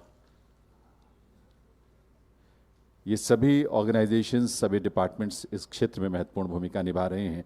doctor Manish Pandey, director and head PAT division, quality council of India, उनका भी इस अवसर पर बहुत बहुत स्वागत, अभिनंदन है।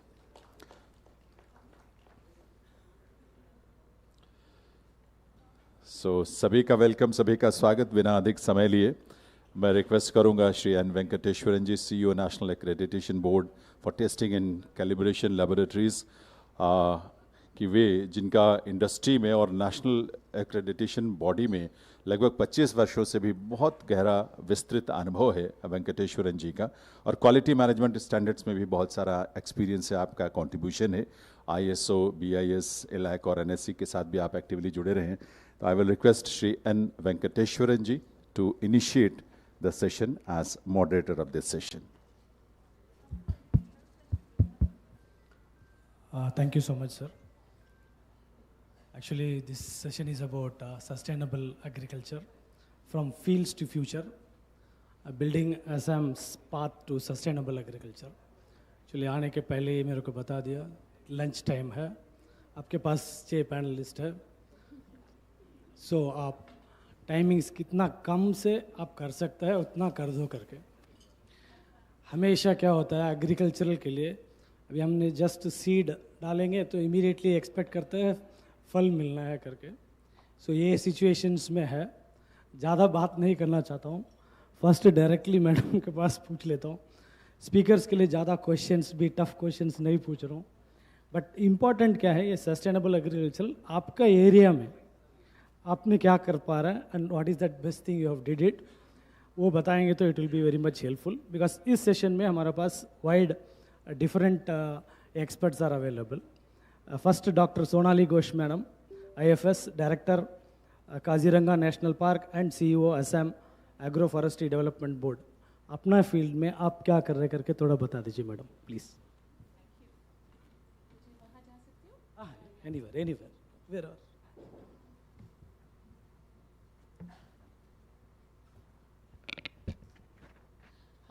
नमस्कार सभी को। और सबसे पहले श्री वेंकटेश्वरन जो आप मॉडरेटर हैं और QCI सभी को मैं धन्यवाद देती हूँ कि आप लोगों ने मुझे यहाँ बुलाया।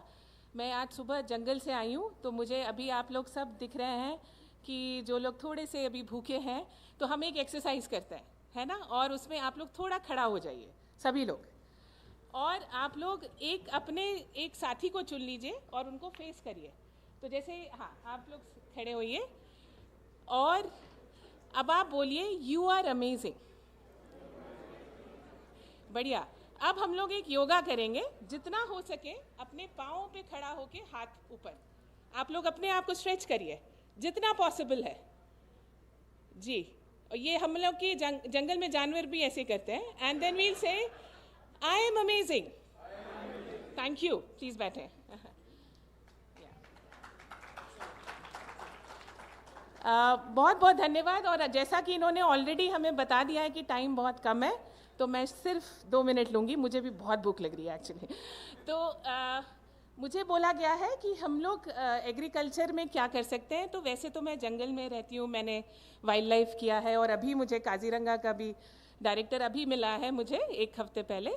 पर मेरे पास एक बहुत ही इंटरेस्टिंग एक चीज़ है जिसको हम एग्रो फॉरेस्ट्री बोर्ड कहते हैं, और ये मैं आप लोग को बताना चाहूँगी। लेकिन उससे पहले मैं जानना चाहूँगी यहाँ पे हमारे यहाँ कितने सरपंच हैं जो असम से हैं? हाथ उठाएंगे आप लोग जी। और मुझे माइक चाहिए होगा उनके पास, एक किसी को।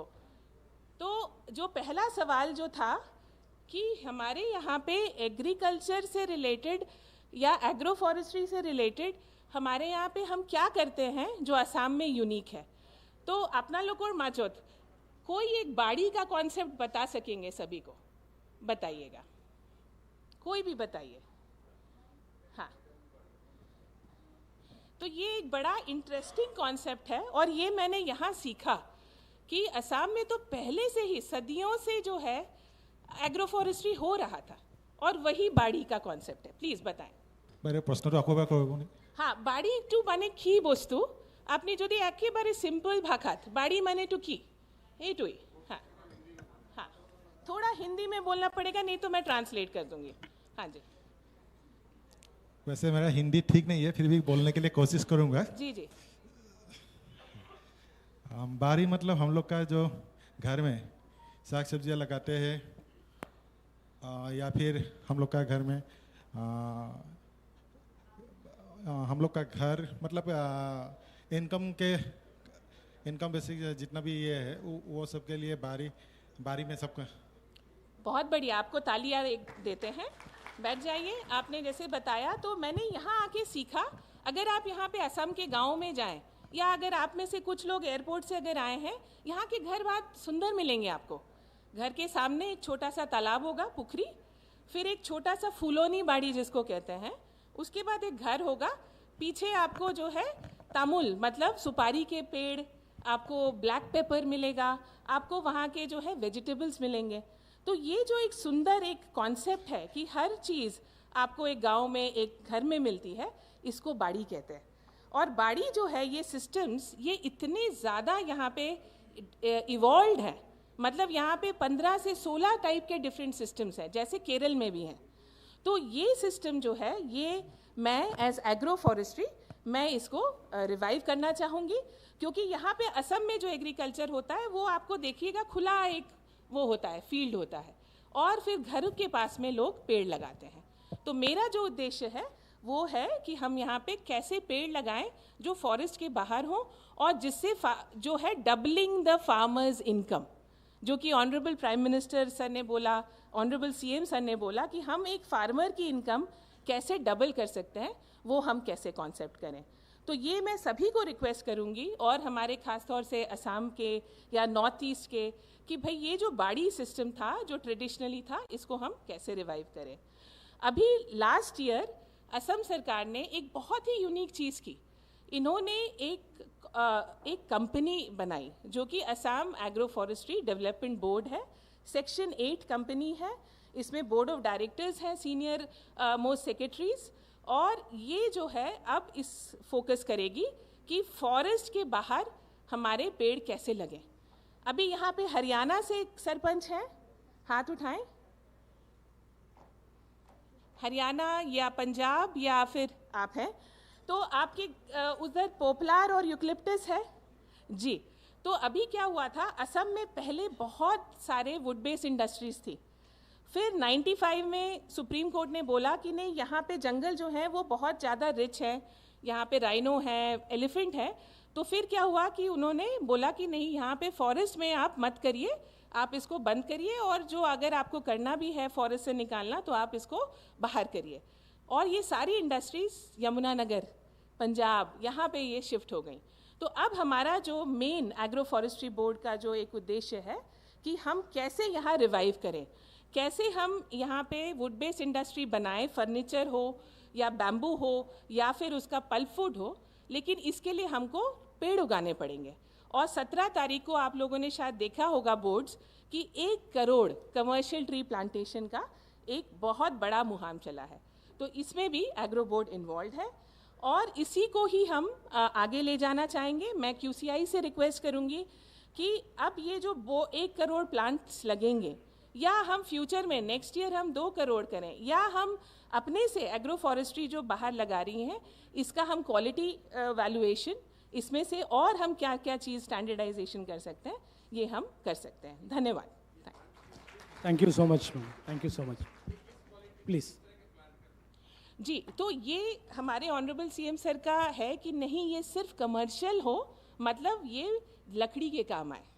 तो और इस साल जो है हमने क्या किया है, जैसे आपका सेगुन हो गया, सीसू, शीशम जिसको कहते हैं, गमारी यहाँ पे बहुत अच्छी होती है, जो लोकल में बहुत अच्छी होती है, उनको हम प्रमोट कर रहे हैं। और ऑनरेबल CM सर का ये मानना है कि जब वो बड़ा होगा तो वो किसान उसको बेच के अपनी लड़की की शादी में फर्नीचर बना लेगा। तो ये जो है, ये बहुत ही बढ़िया एक कॉन्सेप्ट है। तो ये इस पे जो है हमारा अभी चैलेंज है। Thank you. Excellent madam. Yes yes yes जी, यस जी जी जी जी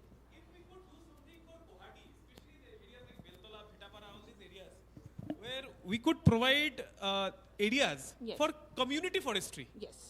And we could grow trees over there. It will help in prevention of this pollution which has increased. The temperature has also gone up so high in Guwahati. If we could do something on that, ma'am. Absolutely. Thank you, sir, for your suggestion. And in fact, national highway authorities के साथ में क्या हो रहा है कि अभी हमारे MOUs हो रहे हैं कि जितने भी प्लांटेशंस हैं उसको क्या हम कम्युनिटी के थ्रू करा सकते हैं। तो ज़रूर आपका ये जो है सुझाव, और ये हो रहा है, बट स्केलिंग अप की ज़रूरत है। Thank you. Thank you so much, madam. I'll now move on to horticulture side. I'll request Shri Triranga Bharatiya Bora, Director of Horticulture, from telling it to remote this. He has got a small presentation.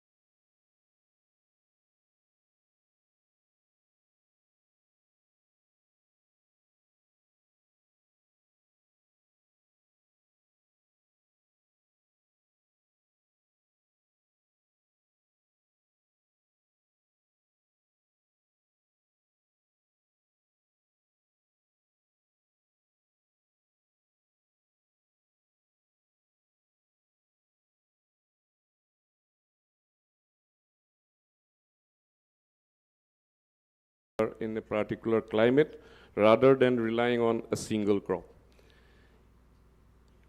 Everybody knows the horticulture has more opportunity for diversification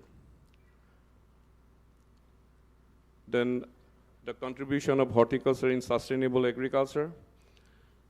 I want to say horticulture has a commitment that no other sector may perhaps be able to come up as parallel in terms of its importance to achieve nutritional security. Madam has told about the Bari concept from Mamai Tamuli Barborwa, who was the officials of Ahom Kingdom. He has started the Bari concept in our villages. And right from there, we are coming to the concept of orchards. Our friends from Punjab may know that we had Bari, now we want to develop this orchard because we want to shift for processing industry of fruits and other related to horticulture. So this is the scenario of Assam agriculture allied sector and its contribution to GDP. And you can see the agriculture and allied sector has I think 22% contribution to our state GDP.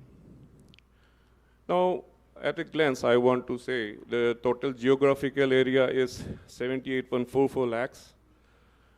Net area sown is 27.23 lakhs, is a very small, and area under horticulture is only 6 lakh hectare. K agriculture crops, rice, mustard, maize, pulse, jutes. Total cultivable land 38.83 lakhs. Gross cropped area 40 lakhs, and cropping intensity is 147.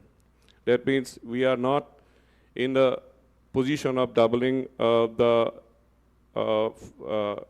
total area to bring second crop in all the areas cultivated. Our key horticulture crops are banana, pineapple, orange, potato, ginger, turmeric, Assam lemon, and honey.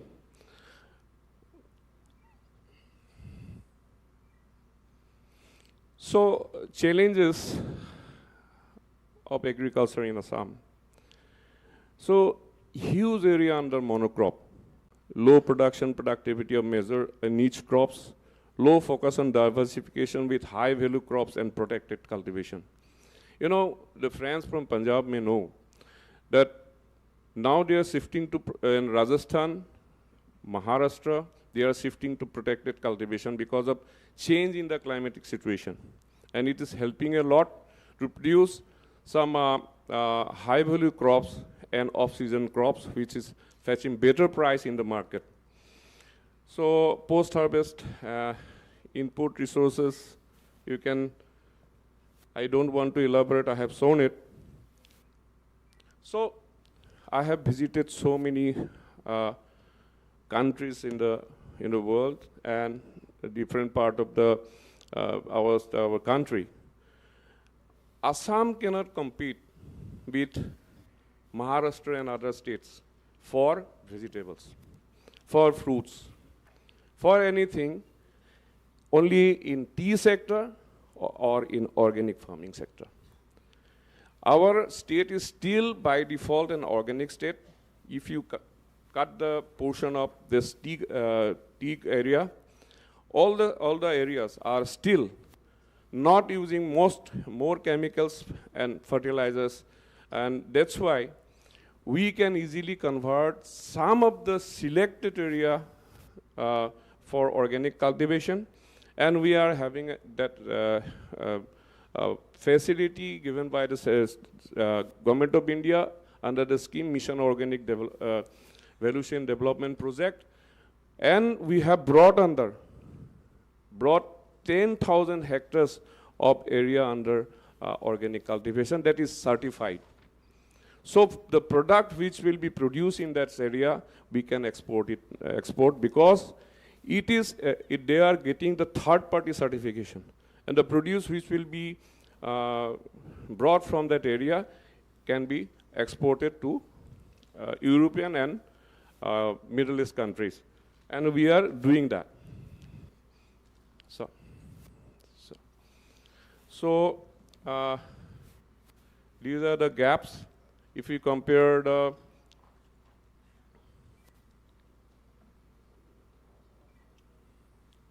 if you compare agriculture with horticulture, horticulture is going up.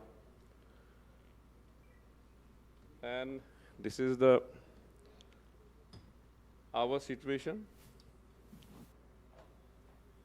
These are the gaps. Now I'll come to, so I must say about this, the state population, our strength is vast physiographical variation, one of the richest reservoir of genetic variability and diversity of crop, diversified crop. Natural home of citrus species, ginger, besides a number of medicinal and aromatic herbs, large number of ornamental and flower species grown in wild and semi-wild condition. Large species of orchids are flourishing in the state. High value fruits crops like strawberry, dragon fruit, and passion fruits have also shown tremendous potential in the state. Apart from the nutritional value, many horticultural crops, including herbs, are used for medicinal purpose, income generating, and poverty alleviation. So,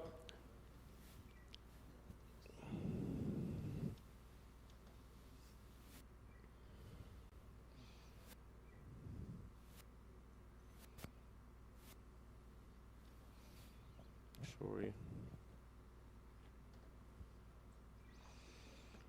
Actually, आप कोई भी slide miss नहीं कर सकता because all are very important. Yes, I'm going to time give it. थोड़ा limit हो गया, तो इसलिए very important वाला. So yes,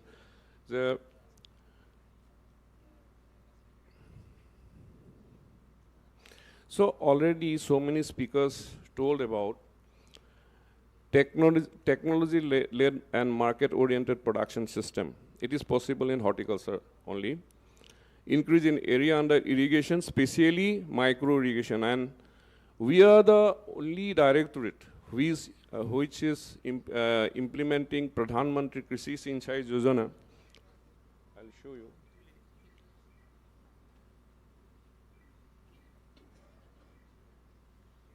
So these are the industries, small industries we have developed in different parts of the states. And you will love to know that this everyday masala, this is funded by our directorate, and which is getting popularity in the entire state.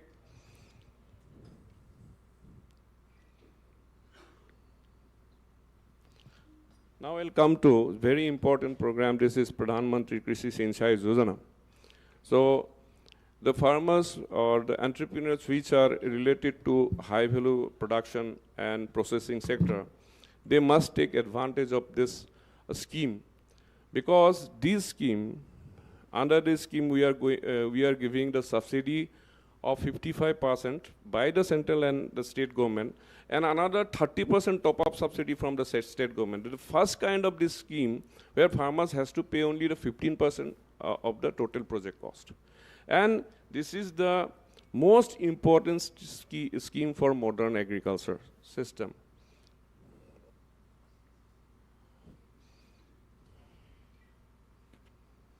So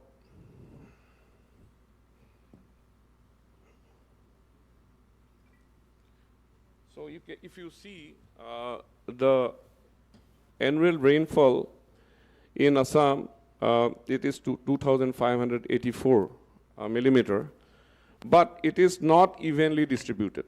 So during this, from on October onwards up to March, we are facing drought-like situation, and that's why we have brought 40,000 hectares under this micro irrigation, not only for horticulture crop, but for okay. So Sir is telling that my time is up. And I think actually 15 minute horticulture के लिए छोड़ दें, फिर sericulture और other things के लिए time नहीं बचेगा. These are the infrastructure we have developed, and the entrepreneur can take help of some of the schemes, and we are implementing throughout the state. Especially, we are emphasizing on organic production in cluster mode, and where we have started already export to some of the countries. So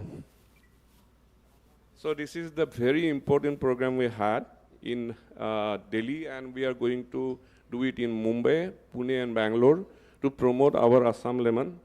100 locations of Delhi NCR has been already covered, and next month we are going to market our most popular lemon of the state. So thank you. This is the... Thank you, sir. Thank you, sir. Thank you so much for your wonderful thing regarding horticulture thing. We'll just move on to sericulture. I'll request Madam Kajori Rajkova, Director of Sericulture, please. Because so that now the dimension gets changed from this to the other one, please, ma'am. You also have some presentation? Yeah, can you play that presentation, please? It's there, ma'am. Kindly. Yeah, it's there on the screen. You can just see. So, good afternoon, everyone. Good afternoon to all the panelists here and the participants who had been listening since the morning. But I'm sure my topic, sericulture, will be totally different for all of you. For those who have already know about sericulture and those who, of course, do not know, I have just prepared some slides so that it can draw some kind of attention. But I'll just push through without going in any details about it. So, but however, I'll just like to highlight because Assam is the gateway of the Northeast, and it is famous not because of its tea, one-horned rhino, but also because of its silk. It is in Assam that we find all the 4 types of silks. All the 4 types of silks are found in Assam. Muga, which has already got its GI tag in 2007. Then we have, it also has the quality of the protection against ultraviolet rays. Then we have the Eri silk, which is having the thermal power properties, so that it can be worn in summers and winters altogether. Mulberry silk is also quite famous in Assam. People love it because of its luxurious quality, and Tassar is what, of course, found in a very small quantity because it is reared only in the 2 hill districts of the state. Actually, although sericulture is a part of agriculture, but people here have been practicing since time immemorial, and it is a passion for them, because even if they lose some kind of rearing failure is there for them, they will not stop. They will go ahead with the rearing of this muga especially. It is a bit hard because it is reared outdoors. So when we talk about silk of Assam, I must refer to the name of Srimanta Shankar Deva, who must have heard about him. He was a saint, and it was under his guidance, under the rule of King Narayana, that the Vrindavani Brasta was prepared, and it now adorns the Albert Museum of London. So this is the brief history, how silk is associated with Assam, and we all are proud of it. I also have some, can you just go? Some facts, just in brief. Assam is the largest producer of muga. It is around 89% because of the fact that it is endemic to this region.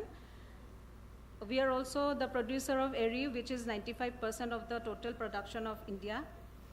Our state stands at 3rd rank while when we talk about the production of silk.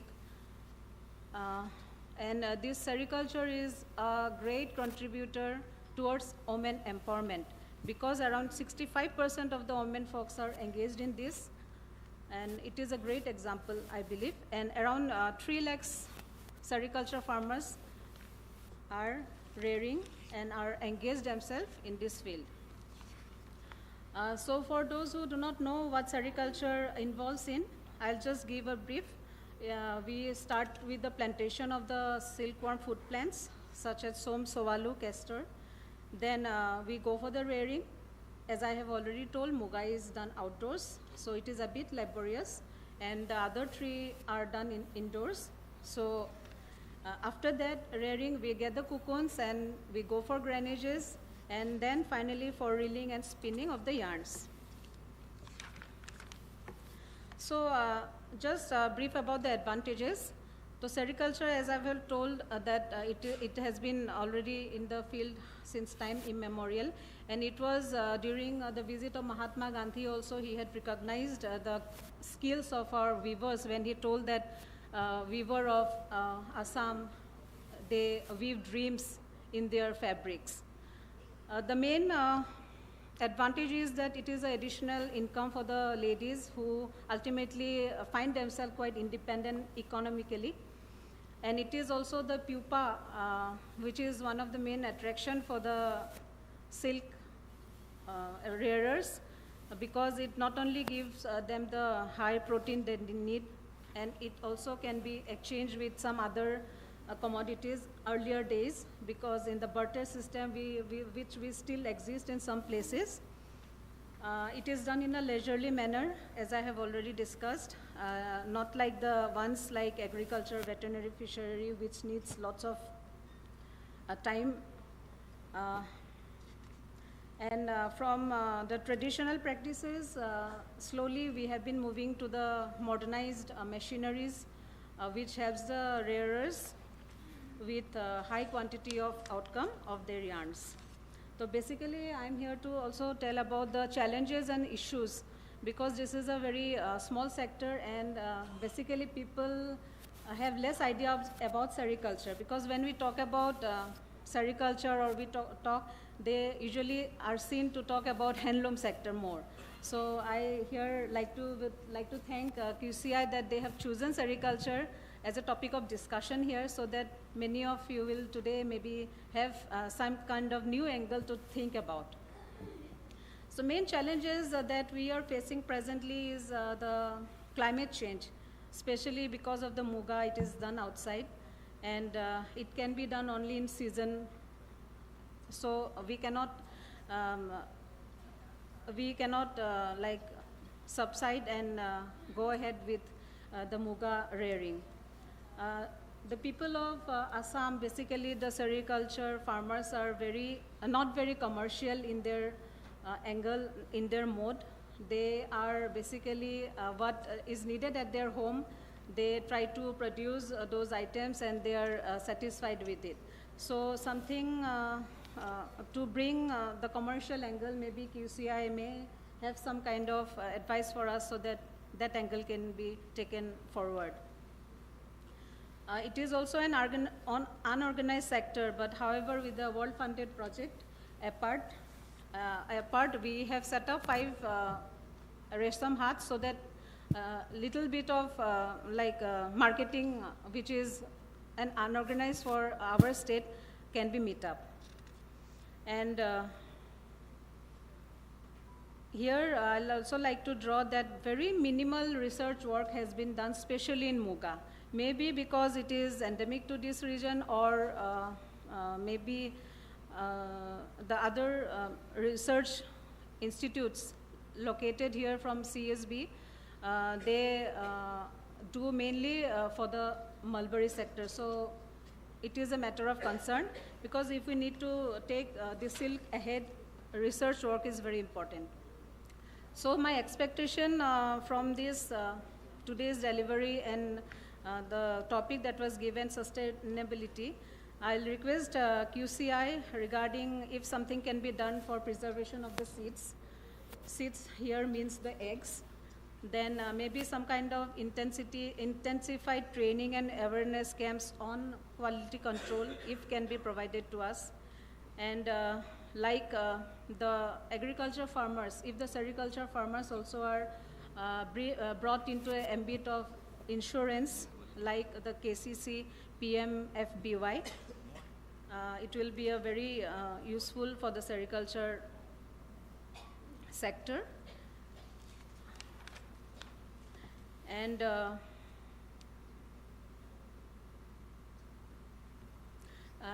also the assistance, because sericulture deals with both the trees as well as the animal. So in both the sectors, if some kind of assistance can be provided, it will be very helpful for the sericulture farmers. So these are some of the points that I had just brought together. I don't know if I could do justice, but thank you for listening, and I will like to thank QCI and also advise them to how to go about in the line of sericulture. Thank you, madam. Thank you so much. Thanks a lot, ma'am. Now I'll move on to the next speaker, Commodore Rajiv Ashok, Northeastern Regional Agricultural Marketing Corporation Limited. Please. Thank you, sir. Thank you so much.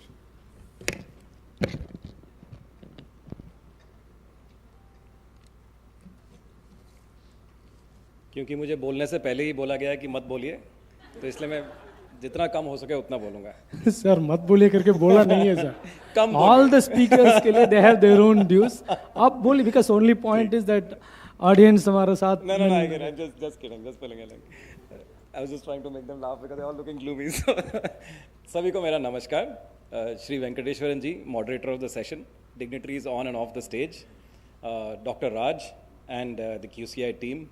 Ladies and gentlemen, first of all, thank you QCI for having this discussion and having this day of sessions. I think it is a good occasion for different people with different backgrounds to come together and आपस में थोड़ा सा exchange हो सकता है, खाने के ऊपर, चाय के ऊपर, जब भी मिलेगा हमको तब उस टाइम exchange हो सकता है. So मैंने कुछ points यहाँ पर डाले हैं जिसमें कि मैं agriculture का present status थोड़ा सा assess करूँगा और फिर हमारे strengths जो हैं agriculture में वो बताऊँगा और कहाँ पर हम gaps क्या हैं और कहाँ जा सकते हैं, और यकीन रखिए मैं 3-4 मिनट में इसको कवर कर दूँगा. मेरा ऑर्गेनाइजेशन जो है नेरामैक एक सेंट्रल पब्लिक सेक्टर एंटरप्राइज है. हम नॉर्मली प्रोजेक्ट्स, स्किल और मार्केटिंग में डील करते हैं. हमारा इन्वॉल्वमेंट फार्मर्स के साथ इसलिए है क्योंकि हमको पूरे नॉर्थ ईस्ट में, हमारा नॉर्थ ईस्ट 8 स्टेट में हमारा मैंडेट है और हमको यहाँ पर 210 FPOs फॉर्म करने के लिए दिए गए हैं from the ministry of agriculture as part of the central sector scheme. 10,000 FPO central sector scheme के चलते उसमें से 35 जो हैं वो असम के हैं. तो इसलिए हमारा फार्मर्स के साथ थोड़ा एंगेजमेंट रहता है. तो हमारा जो प्राइमरीली है नॉर्थ ईस्ट जो है वो एग्रेरियन सोसाइटी है, मतलब फार्मिंग सोसाइटी है, एंड ज़्यादातर लोग फार्मिंग से और उसके रिलेटेड अलाइड सेक्टर्स में एसोसिएटेड हैं. कुछ क्रॉप्स हैं जो कि तिरंगा भारती जी ने भी नाम लिए थे, rice, lentils, mustard, maize, potato, banana इत्यादि. इसमें सरप्लस प्रोडक्शन रहता है और इनका वैल्यू चेन अनलॉक करना एसेंशियल है क्योंकि इसमें से काफ़ी पेरिशेबल हैं. तो unless some value chain is derived out of it, farmers को बेनिफिट नहीं मिलता है और उसके चलते फार्मर का मोटिवेशन लेवल मेंटेन करना थोड़ा सा मुश्किल हो जाता है क्योंकि न्यूअर जनरेशन क्विकर रिजल्ट्स चाहती है और अगर रिजल्ट्स इसी तरह से जिस तरह से हमको अभी मिल रहे हैं वैसे ही चलते रहें तो ज़्यादा से ज़्यादा लोग एग्रीकल्चर से हट जाएंगे. तो उस चक्कर में इसमें वैल्यू एडिशन अनलॉक करना बहुत ज़रूरी है और उसमें ऑटोमेटिकली क्वालिटी कंट्रोल आ जाता है. और हमें एक्सपोर्ट्स की तरफ भी थोड़ा ध्यान देना पड़ेगा और थोड़ा सा कमर्शलाइज देखना पड़ेगा कि कैसे किया जा सकता है. अभी प्रेजेंट जो है मेनली नॉर्थ ईस्ट के अंदर ही इसका सेल हो जाता है, बहुत कम है जो रेस्ट ऑफ इंडिया में जाता है और उससे भी कम है जो एक्सपोर्ट्स में जाता है. तो इस पर हमको ध्यान थोड़ा देना पड़ेगा. एग्रीकल्चर लॉसेस को कंट्रोल करना पड़ेगा जिसमें कि टेक्नोलॉजी और क्वालिटी काम आ जाते हैं. उसमें प्रोसेसिंग है, आपका कोल्ड चेन है, आपका जो फसल बीमा योजना है जो गवर्नमेंट ऑफ इंडिया ने चलाया है उसका यूज़ करना ज़रूरी है. मंडी के साथ लियाज़ों करना ज़रूरी है जिसमें मेरे ख्याल से गवर्नमेंट इंटरवेंशन भी थोड़ा बहुत रिक्वायर्ड है ताकि प्राइस को कंट्रोल कर सकें और पूरा मिडलमैन के ऊपर ना छोड़ दिया जाए कि वो जो करना चाहें वो करें. क्वालिटी सीड्स के ऊपर फोकस करना ज़रूरी है क्योंकि जो आप बोएंगे वही आपको मिलेगा. तो अनलेस आप ठीक चीज़ बोएंगे ठीक चीज़ नहीं मिलेगा. तो quality seeds again requirement is essential. कुछ न्यू टेक्नोलॉजीज़ इंट्रोड्यूस करना ज़रूरी है. जैसे कि डायरेक्टर काजीरंगा ने बोला कि बाड़ी सिस्टम है, बहुत अच्छी बात है, ट्रेडिशनल सिस्टम है, it is a very good thing, no doubt about it, I am not against it at all, but there is a requirement जब आप कमर्शियल स्केल पे आप एग्रीकल्चर करने वाले हैं, तो कमर्शियल स्केल पे जब आप करते हैं तो आपको ज़रूरी है कि नए टेक्निक्स इंट्रोड्यूस करें ताकि उसी ज़मीन से आपको ज़्यादा उत्पादन मिले और बिना उस ज़मीन को हार्म किए हुए। क्योंकि एक तो चीज़ है कि फर्टिलाइज़र और पेस्टिसाइड डाल के आप उसमें से जितना मर्जी निकाल सकें, बट दूसरी चीज़ है अगर आप समझदारी से इस्तेमाल करें तो उसी ज़मीन को उसको बचा के रखते हुए आपको अधिक उत्पादन मिलेगा। तो इसमें पॉली हाउस, ग्रीन हाउस, इसमें डायरेक्टर हॉर्टिकल्चर ने भी इसके बारे में बात करी, ऑफ सीजन क्रॉप्स ताकि आप ग्रो कर सकें। और जो नॉर्थ ईस्ट का आप एनवायरनमेंट देखेंगे तो पूरे भारत का एनवायरनमेंट यहाँ पर है, कहीं ना कहीं, कहीं ठंड है, कहीं बर्फ़ है, कहीं पानी है, कहीं बारिश है, कहीं प्लेन्स हैं, तो यहाँ सारे एनवायरनमेंट मिल जाता है नॉर्थ ईस्ट में। तो ज़रूरी है कि उसके हिसाब से हम प्लान करें और इसको यूटिलाइज करें। High density farming, multi layered farming, intercropping, ये सब चीज़ें हम अभी यूज़ नहीं कर रहे हैं, और कर भी रहे हैं तो बहुत कम, एटलीस्ट नॉर्थ ईस्ट में मैं बोल रहा हूँ बहुत ही कम, 2-3 जगह पर हैं जो मैं जानता हूँ एटलीस्ट, जहाँ बहुत कम यूटिलाइज हो रहा है। इसको अधिक करना जरूरी है। क्रॉप रोटेशन, इंटीग्रेटेड फार्मिंग, जैसे कि एक्वापोनिक्स यूज़ करें आप, उसमें डकरी, पोल्ट्री, लाइव स्टॉक, वो सब आप यूज़ कर सकते हैं, जिससे कि आपका जो उत्पादन है वो ज़्यादा मिले और आमदनी के सोर्सेस हैं वो ज़्यादा मिले। काइजन, किसी ने पिछले सेशन में भी बात किया था इसका, जिसमें कि कंटिन्यूस इंप्रूवमेंट की बात होती है, वो ज़रूरी है यूज़ करना। और फैलो लैंड जो है, जो ज़मीन जो उपजाऊ नहीं है फ़िलहाल, उसको किस तरह से यूटिलाइज़ किया जाए, उसको किस तरह से वापस उपजाऊ लाया जाए, वो ज़रूरी है सोचना। उसमें आप बायो फर्टिलाइजर्स यूज़ कर सकते हैं, बायो न्यूट्रिएंट्स यूज़ कर सकते हैं, माइक्रो न्यूट्रिएंट्स यूज़ कर सकते हैं, वो सब टेक्नोलॉजीज़ आना बहुत ज़रूरी है ताकि जो अनयूटिलाइज्ड लैंड है, काफ़ी हैं यहाँ, water waste land, water lands भी हैं, मार्शी एरियाज़ हैं, वो सब हैं, वो सब वापस आप उपजाऊ बना सकते हैं अगर आप इसको टेक्नोलॉजी का इस्तेमाल करें तो। Of course, as far as QC is concerned, this is the last part of my talk. QC is concerned, there is a requirement for testing of soil, water, जो प्रोडक्ट बना है उसका टेस्टिंग की requirement है, और certifications की ज़रूरत है जिससे कि आप अपना सेल्स इंप्रूव कर सकें और प्रोडक्ट को अच्छा वैल्यू मिले। इसमें मैं QCI से एक वो रिक्वेस्ट करूंगा, और वेंकटेश्वरन साहब भी देख रहे हैं इस चीज़ को, कि जो टेस्टिंग के गैप्स हैं, जो we would like to take on something, we have real estate available, some of it, if you can set up a lab, you can assist us with telling us where the gap is as to what are the test not available in the north east, then probably we could utilize that facility to set up a lab for that. Instead of people going to Calcutta and getting things tested, we could probably look at that. Not too complex a thing. If we can handle it, then we can actually engage on that, and we can see how we can do that, so that people don't have to send their samples too far away. There's a requirement, tissue culture labs लाने की ज़रूरत है ताकि better cropping हो सके, and you have botanical research laboratories, medicinal plants में थोड़ा सा और research करने की ज़रूरत है। Medicinal plants पर यहाँ पर बहुत स्कोप है, बट बहुत कम काम हो रहा है।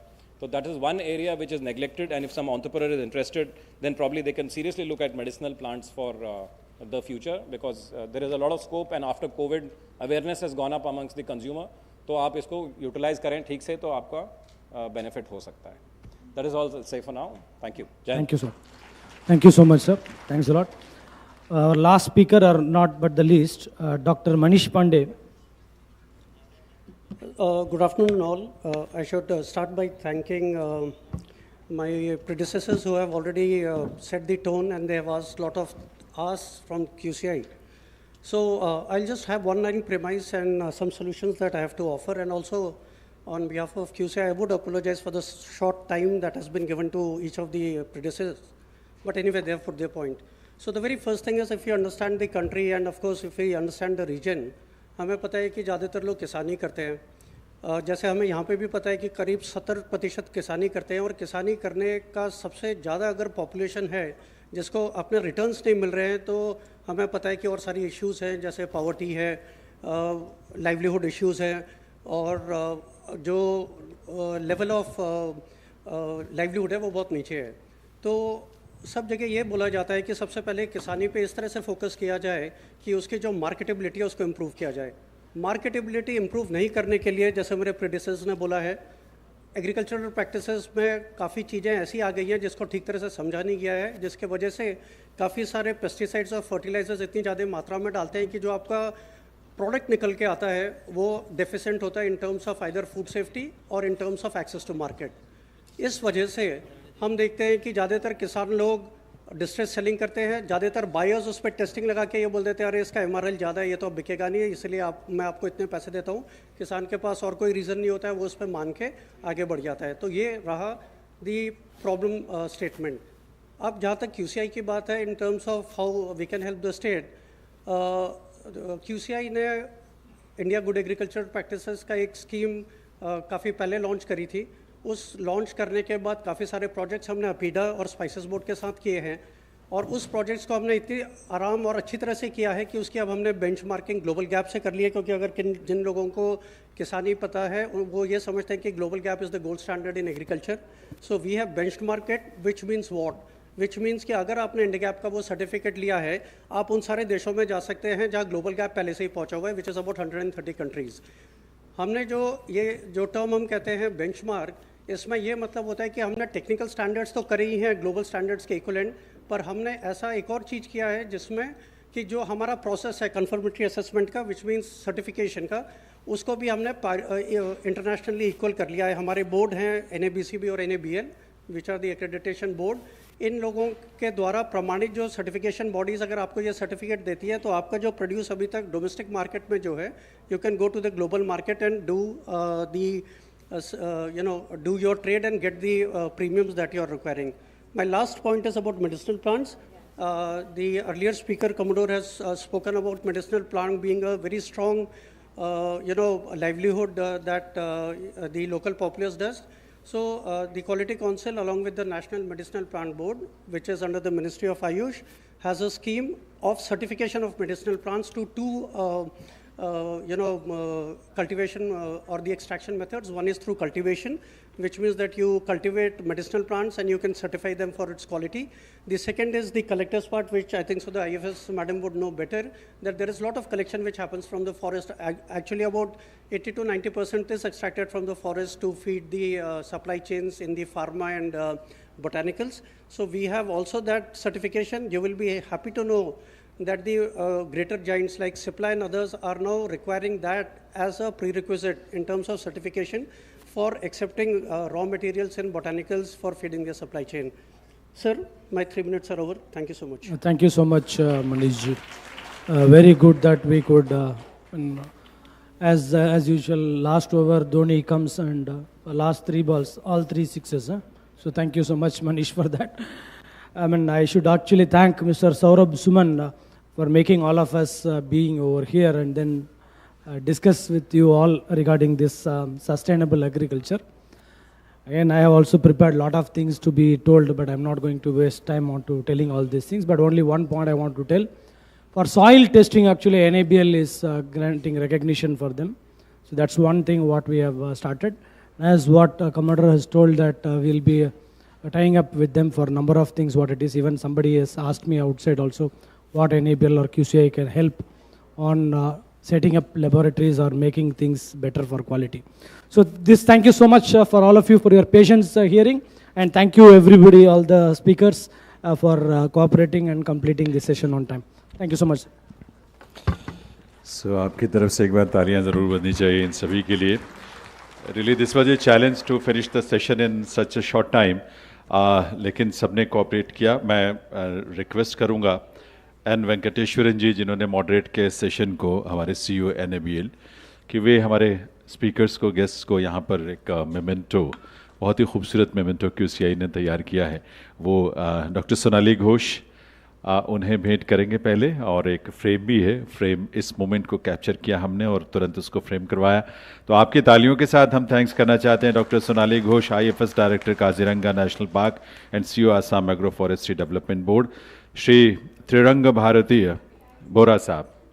उनके लिए भी आपकी तालियों की ज़रूरत ज़रूर है. हम सब के लिए बहुत, हम सब की तरफ से थैंक्स. डॉक्टर डायरेक्टर हॉर्टिकल्चर, उनका थैंक्स इस मौके पर आने के लिए.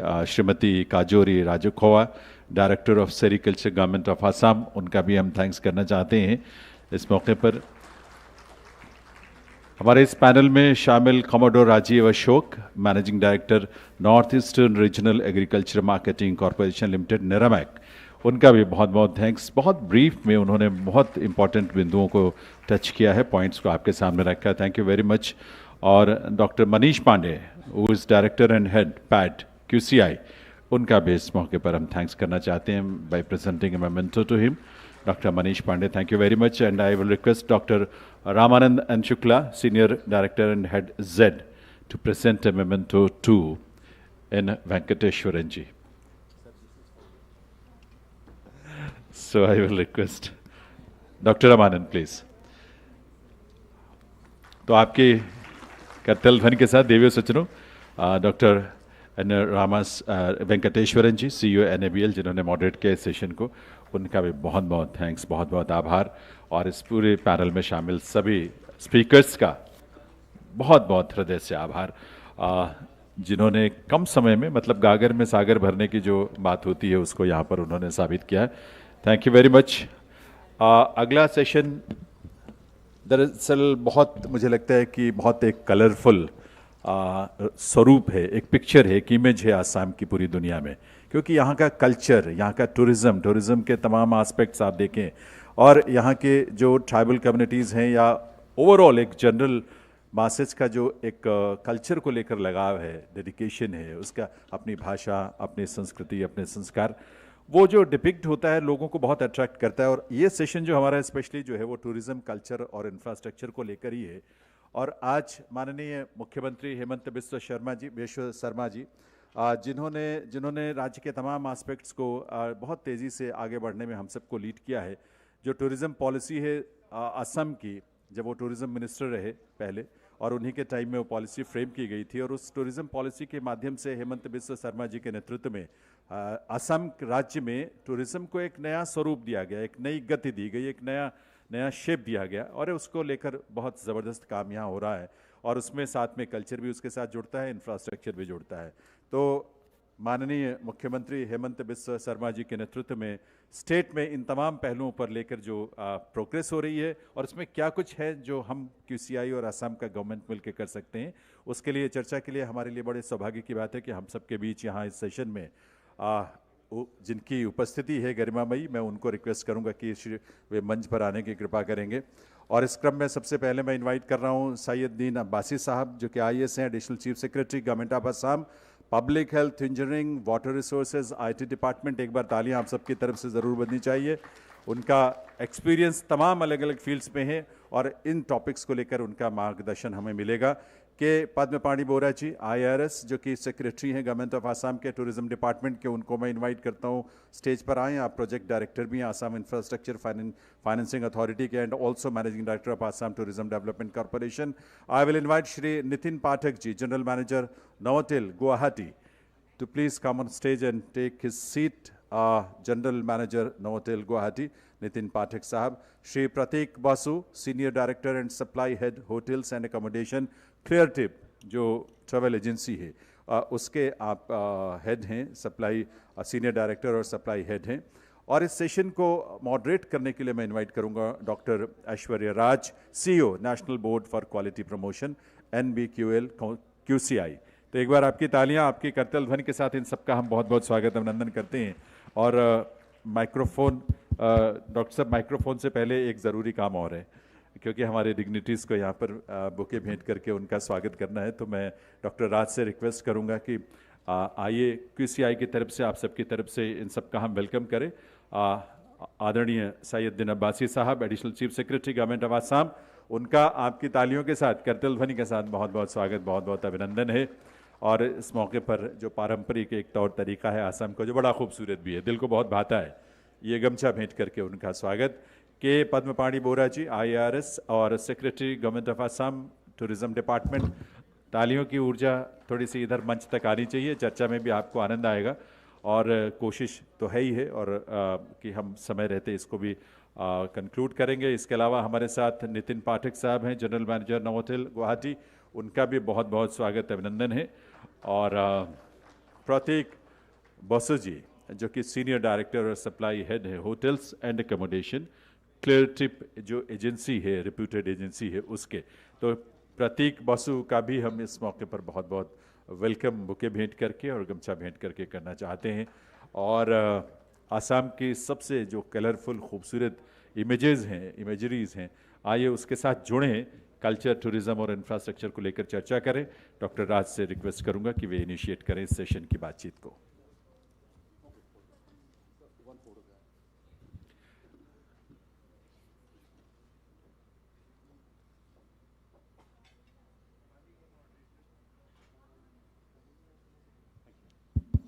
Thank you, Janen ji. I can see a lot of people moving out for lunch. I promise you कि ये session crisp रहेगा, interesting रहेगा, and आपसे ये भी मैं अनुरोध करता हूँ कि यहीं पे बैठे रहें, क्योंकि lunch के बाद भी Chief Secretary साहब आएंगे और the closure of the event will happen, the validity will happen. So इस session में first of all, I welcome all of you. Thank you so much for taking out time during the session which is going on, despite that you came here. Thank you so much, sirs. Now, ये session जो हम लोग आज discuss कर रहे हैं tourism and infrastructure का, tourism के नाम पे हम सब लोग travel कहीं ना कहीं करते ही हैं, right? हम लोग के लिए at times it happens कि tourism is booking a ticket, train or flight, getting a hotel or a B&B or something, and then go and see Taj Mahal or go and see Andamans. For us, that is travel or tourism. What we fail to understand is even the quality of that suitcase in which we are packing our stuff is also important in the entire itinerary. हम लोग at times भूल जाते हैं कि जो unseen support रहता है various players का in our successful tourism journey, वो हमारे पैकिंग से लेकर, टिकटिंग से लेकर, रोड पे चलते हैं जो जिससे हम अपने गंतव्य स्थान पर पहुंचते हैं, फिर वो फ्लाइट या ट्रेन लेते हैं, फिर वो रिक्शा करते हैं और ऑटो करते हैं और कैब लेते हैं, होटल में जाते हैं जो सर्विस मिलती है, उसके बाद बाहर जाते हैं, हम पूरा टूरिज्म डेस्टिनेशन पूरा भ्रमण करते हैं। वो एक पूरा साइकिल है जिसमें बहुत सारे प्लेयर्स हैं और उसमें से one of the most important players in this entire cycle is perhaps tourism infrastructure that is being provided. So with this, I will invite Abasi sir to kindly shed light on what exactly the government of Assam is doing about infrastructure, specifically related to tourism and the efforts that we have made for Guwahati Smart City. Sir.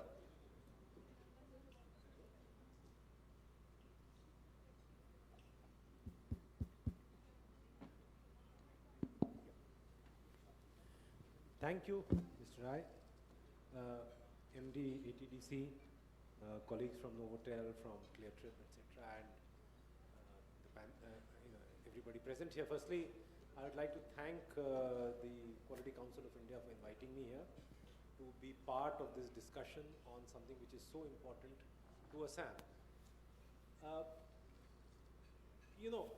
When you talk about Assam, you talk about its natural beauty, you talk about its culture.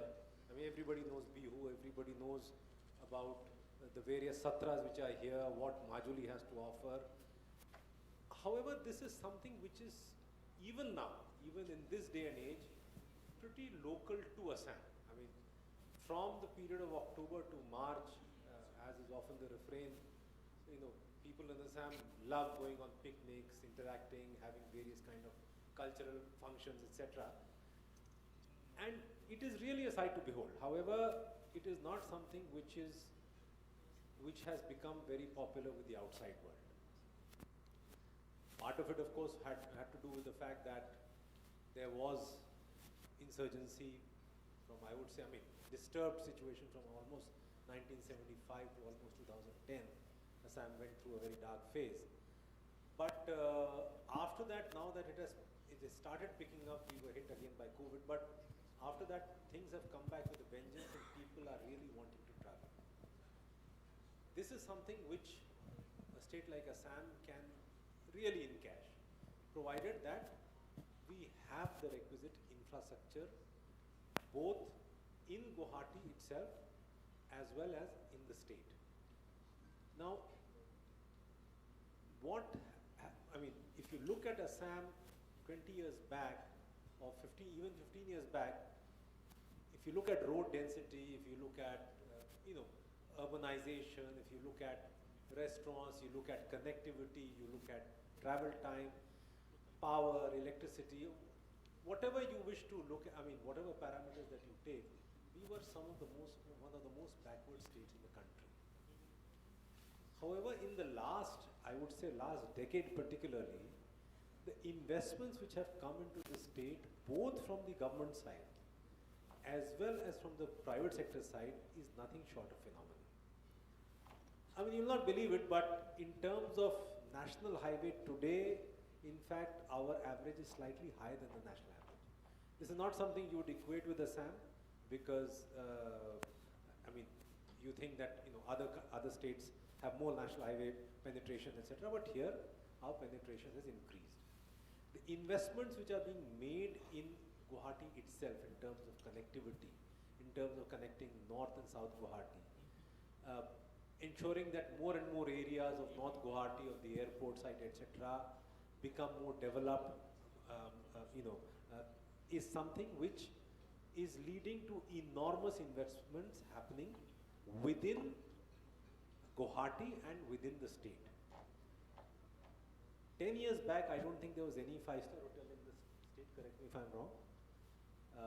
We've had now, Radisson and Taj Vivanta, which is coming, but suddenly now there is a rush to have quality hotels in the whole of the Northeast. Looking at Kaziranga as a hub, looking at Guwahati as a hub, etc., where a lot of hotel activity is now taking place.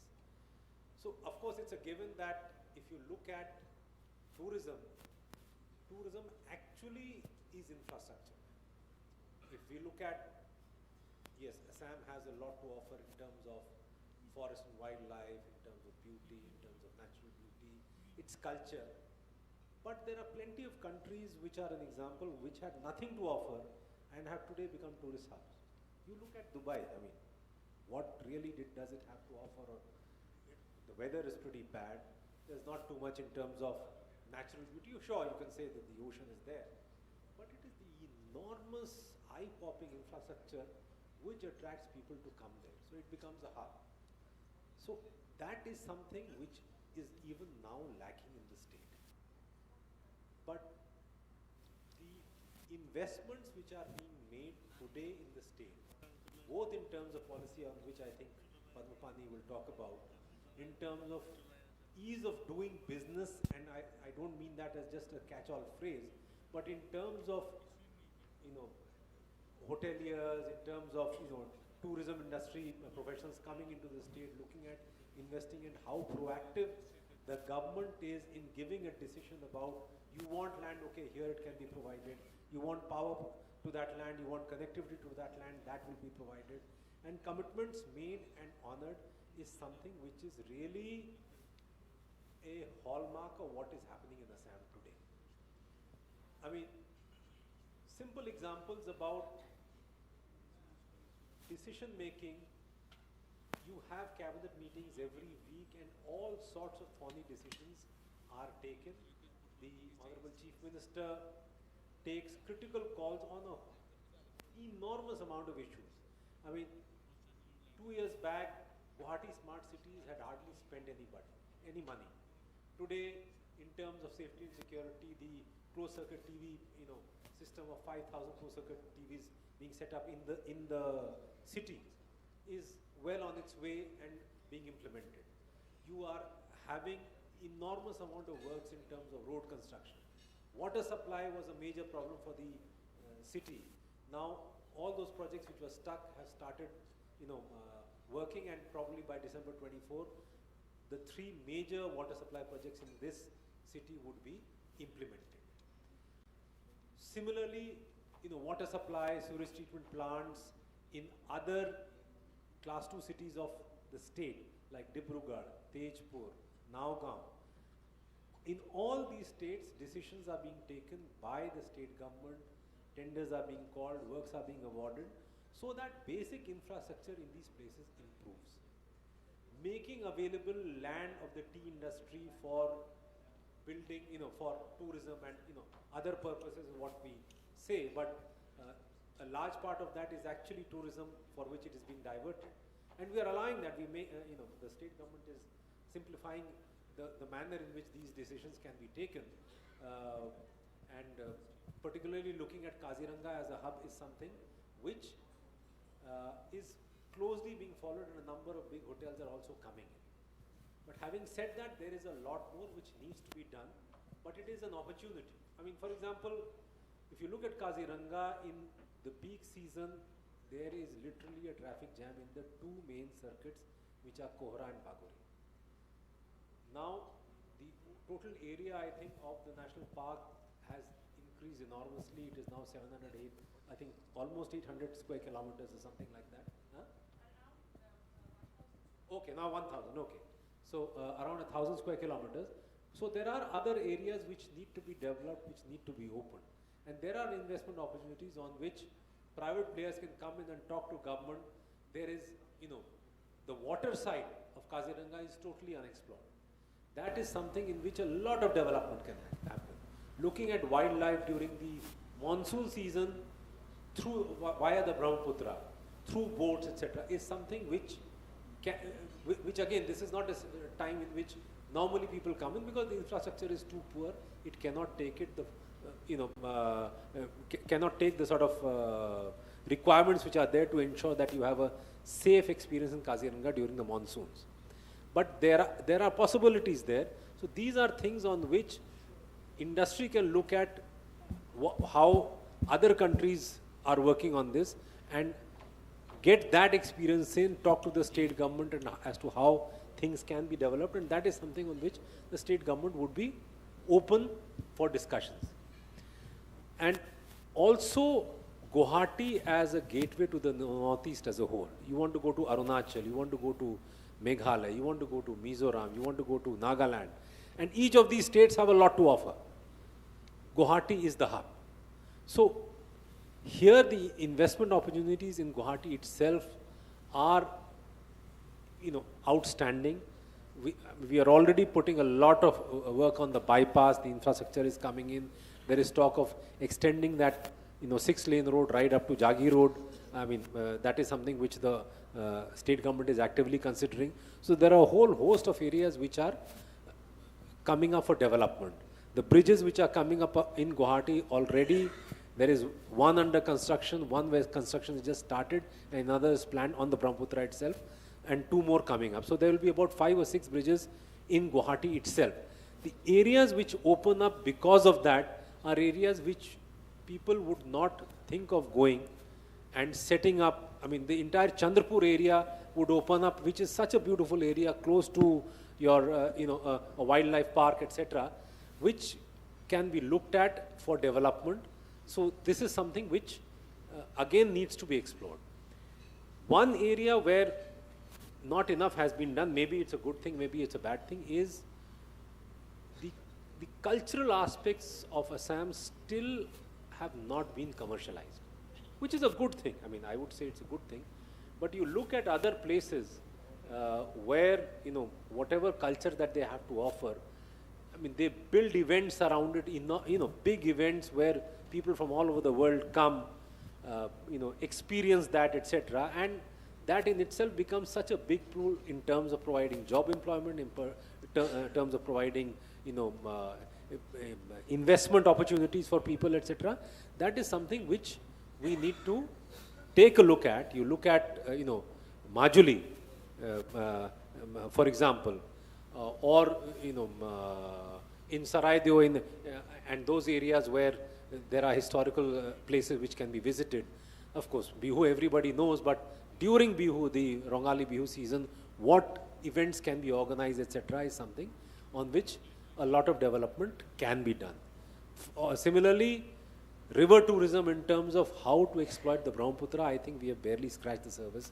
There is enormous opportunities both in and around most major cities, not just of people coming from outside, but even of the local populace looking at water sports, looking at events in the river, etc., which can be promoted, on which there is enormous opportunity if people are willing to talk to government and exploit that.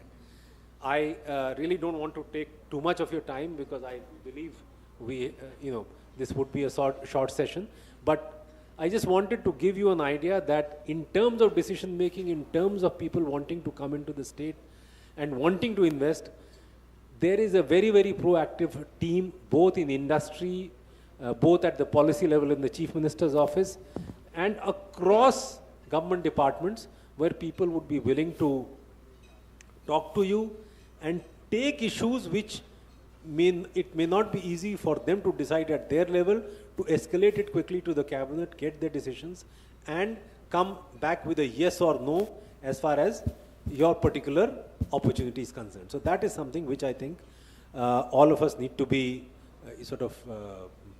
understand properly just exactly the nature of the change which has happened in terms of government administration and responsiveness in Assam in the last 2.5 years. So I just wanted to lay out a few words on this. Once again, I thank the Quality Council of India for inviting me here. Thank you. Thank you so much, sir.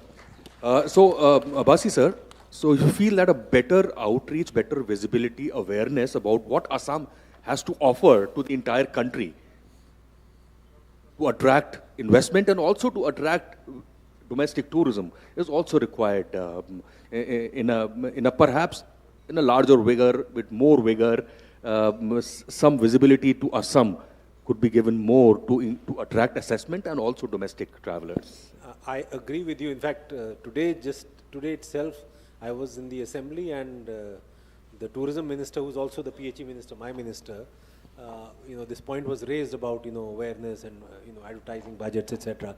He said, look, we have a very, very small advertising budget.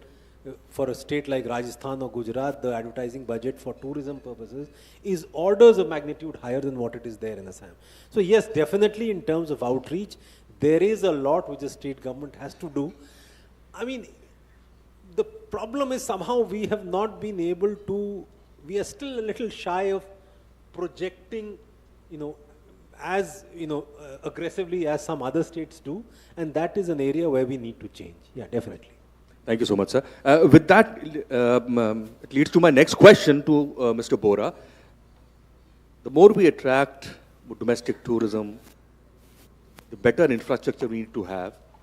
And today, especially after COVID, we have a lot of different words coming out: homestays, revenge vacation, staycation, workation.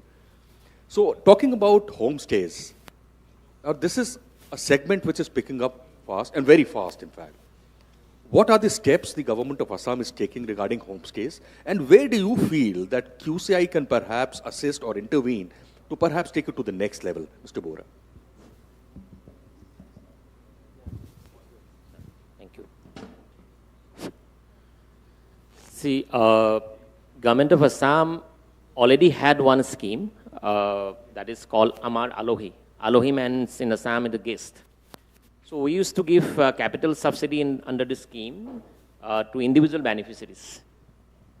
Around 60 to 70 homestays already constructed under these schemes till 2019, before COVID. And during COVID, we could not carry out with this scheme, but Honorable Chief Minister, present Chief Minister, he has a different view, and he directed us that we should have a, different homestay policy where accommodation can be given to more than one family in a particular place. And we have many places in Assam where we do not have such infrastructures to stay. So better we should come with a comprehensive homestay policy, so that places like Dima Hasao or the Karbi Anglong hill stations and places like Manas, Kaziranga, we have infrastructure, but again we need homestays, because people now, after COVID, we can see that they are preferring homestays. So we have come up with a new homestay policy that is cluster-based, and a cluster-based having 10 beneficiaries in a particular group. They can avail these policies, incentives that are available. We are giving capital subsidy, along with we are giving marketing and operational subsidies. Suppose we give capital subsidy of 10 lakhs, and there's a group of 10 individuals. We have set some educational qualification for them. We are giving this one-time capital subsidy, and we'll give it a marketing subsidy and the operational subsidy for next 5 years. We are looking at that so that this homestay is sustained for a longer period. That is very important, because we are giving capital subsidy, but after a year or two, they may not be in the same line. So we are thinking that we should give a operational subsidy to encourage the youngsters or the youth, both for tourism and also from the point of view of self-employment, economic sustainability. So we have already advertised and we are getting good responses. Around 36 applications we have received. We are scrutinizing that. And so far as QCI's role is concerned, because we are targeting places like Saraido. You must be knowing that it's India's single nomination from UNESCO's World Heritage Site. A group of ministers already visited this place day before yesterday, and the UNESCO's team is coming next month. So we are targeting those areas where do not have hotel accommodation, other stay facilities, so that we can develop some homestays on those areas. So in QCI's role would be, suppose, hand-holding of these youths and also skilling and upskilling, creating awareness, how to market that. Because we are giving a subsidy or support, but your role would be to give them the market linking, how they can advertise, publicize their homestays, what service, quality service they can provide to the tourists. This quality standards have to be maintained wherever you go. So here I think that intervention is QCI we can think of. Thank you so much. We are short of mics also and time also. So I will not take, so your inputs are well taken. We have team members here noting down as to what inputs, how QCI can assist in this, especially in the impact assessment of the subsidy being provided to the capital subsidy provided to the... Skilling and upskilling, that hand-holding is very important, because in the remote, some certain areas they're not exposed to handling international tourists. And I just want to supplement, sir, because in last year we received around 10 million tourists in Assam. That is itself a record. We are proactively trying to promote Assam. Within Assam and outside Assam also, we conducted road shows in places like Delhi, Bombay. We are participating different events. Although we have budget constraint, but within the limited budget, we are trying to promote. And I think this is a record to receive such a massive number of tourist footfall in Assam, which I think almost 575% growth compared to last year. And it is, the number is double if you compare the number we used to receive in pre-COVID period. Thank you so much. I'll move straight to Nitin. Prateek, I'll come to you last. So, Prateek, in fact, I'll ask you a question. Is Novotel on Cleartrip? Hello. Yep. So as of now, yes, we do, but it's not on a direct contracting, because Novotel belongs to a group called Accor, and they do it centrally. So that is the reason why it's not. However, we are trying to even discuss and have a static rate and try to work directly. So that's great. See all the online travel partners which are there assisting all of us in our journeys, in our travel. It is important to understand how it works. So that, Prateek, will come back to you. Nitin, we heard Abasi sir and Bora sir. Now, when we talk about hand-holding the smaller players, so you are Novotel, right? And just for the knowledge of the audience, he's the FHRAI representative as far as this event is concerned. You are Novotel, you have the wherewithal, you have the knowledge, you have the training, you have all the people there who are trained running a five-star hotel. Now, do you feel that hotels like maybe this, Vivanta or Mayfair or yours for that matter, do you think you have a role to play in hand-holding or capacity building of the B&Bs and the homestays? If yes, then how? Thank you very much for giving me this opportunity. Good afternoon, ladies and gentlemen, and the dignitaries on and off of the dais. It's absolutely correct. We belong to a hotel community which is more than 6,000 hotels worldwide, Accor, as rightly said. We definitely have a role to play. I mean, I was hearing the administrative focus by Mr. Padmpani Vora and Mr. Abbasi, the kind of the focus the government has in developing the infrastructure and tourism into the northeastern part of India. I think there is immense focus. And with this kind of a focus, I think there is, the northeastern region is definitely bound to grow. Now coming back to our role as a five-star hotel or trained skill, I think the sustainability is one of the most important part which I can say. I mean, once we start on hotel operations in any of those areas wherein we are impacting the local community, wherein we are impacting the flora and fauna of the area, be it Kaziranga or be it anywhere near Brahmaputra and everything. Our prime responsibility as a responsible operator is to ensure that we are highly sustainable. Single-use plastics, the usage of the other material which is harmful to the environment, how we are taking the local community with us, how we are developing the skills among those team members, and how we are generating the employment and helping the government and probably trying to take their vision ahead.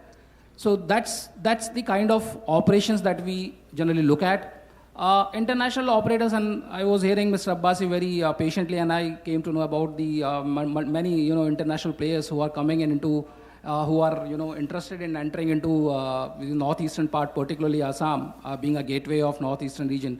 I think that's a tremendous opportunity for all those international players to enter into this region. This region, I think, has everything in the sense in terms of ecotourism, in terms of adventure tourism, or in terms of wildlife, flora, fauna. It's been blessed with everything.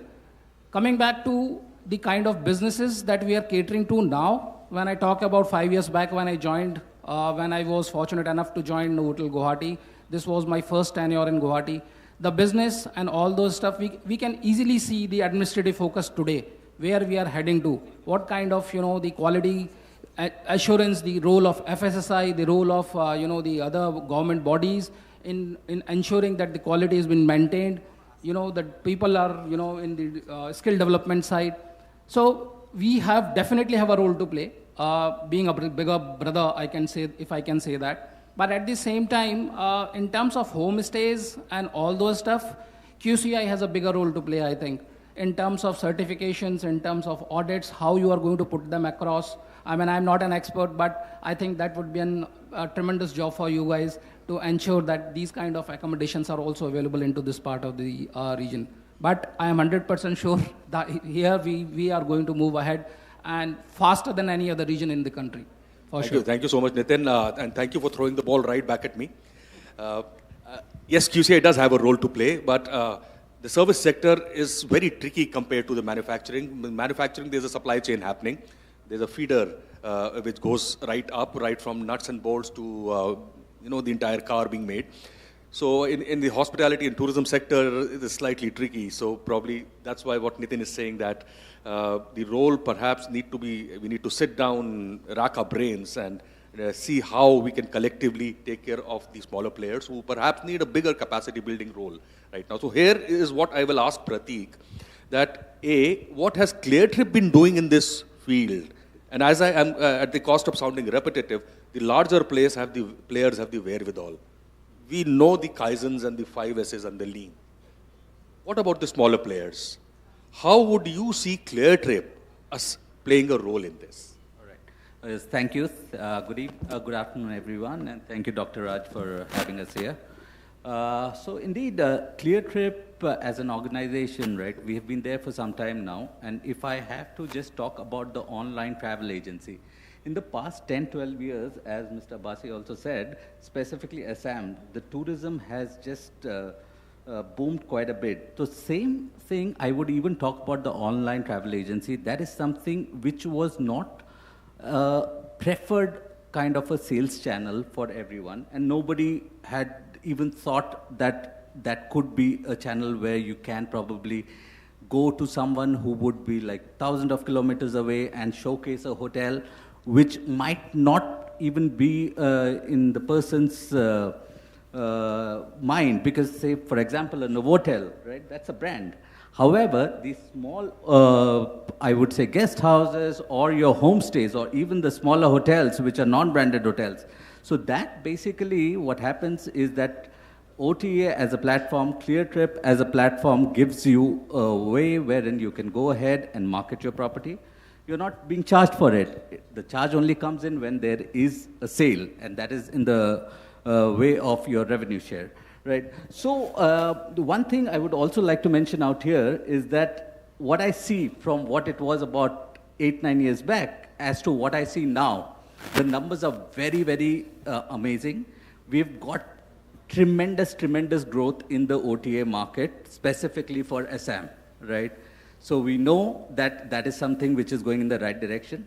And then, as we also mentioned, that Assam specifically being the gateway of Northeast to the Seven Sisters, other Seven Sisters, and as Mr. Bora also mentioned that, 10 million people came in last year, and in the total Northeast, it was close to about 11.8 million. And out of those 11.8 million, if 10 million comes to Assam, that definitely makes sure what we are telling you out here, that Assam is definitely a gateway, and we're doing pretty well out there, is something which is quite commendable.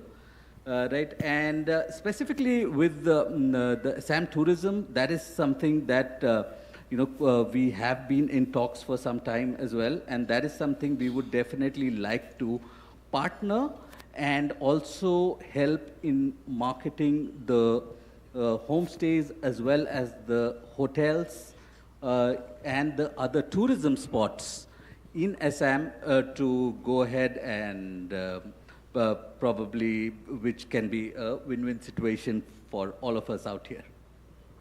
Thank you so much, Prateek. We are running behind schedule. The lunch is already ready. I'm so sorry we are keeping you away from your lunch. But with this, let me just sum it up very quickly. See, there is always an opportunity for improvement. It just doesn't mean that if you feel that you're right at the top, but again, there is something beyond the top also.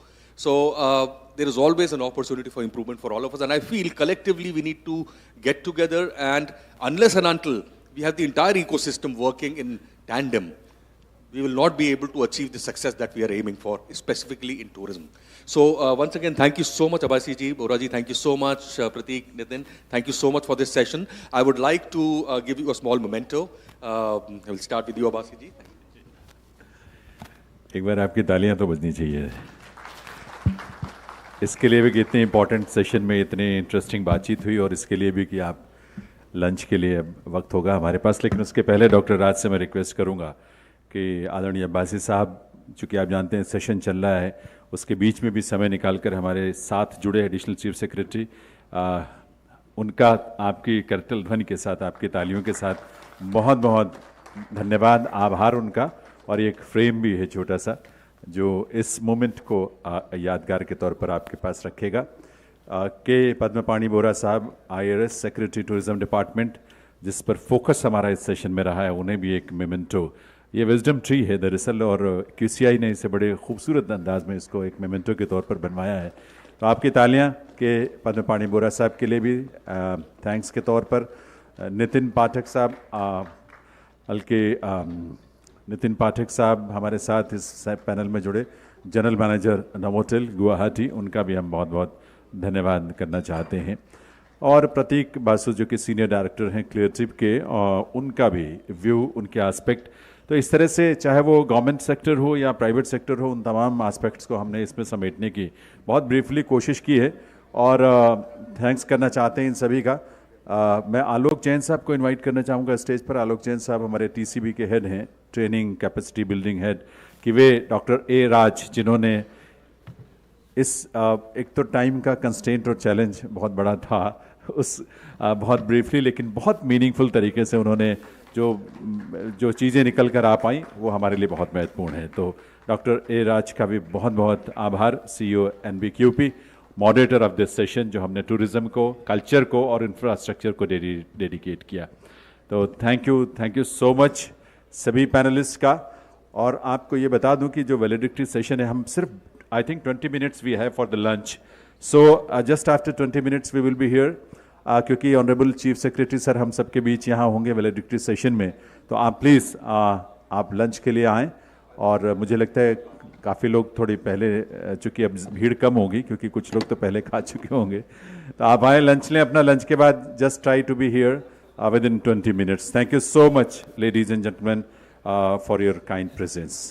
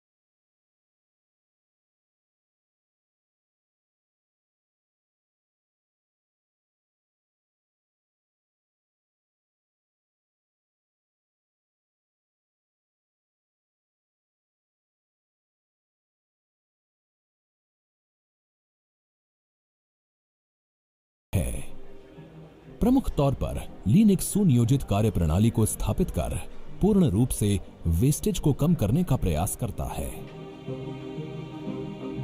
Manufacturing unit को स्थायित्व देने के लिए लीन 2 आधारभूत स्तंभों just in time यानी JIT और जडोका का प्रयोग करती है। इनके सम्मिश्रण से वर्कर एवं मशीन का उपयुक्त प्रयोग तथा त्रुटियों को सही समय पर नियंत्रित करते हुए कम से कम समय में गुणवत्ता, उत्पादकता, सुरक्षा और अंततः मुनाफा बढ़ाने में मदद मिलती है। लीन के अंतर्गत जहां जापानीज 3M कॉन्सेप्ट मुडा, मुरा, मुरी के परिपालन से उत्पादन को संतुलित किया जाता है, वहीं इसमें 5S, कानबान, पोकेयोके, सेल्यूलर लेआउट इत्यादि जैसे कई टूल्स भी हैं जिनका प्रयोग आज दुनिया भर में किया जाता है। भारत सरकार द्वारा चलाई गई MSME कम्पेटिटिव लीन स्कीम के अंतर्गत 4 से 10 इकाइयों का ग्रुप बनाकर 3 चरणों में यानी बेसिक, इंटरमीडिएट, एडवांस लेवल पर लीन सलाहकार की मदद से 18 महीनों में लीन तकनीकों को कार्यान्वित करते हैं। इस योजना का विस्तृत रूप से प्रभाव डालने के लिए सरकार ने लीन सलाहकार की 90% फीस का भुगतान करने का फैसला किया है, जिससे ज्यादा उद्यम रजिस्टर्ड MSMEs इसका लाभ उठा सकें। इसके अलावा जो MSME इकाइयां MSME कम्पेटिटिव लीन स्कीम को सफलतापूर्वक पूरा करती हैं, वो सस्टेनेबल, Z तथा डिजिटल MSME में उपलब्ध सब्सिडी का लाभ भी उठा सकती हैं। MSME कम्पेटिटिव लीन भारत का औद्योगिक स्वरूप बदलने तथा उसे वैश्विक प्रतिस्पर्धा के समक्ष तैयार करने के लिए एक परिपूर्ण स्कीम है। तो आइए MSME कम्पेटिटिव लीन स्कीम को अपना पूर्ण समर्थन देते हुए भारत को दुनिया का एक मैन्युफैक्चरिंग हब बनाने में अपना सहयोग दें। लीन है तो यकीन है, लीन है तो यकीन है।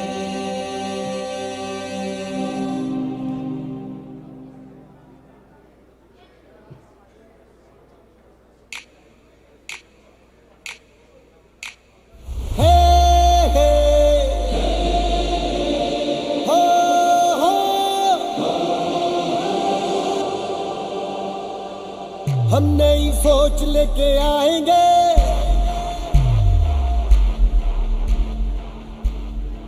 क्वालिटी इंडिया बनाएंगे।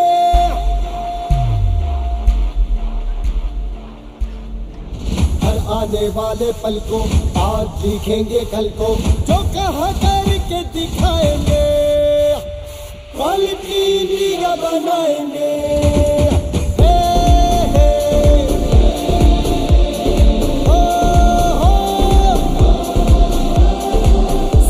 बुनेंगे आसमानों में, हौसले अपनी उड़ानों में। खुशबू की होगी नमी, स्वच्छ होगी जमी, आबो हवा को महकाएंगे, क्वालिटी इंडिया बनाएंगे।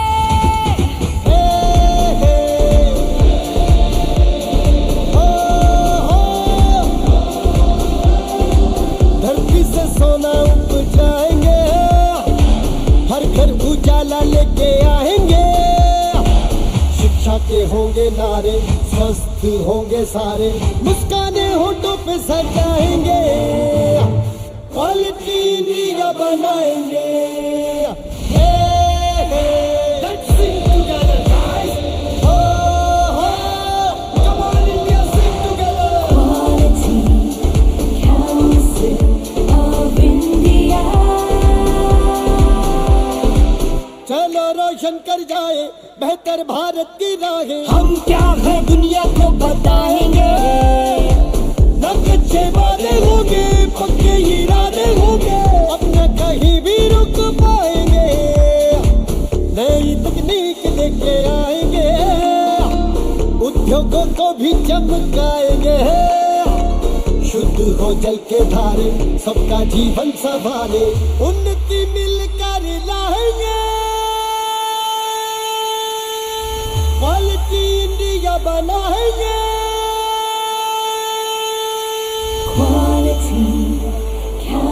of India. Let's do it one more time. Hey, hey.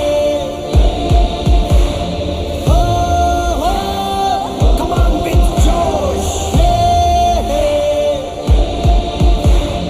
Oh, oh.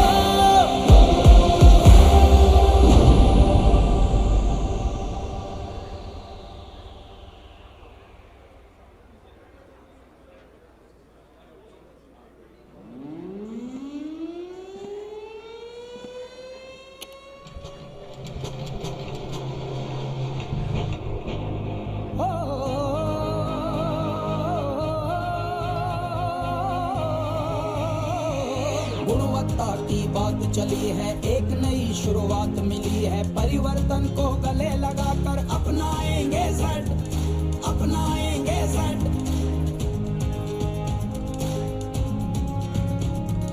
लदे हौसलों के हैं पिटारे, हिम्मत भी है पास हमारे, सोच को अपनी बड़ी बनाकर अपनाएंगे ज़ड।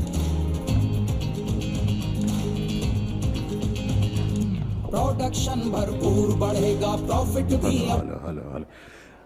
देवी सज्जनों, आप सबसे रिक्वेस्ट है, आप प्लीज़ सभी बैठ जाएं, साइलेंट पर कर लें अपने मोबाइल फ़ोन्स। इस बात के लिए रिक्वेस्ट है क्योंकि हमारा जो असम गुणवत्ता संकल्प का पूरे दिन का जो बहुत महत्वपूर्ण कार्यक्रम QCI ने असम गवर्नमेंट के साथ मिलकर एक अनूठी शुरुआत की है। आज तमाम जो अलग अलग सेक्टर्स में जो फोकस एरियाज़ हैं उनमें जो चर्चाएँ हुई हैं, चाहे वो सस्टेनेबल एग्रीकल्चर हो, टूरिज़्म हो, कल्चर, इंफ्रास्ट्रक्चर उस फील्ड में, या एजुकेशन या स्किलिंग, और इस तरह के तमाम फील्ड्स में अलग अलग सेशंस में हमने बहुत डिटेल में चर्चा की है। और ये हमारा वैलिडिक्टरी सेशन है और हमारे लिए बहुत सौभाग्य की बात है कि हम सबके बीच इस सेशन में आदरणीय पवन कुमार बोध ठाकुर जी, माननीय मुख्य सचिव असम गवर्नमेंट, पधारे हैं। व्यस्तताएँ बहुत हैं, जिम्मेदारियाँ बहुत हैं। एक बार आपकी तालियों के साथ उनका बहुत बहुत स्वागत, अभिनंदन है। चूँकि विधानसभा का सत्र भी चल रहा है लेकिन उसके बावजूद समय निकाल कर आप आए हैं, बहुत बहुत स्वागत है सर। डॉक्टर JB एक्का साहब, principal secretary panchayat and rural development, government of Assam, उनका भी बहुत बहुत स्वागत आपके करतल ध्वनि के साथ। मैं आप दोनों से निवेदन करूंगा कि मंच पर आएँ। हमारे अध्यक्ष जक्षय शाह जी, डॉक्टर RP सिंह साहब, सेक्रेटरी जनरल, वे उन्हें लेकर स्टेज पर आएंगे मंच पर ताकि वे अपनी जगह ले सकें। और PR मेहता साहब, उनसे भी मैं रिक्वेस्ट करूँगा कि वो भी इस सेशन में हमारे साथ मंच पर विराजेंगे। PR मेहता साहब, चेयरपर्सन NABET। तो इन सबका शुभागमन मंच पर हो रहा है, तो मंच पर एक बार आप सबकी तरफ से वेलकम ज़रूर आपकी तालियों के साथ होना चाहिए। और ये हम सब के लिए बहुत सौभाग्य की बात है क्योंकि माननीय मुख्य सचिव महोदय, जिन्होंने चाहे वो इसके पहले ACS के रूप में तो सीधे टूरिज्म के साथ ही जुड़े रहे, लेकिन तमाम अलग अलग डिपार्टमेंट्स को उन्होंने हेड किया है, काम किया है, कंट्रीब्यूशन है, उनका योगदान है, अनुभव है, उसका लाभ हम सबको मिलेगा। तो इस चर्चा को, इस सेशन को हम शुरू करें उसके पहले मैं निवेदन करूंगा जक्षय शाह जी से, हमारे चेयरपर्सन QCI, की वे बुके भेंट करके उनका इस मंच पर स्वागत करें। आदरणीय Pawan Kumar Bodh Thakur ji, chief secretary government of Assam, उनका बहुत बहुत स्वागत, बहुत बहुत अभिनंदन। ले जाइए। QCI की तरफ से, आप सब की तरफ से, लेडीज एंड जेंटलमैन, जो लोग बाहर खड़े हैं उनसे भी रिक्वेस्ट करूंगा, आप तक आवाज़ पहुंच रही होगी, आप भी प्लीज़ अंदर आकर जगह ले लें। बहुत बहुत स्वागत है चीफ सेक्रेटरी सर का। मैं निवेदन करूंगा doctor RP Singh ji, secretary general QCI, कि वे हम सब के बीच यहाँ पधारे। डॉक्टर JB एक्का साहब, principal secretary panchayat and rural development, government of Assam, उनका भी आपकी करतल ध्वनि के साथ बहुत बहुत स्वागत, अभिनंदन है आज के इस मौके पर यहाँ पधारने के लिए। असम प्रदेश को लेकर, यहाँ के कल्चर को लेकर, हेरिटेज को लेकर, यहाँ की विरासत को लेकर दुनिया भर में एक विशेष अट्रैक्शन हमेशा से रहा है, आज भी है, और उसमें और बेहतर हो डेवलपमेंट के हिसाब से, टूरिज्म के तमाम डेवलपमेंट के जो एस्पेक्ट्स हैं उन सब के हिसाब से, वो हमारी सोच है इस असम गुणवत्ता संकल्प को लेकर। एक छोटा सा वीडियो है, पहले हम वो वीडियो आपके सामने, अच्छा पहले एक फ़ोटो आप ले लीजिए, फ़ोटो, उसके बाद वीडियो प्ले करते हैं। क्योंकि असम पिछले कुछ वर्षों में जिस तरह से मिशन मोड में, चाहे वो सस्टेनेबल एग्रीकल्चर का फील्ड हो, चाहे वो टूरिज्म हो, चाहे अलग अलग इस तरह के डेवलपमेंट से रिलेटेड फील्ड्स हैं, जिस तरह जिस मोड में, जिस मिशन मोड में काम हो रहा है, वो बहुत बहुत इंस्पायरिंग है लेडीज एंड जेंटलमैन, और इसीलिए उसको एक नया आयाम दिया जा सके क्वालिटी के साथ जोड़कर, क्वालिटी असेसमेंट, और उसको ताकि बेंचमार्क बन सके इस रूप में। और ये प्रयास, तो आइए असम गुणवत्ता संकल्प का एक छोटा सा वीडियो देखते हैं और उसके बाद हम बाकी अपनी प्रोसीडिंग्स शुरू करते हैं। Aptly described as the Shangri-La of the northeastern India, Assam blissfully embodies a breathtaking scenic region of lofty hills, dense forests, lush tea gardens, mighty waterways, fertile valleys and mineral resources. Assam is a perfect fusion of natural beauty, heritage, vibrant traditions and culture. Over the years, Assam has made a consistent progress in its social and economic development, with an objective of a comprehensive prosperity for all, by employing sustainable solutions of technology and innovations in various sectors. With a high literacy rate, the social fabric of Assam has been embedded with modern and liberal thinking, making it a state with extremely high potential for growth and expansion. The state government of Assam, with its positive and progressive approach, has envisioned a new empowered Assam by creating a holistic quality ecosystem for all its future endeavors. Since more than 25 years, Quality Council of India has persistently worked towards igniting quality consciousness and also building a comprehensive quality framework by developing quality monitoring guidelines and systems for central and state government projects in various sectors, such as manufacturing, infrastructure, healthcare, education, skilling, tourism, construction, and many more. QCI has already left its footprints in Assam through its various projects. Under Gunvatta Sankalp mission, QCI aspires and aims to be a part of Assam's quality quest for creating a robust foundation towards Atmanirbharta by aligning several quality interventions. This new dimensional quality-oriented partnership will not only provide a framework for quality and generate new opportunities, but also create social awareness towards quality among people in general. QCI ensures to work towards strengthening and energizing Assam as a state that will be a formidable contributor to India's vision of self-reliance. Let us work together for this journey of progress and prosperity, making quality a habit.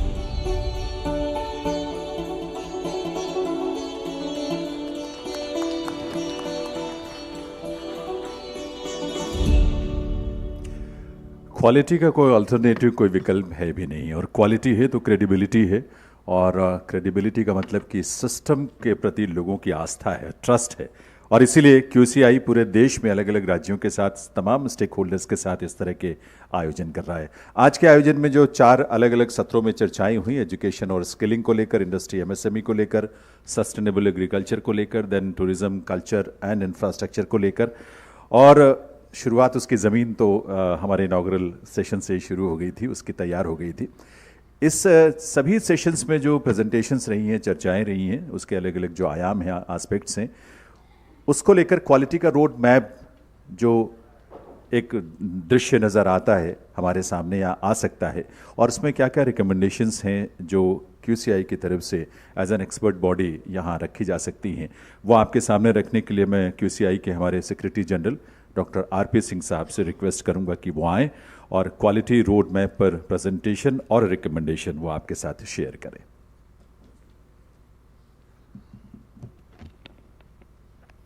Good afternoon, everyone.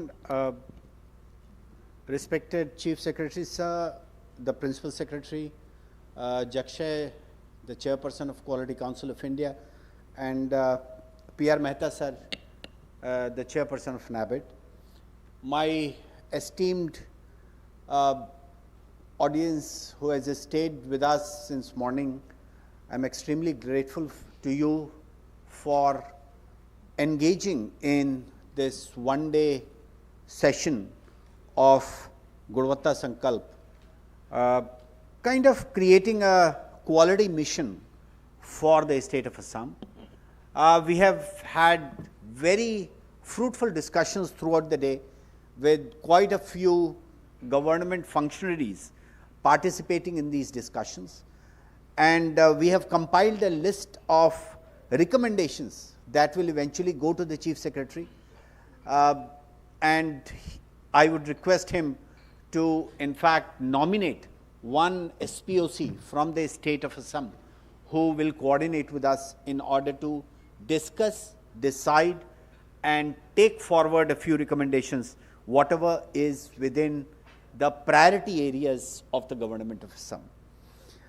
Before I start giving the recommendations, let me profusely thank the Honorable Chief Minister of Assam for providing us this opportunity. I know that he has been held up in the Special Assembly session, but when we met him at Delhi, he had shown a lot of interest in taking this mission forward. And therefore, it is my duty on behalf of the Quality Council of India to thank him and providing us this opportunity to be here for the last few days. Education and skilling session talked about a lot of things, which included addressing the school dropout rates, and the Sarv Shiksha department is working on digital analysis of the dropout rates, and they also talked about learning objectives driven capacity building by NABED, especially for the teachers. So that is an area which NABED has been doing in various states, and that we can very easily do. The other important area was the skilling.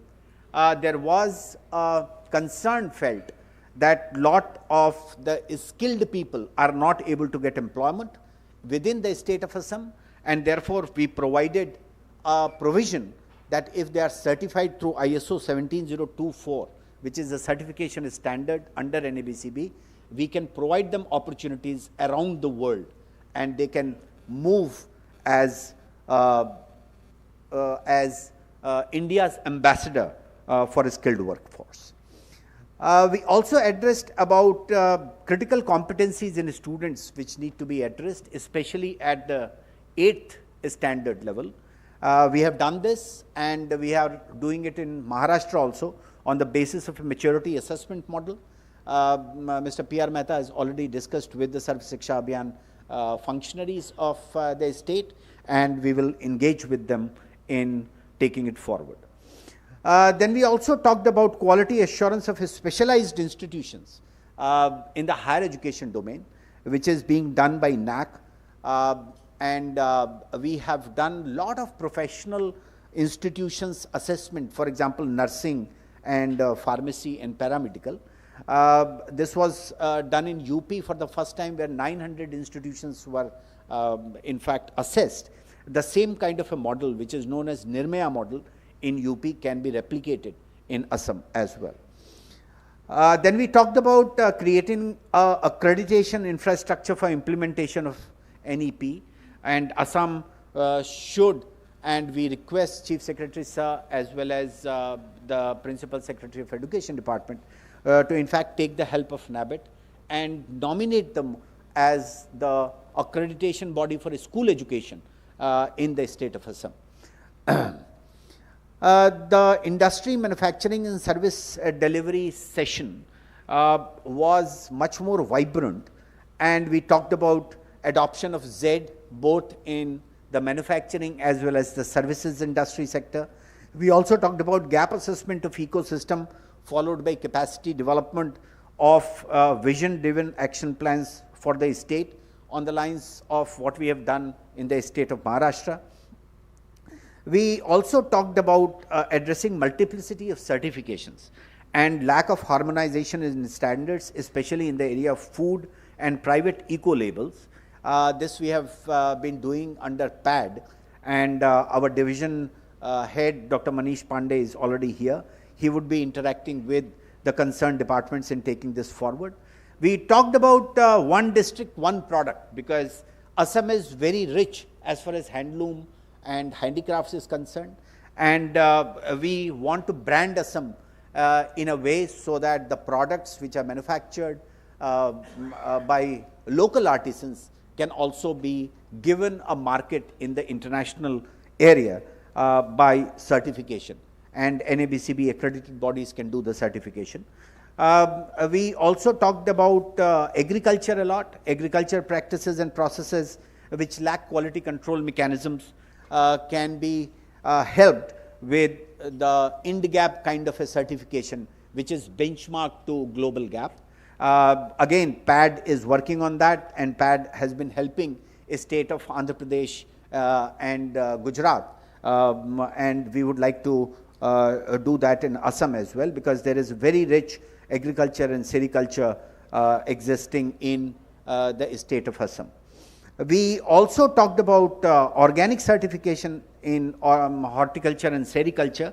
Again, organic certification as well as VCS MPP, the voluntary certification for medicinal plants type of voluntary scheme is already there under QCI, and this can be leveraged by Assam in order to improve the organic character of the crops.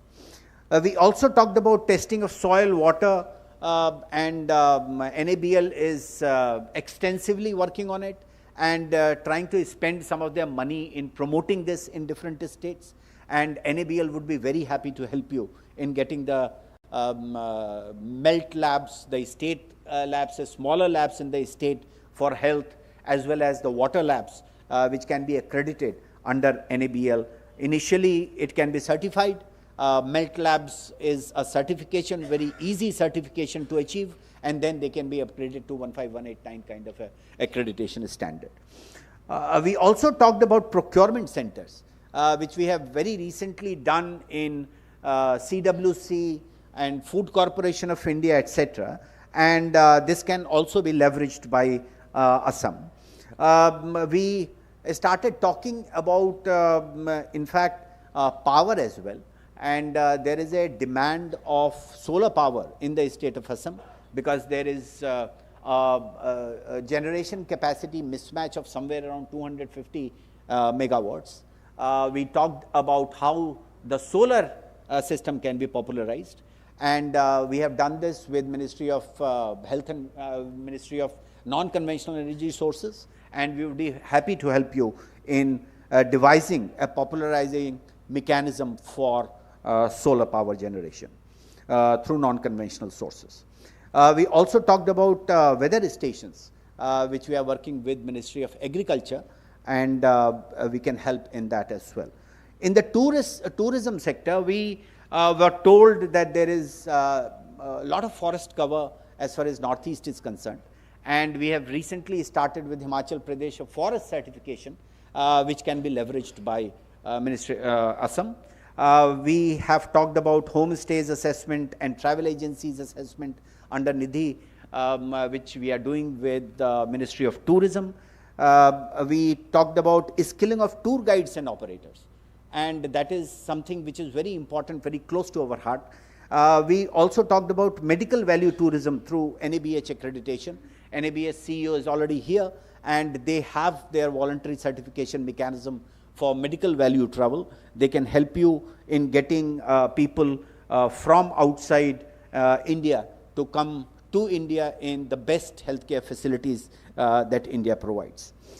We also talked about historical places, cultural centers, temples, and how it can be, how their cleanliness and their overall outlook can be changed.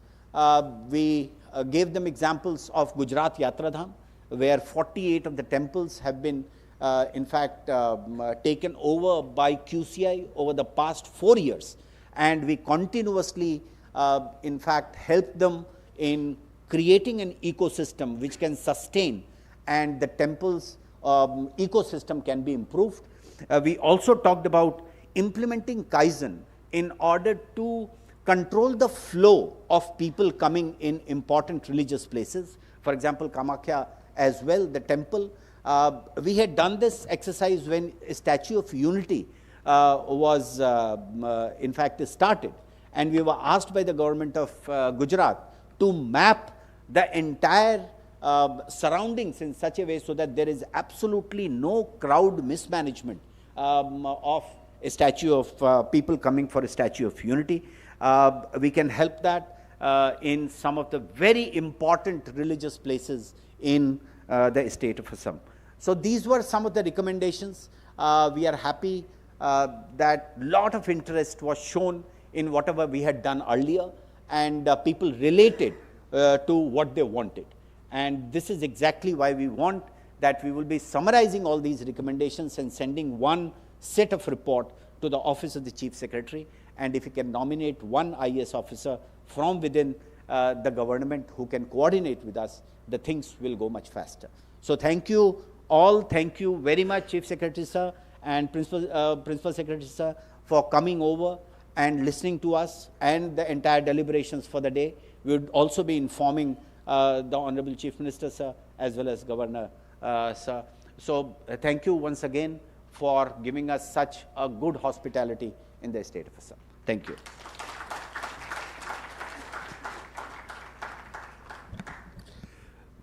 Thank you very much, Dr. R.P. Singh Sahab, Secretary General, Quality Council of India. देव सज्जनों, असम में जैसे कि आप जानते ही हैं, माननीय मुख्यमंत्री महोदय के नेतृत्व में 700 से भी ज़्यादा ऐसी ऑनलाइन सर्विसेज ऑपरेट की जा रही हैं, जिससे आम आदमी चाहे प्रदेश के किसी भी हिस्से में हो, क्योंकि बहुत दूर दूर के इलाके हैं, फैले हुए दुर्गम इलाके हैं, वहाँ तक लोगों तक वो सर्विसेज पहुँच सके। उसमें किस तरह से QCI अपनी महत्वपूर्ण भूमिका निभा सकता है, और बहुत सारे एस्पेक्ट हैं जिस पर चर्चाएं हुई हैं। लेकिन अभी ख़ास तौर पर जिन्हें मैं इनवाइट करने जा रहा हूँ, पंचायत और रूरल डेवलपमेंट डिपार्टमेंट जो है उसके, इसके अलावा tourism, tea, tribes and adivasi welfare department, इन सब की जिम्मेदारी डॉक्टर JB एक्का साहब पर है। प्रिंसिपल सेक्रेटरी हैं आप इन डिपार्टमेंट्स के। तो मैं उनसे रिक्वेस्ट करूंगा, आपकी करतल ध्वनि के साथ उन्हें इनवाइट करना चाहूँगा कि वो आएँ और असम सरकार के इन तमाम विभागों की तरफ से अपना उद्बोधन, अपना वक्तव्य आपके सामने रखें। डॉक्टर JB एक्का साहब, please.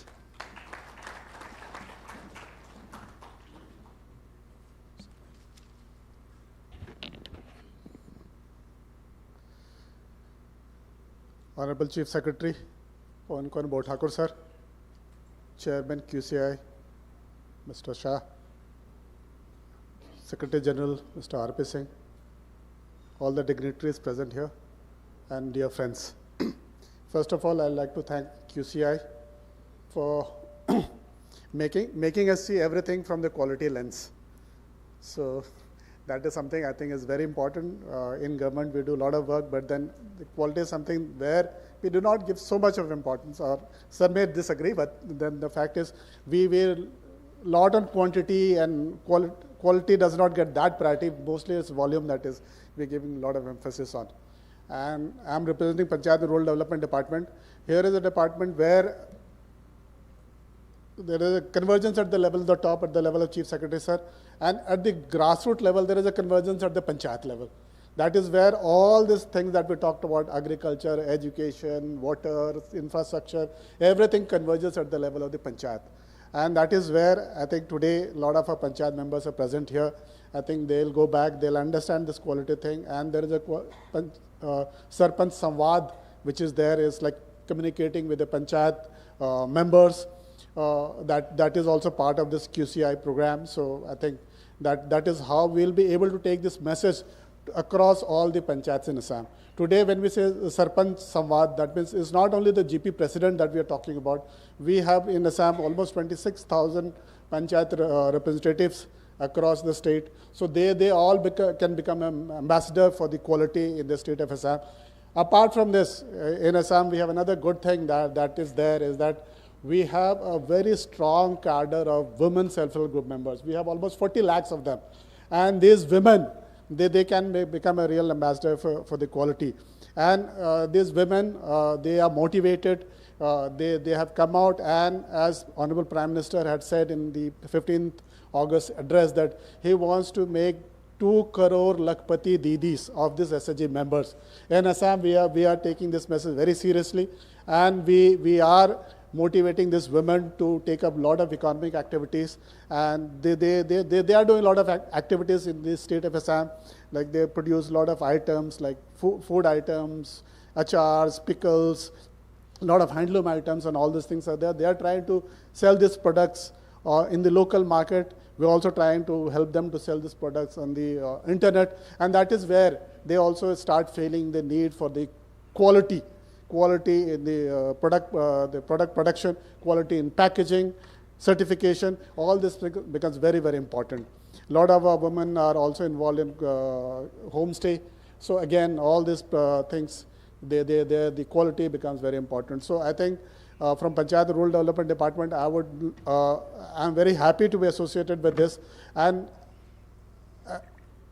one thing that I realize is that quality is something which is very important for the better standard of living for our people, as well as for the overall economic development, because quality ensures that we have the things are being done efficiently, things are being done more productively.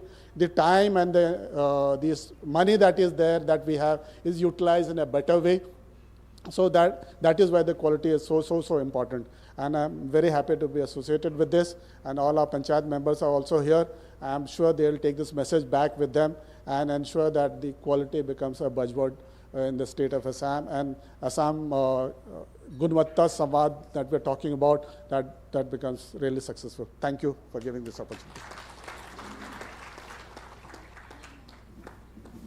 Thank you very much sir. Doctor J B Ekka साहब, principal secretary साहब का बहुत बहुत आभार. ये सच है जो एक अंडरलाइन स्टेटमेंट आपका है कि क्वालिटी अगर हम इंश्योर कर सके तो लोगों का जीवन स्तर जो है वो बेहतर होगा, उनके जीवन को हम बेहतर बना पाएंगे. और इसी सोच और इसी उद्देश्य के साथ हमारे QCI quality council of India honourable chairperson Jaxay Shah ji के नेतृत्व में क्वालिटी एश्योर करते हुए एक क्रेडिबिलिटी सिस्टम के प्रति डेवलप करने, बनाने, क्रिएट करने की कोशिश में है. क्रेडिबिलिटी बनेगी तो डिमांड बढ़ेगी, डिमांड बढ़ेगी तो उसका प्रॉफिट मिलेगा. इस तरह से एक समृद्धि का मार्ग, एक बेहतरी का मार्ग जो उससे खुलता है. मैं इस मौके पर रिक्वेस्ट करूंगा जक्षय शाह साहब हमारे QCI के चेयरपर्सन की वो आएँ और अपना संबोधन, अपनी बात, अपने विचार आपके सामने रखें. आइए आपकी तालियों के साथ, करताल ध्वनि के साथ इन्वाइट करते हैं जक्षय शाह साहब. Hello. Good afternoon, everyone. Namaskar. Respected Chief Secretary, Sir, Pavan Kumar ji. Respected Principal Secretary, J.B. Ekka, Sir. Dignitary on the stage, dignitary off the stage. मैं जो हमारे रवि ने जो बात कही है वो मैं दोहराऊंगा नहीं. मैं सीधा मुद्दे पे आऊँगा. सर, आज की अमृतकाल में अब से आगे 25 साल तक जब आज़ादी के 100 वर्ष पूर्ण हो गए तब प्रधानमंत्री श्री नरेंद्र मोदी जी ने डेवलप इंडिया का स्वप्न देखा है. और हमारे लिए, मेरे लिए पर्सनली और QCI के लिए आज एक बहुत ऐतिहासिक दिवस है सर, क्योंकि क्वालिटी इंडिया की जो गंगोत्री है, क्वालिटी इंडिया की जो नींव है, आधारशिला है, वो हमारे यहाँ बैठे हुए सरपंच हैं. आज टोकन स्वरूप में 25 लोग आए हैं. हमारे यहाँ 2,50,000 सरपंचीज हैं. क्वालिटी की शुरुआत कैसे हो, क्वालिटी की डिमांड वो लेवल पे कैसे हो. सर, मेरे हिसाब से आज मेरे नॉलेज में, if I am wrong, I don't know, दुनिया में IPS training, IAS training, IRS training, IFS training, MLA MP training हो सकता है और हमने देखा हुआ है. सरपंच को हैंड होल्डिंग, सरपंच की ट्रेनिंग, सरपंच को एक आगे बेहतर लीडर बनाने के लिए QCI एक नम्र प्रयास कर रही है. और आज उसका पहला दिन ऐसा है जो हम उसके 800 या 900 लोग, विक्रम, हम उनको एक ऐप के स्वरूप, सेतु के स्वरूप जोड़ रहे हैं. Idea of practising good things among them, preaching and practising on their locality, village level पे. तो ये कोशिश कर रहे हैं. और मैं सारे सरपंच भाई और बहन जी, आप सबको मैं बहुत धन्यवाद देता हूँ. और मैं अपना व्यक्तित्व 2 मिनट में पूर्ण करूँगा, लेकिन मैं रिक्वेस्ट करूँगा विक्रम और हमारी जो QCI की टीम है वो यहाँ पर एक बार खड़ी हो जाए. और मैं उनका बहुत बहुत धन्यवाद करता हूँ. सर, ये लोग पूरा उनका कैरियर छोड़ के ये फील्ड में सरपंच के साथ आगे आइए और मैं सारे सरपंच भाई बहनों को भी एक बार अपनी जगह पर खड़े होने के लिए नम्र निवेदन करता हूँ। पूरे इंडिया से ये भाई बहन हमारे आए हैं और कई चीज़ ऐसी है कि हम उनके पास भी सीखते हैं, ऐसा नहीं है कि हम उनको सिखाते हैं, लेकिन ये एक क्रांति होने जा रही है, ये एक मूवमेंट होने जा रही है क्वालिटी की इस दुनिया में, जब तक हम डेवलप इंडिया नहीं हासिल कर सके। Sir thank you all of you, thank you all of you. जय हिंद, भारत माता की जय।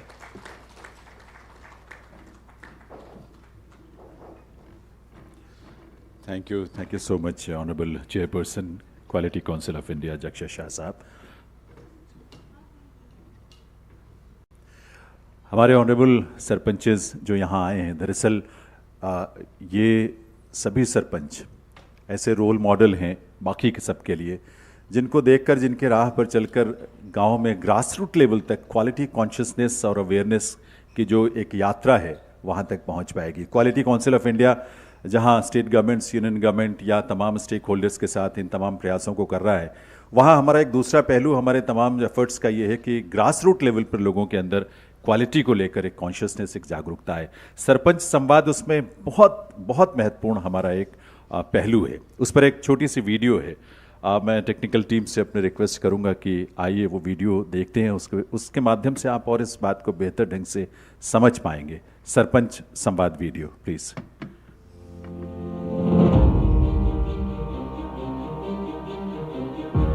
The soul of Bharat resides in the villages, said Mahatma Gandhi. With changing times, it still remains the beacon of hope for preserving the culture and is poised to drive the rural economy and contribute strongly to the dream of Viksit Bharat. Almost 65% of citizens residing in villages have aspirations for a better life. Clean air, better education, access to healthcare, access to the market and employment brings them closer to cities, with an estimated 60% moving there by 2050. The soul is seeking redemption, and we must act now. Empowering the very ethos of democratic decentralization, modern-day Sarpanch aren't just leaders, they are visionary change makers. Sarpanch Samvaad is the vehicle on which aspirations will fly. It will give the pathway to provide the best that exists in cities and more. It will provide a collaborative push for development, a development which is sustainable and quality conscious. Quality Council of India, or QCI, will facilitate Sarpanch in their journey towards transformation of India's villages into quality villages. Through the launch of the Sarpanch Samvaad mobile application, which provides a digital network for India's approximately 2.5 lakh Sarpanchs. Expand your horizons by networking, sharing knowledge, participating in training and capacity building initiatives, and light the lamp of development in your village through the Sarpanch Samvaad mobile application. We have come together to weave hope, provide a dignified life, and build a country that personifies cultural identity to a Vishwa Guru named Bharat.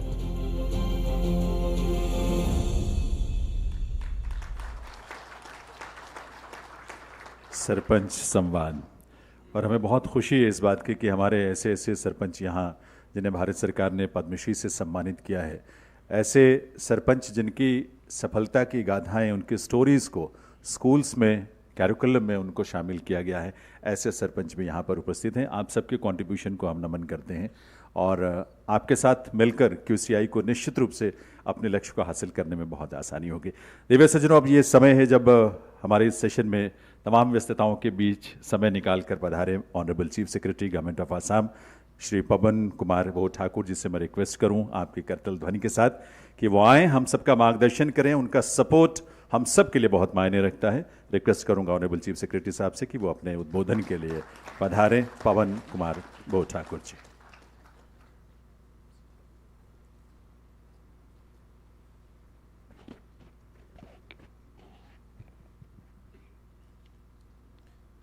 Mr. Yakshay Shah, Chairperson QCI, Dr. R.P. Singh, Secretary General QCI, P.M. Mehta, Chairperson NABED, Rajesh Maheshwari, CEO, NABCB, Dr. John Ekka, Principal Secretary, Government of Assam, delegates present here, বিশেষকৈ আমাৰ গ্ৰাম প্ৰধানসকল আৰু গাঁও পঞ্চায়তৰ সভাপতিসকল যিসকলে অসমৰ বিভিন্ন অঞ্চলৰ পৰা আহি আজিৰ এই সভাখনত যোগদান কৰিছে। At the very beginning, I express my thanks to Quality Council of India for arranging this program here. I am told that this is the third program after one in UP and another in Orissa. This is the third program you are arranging there. And I think over a period of time, you are going to have it in all the states. So I welcome you all to this beautiful state, Assam.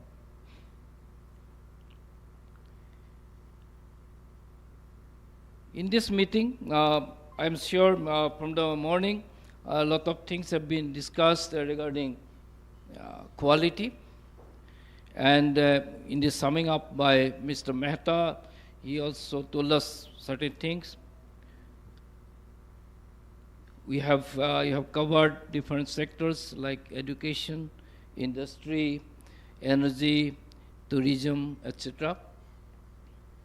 You have also given example of your intervention in the temples and how you help different temples to improve the cleanliness, etc.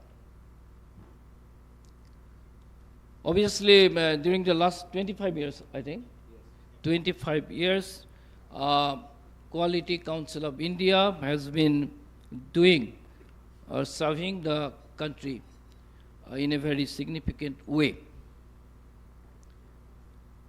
Now, when we speak about quality, now quality starts with Q, and something else also starts with Q. That is called quantity. Now, as Dr. Ekka has told in his speech, now one Q is the competitor of the other Q. Quality is competing with quantity, or quantity is competing with quality. And being a very large country, India, more often we have to think about the second Q, or if we can call first Q also, I don't know which is first, which is second, which is called quantity. Because when Dr. Ekka will know, when we have to give a house to every family in the country, it's a huge number. For Assam, it is how many? 20 lakhs houses he has to construct in a period of 6 months or something like that.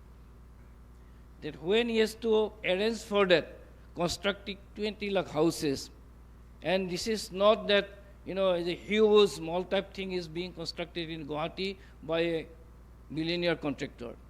It is in different parts of the country or state, remote places, one house there, many places you don't have a road. Many places, you know, getting the materials is difficult. You will not get an artisan there to work, and there you have to do. But there, we have to finish 20 lakhs in 6 months. That is our aim. So there, the other Q, which is called quality, that invariably suffers. But I think this Quality Council of India will only vouch for the quality thing. So I don't know how much you can ignore the quantity thing. I have seen, you, all of you must be realizing, when only Indian Airlines was there and there were problems, people will, you know, blame the government system doesn't work. When only BSNL was there, then people will say, you do not get the call, it is, you know, connection does not get. Then Jet come. Then initially we were very happy. Everything on time, everything. But as that was growing and growing, then one day you find that problems are even worse than Indian Airlines. Similarly, here we found sometimes Reliance network, it is worse than BSNL. Because when you grow, so this is I think there is a catch, quality and quantity. I don't know where you have to find a balance. Then there are certain C's. Some C's are enemies, some C's are friends of quality. So one C, which is, I think, sort of enemy to quality, I will not call enemy myself, but the industry people will call enemy. That is called cost. So when you demand very high quality, your cost goes up. And now your whole economics, demand and supply, affordability to buy, if everything the industry have to think, they have to think several times about the quality. And again, I think quality, our friends may agree or don't agree, but what I'm thinking, there are distinctly, I think, two qualities. One we call export quality, which is we produce and we produce for sending it to rich people. And other is called poor quality, that is for our own consumption because we are poor. So, this quality thing is actually very intriguing. And today's standard of quality is not the same as what was the standard 10 years or 20 years back.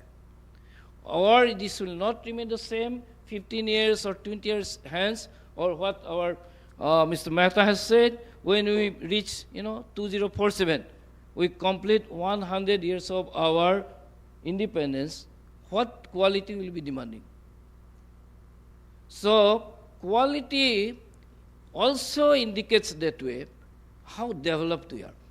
If we are insisting on a higher quality, that means we are becoming richer and more developed. And if we are not demanding high quality, that means we are a bit poor and we are compromising. So, and which C is the friend of quality? This cost is the enemy of quality. And there is one C which is the friend of the quality. That is the C for consumers. Because consumers invariably want quality. If I am buying something, I want quality. If we have booked this hall for today's meeting, we will demand good lighting, good sound system, good sitting arrangement, good lunch arrangement. So that is the demand of the quality. So consumers are the friends of quality.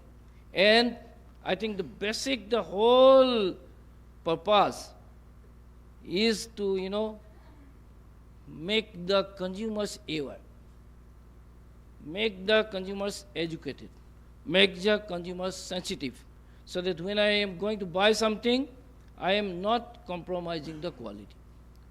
Industry will sometimes, they will give the good thing, sometimes they will not give the good thing.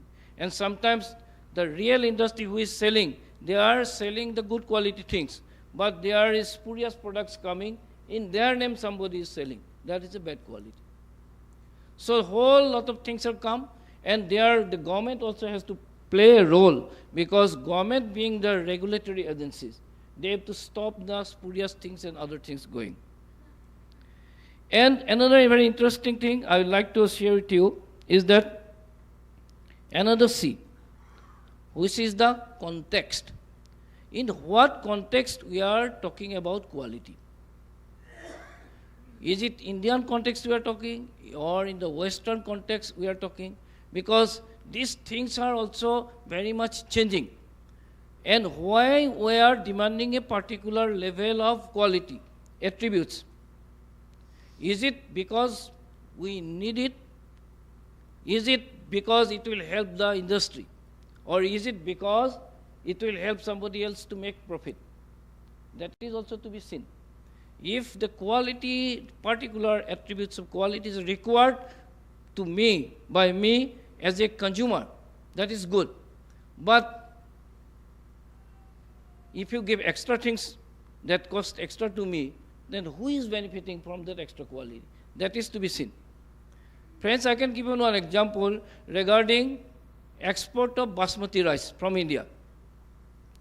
So there, one problem our rice export faces is that pesticide content. So we people use, they are in cultivation pesticides. So the importing country, the particular foreign countries, suppose the European Union, they have a particular standard that, the amount of pesticide ppm cannot be less than, or cannot be more than this. Then you agree on this.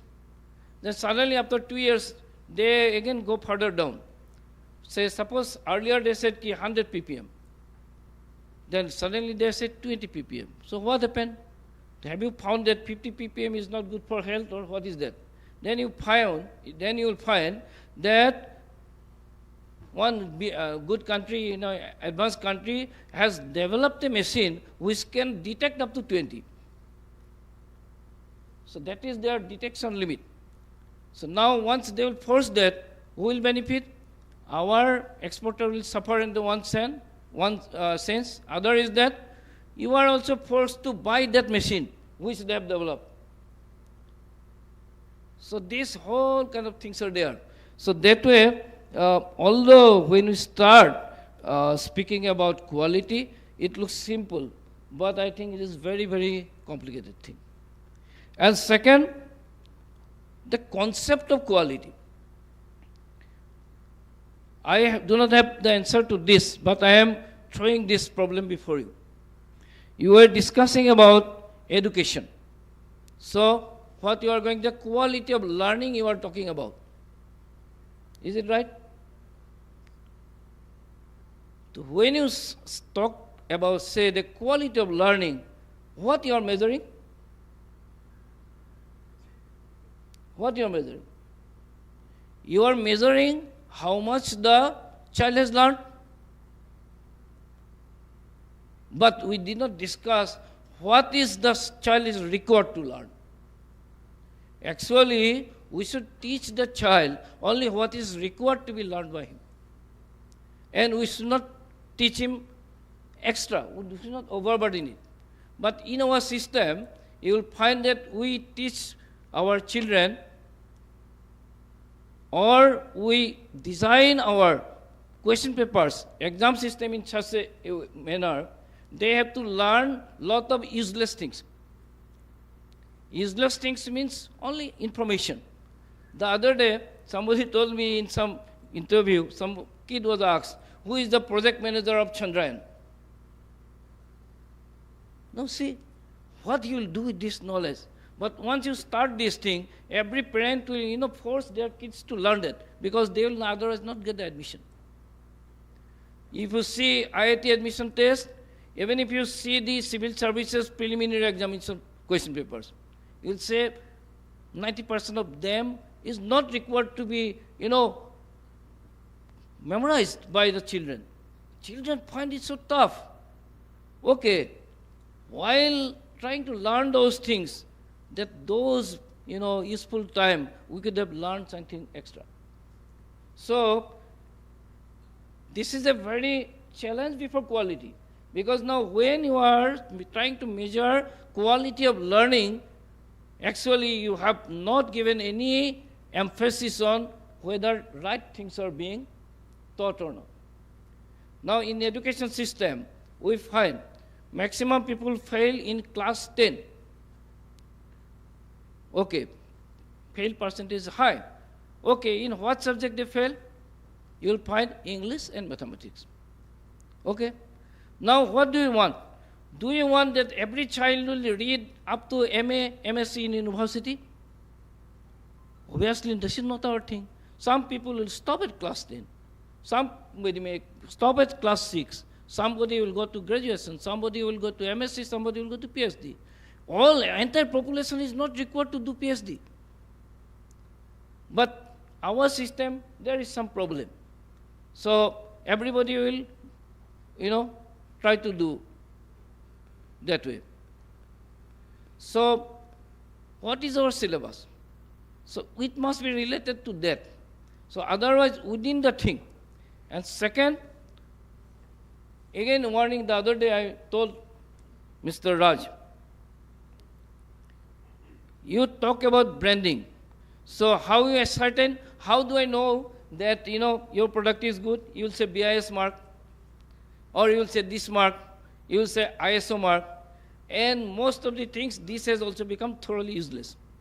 There was a time when you know that this is ISO mark, you can be 100% sure it is good.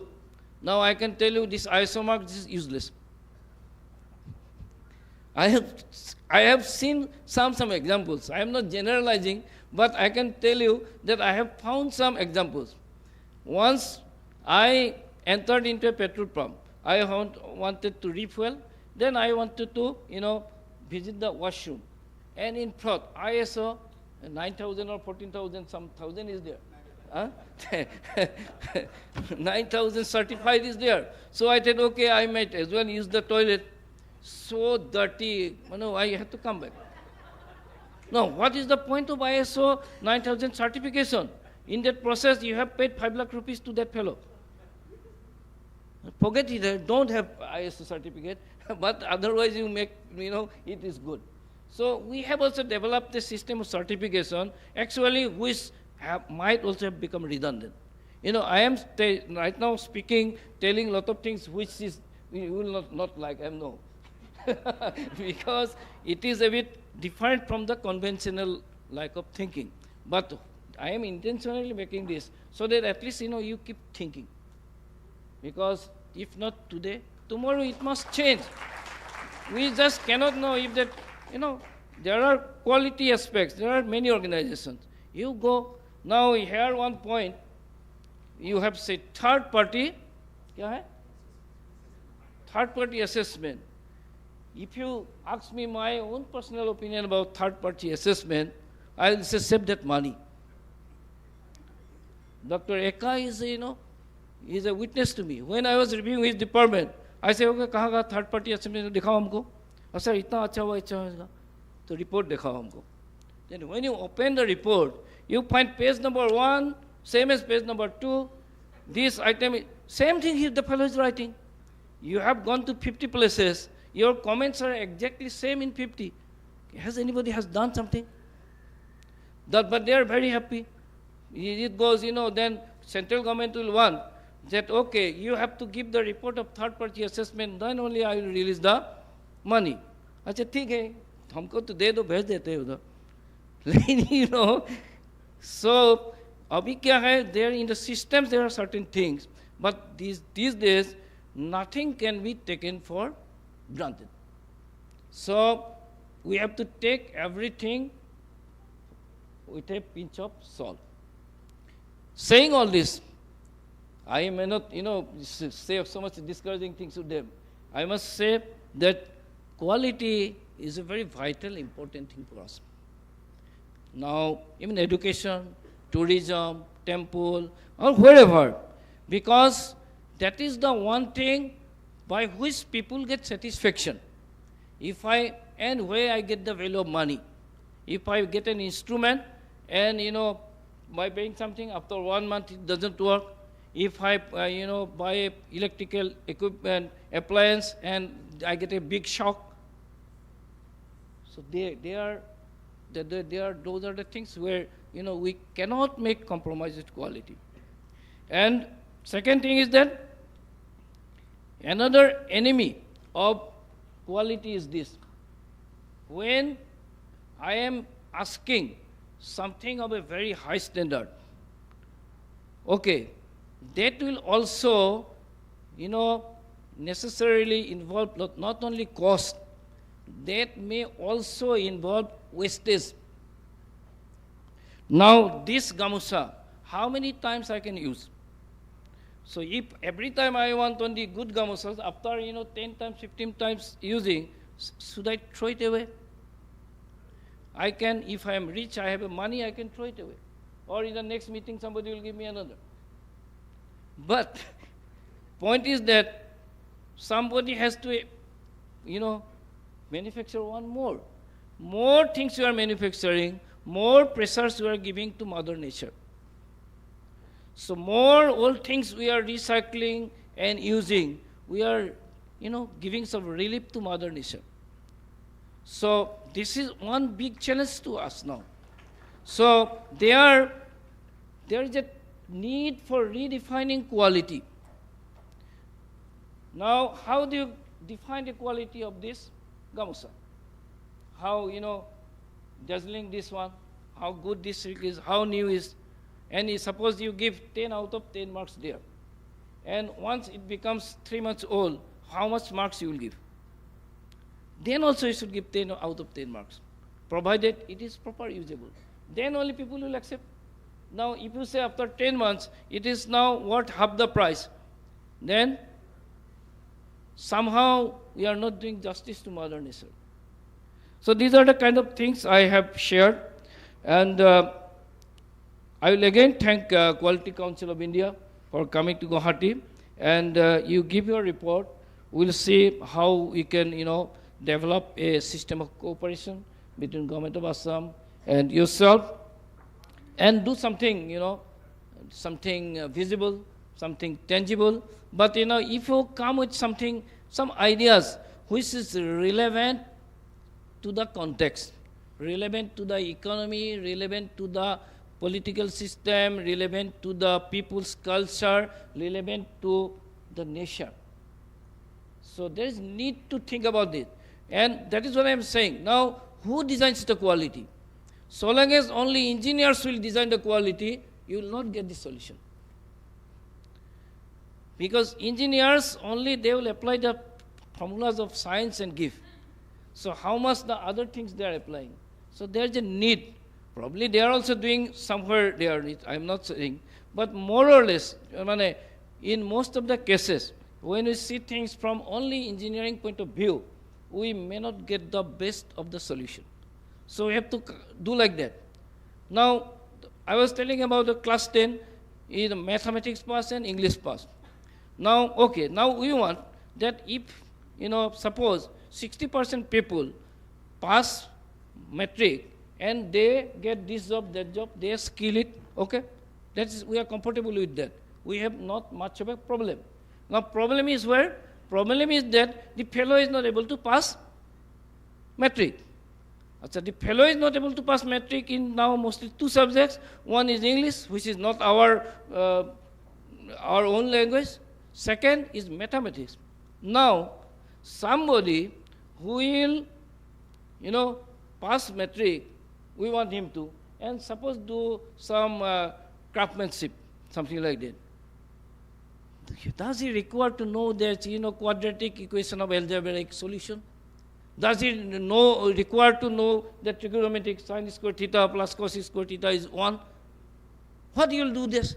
So why do not make the class 10 syllabus simple so that everybody passes, and make 2 courses? Those who will go for science and engineering, let them study trigonometry, let them study quadratic equation in algebra. But why we are forcing everybody? Now you will not go to that. Your quality will do that in class 10 you will go and ask these 5 questions to the class 10 students. And one of these is, suppose, what is sin theta divided by cos theta is equal to? Now the fellow cannot answer this, so he said his quality is bad. So this is also unfair. This is also unfair. So, and this is happening because somebody is doing the syllabus, somebody is teaching, somebody is setting the school, and somebody else is doing the quality. Maybe there is a time to integrate. And what we measure, first, what to measure also we have to find out. Otherwise, simply measuring will not help. I have seen number of examples in quality of, suppose, education. So one parameter is that use of library books. Okay? Use of library books. So there is some marks. Is the school, there is a library? Yes. You give 1 mark. How many books are there? Suppose they will say 100 books. 1 mark or 2 marks you give. So I have gone to a school. So there is a small almirah. There is about 300, 500 books. Then also there is there a register of, issue of books. Then you see there is a sub-register. Then so it is very good. When you ask that 2 hours back, when I went to this class, this fellow could not even, read one sentence completely. How he has taken this book? But now you measure, that is also point they have got.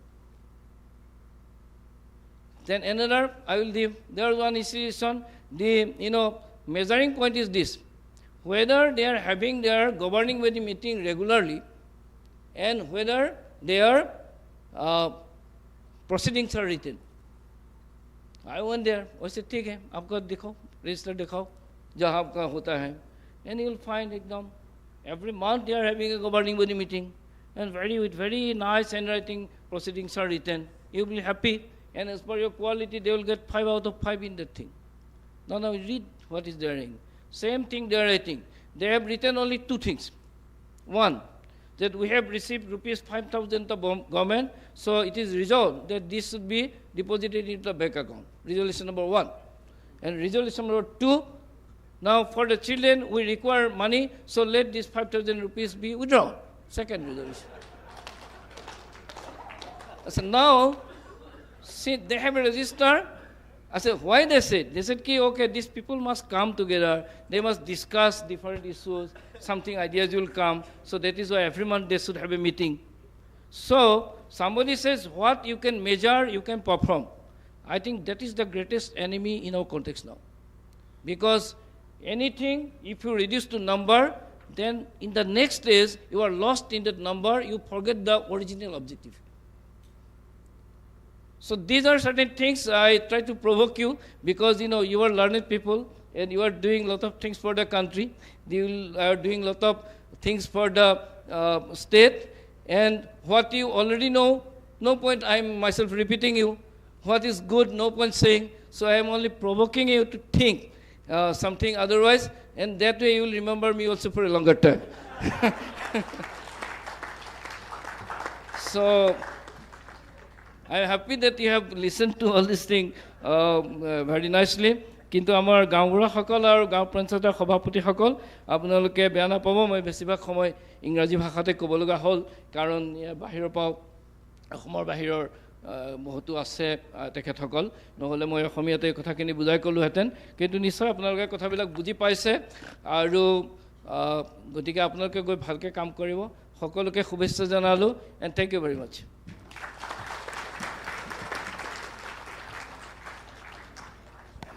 Thank you very much sir Shri Pawan Kumar Bodh Thakur जी माननीय मुख्य सचिव Assam government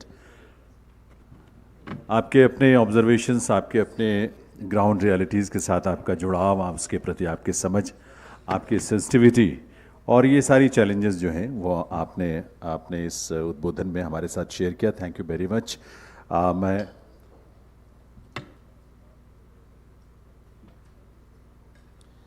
और मैं request करूंगा PR Mehta साहब chairperson नाबिट QCI कि वो honourable chief secretary sir और ऑनरेबल इक्का साहब और सभी का आभार व्यक्त करने के लिए for his vote of thanks वो पधारें और आप सबका आभार व्यक्त करें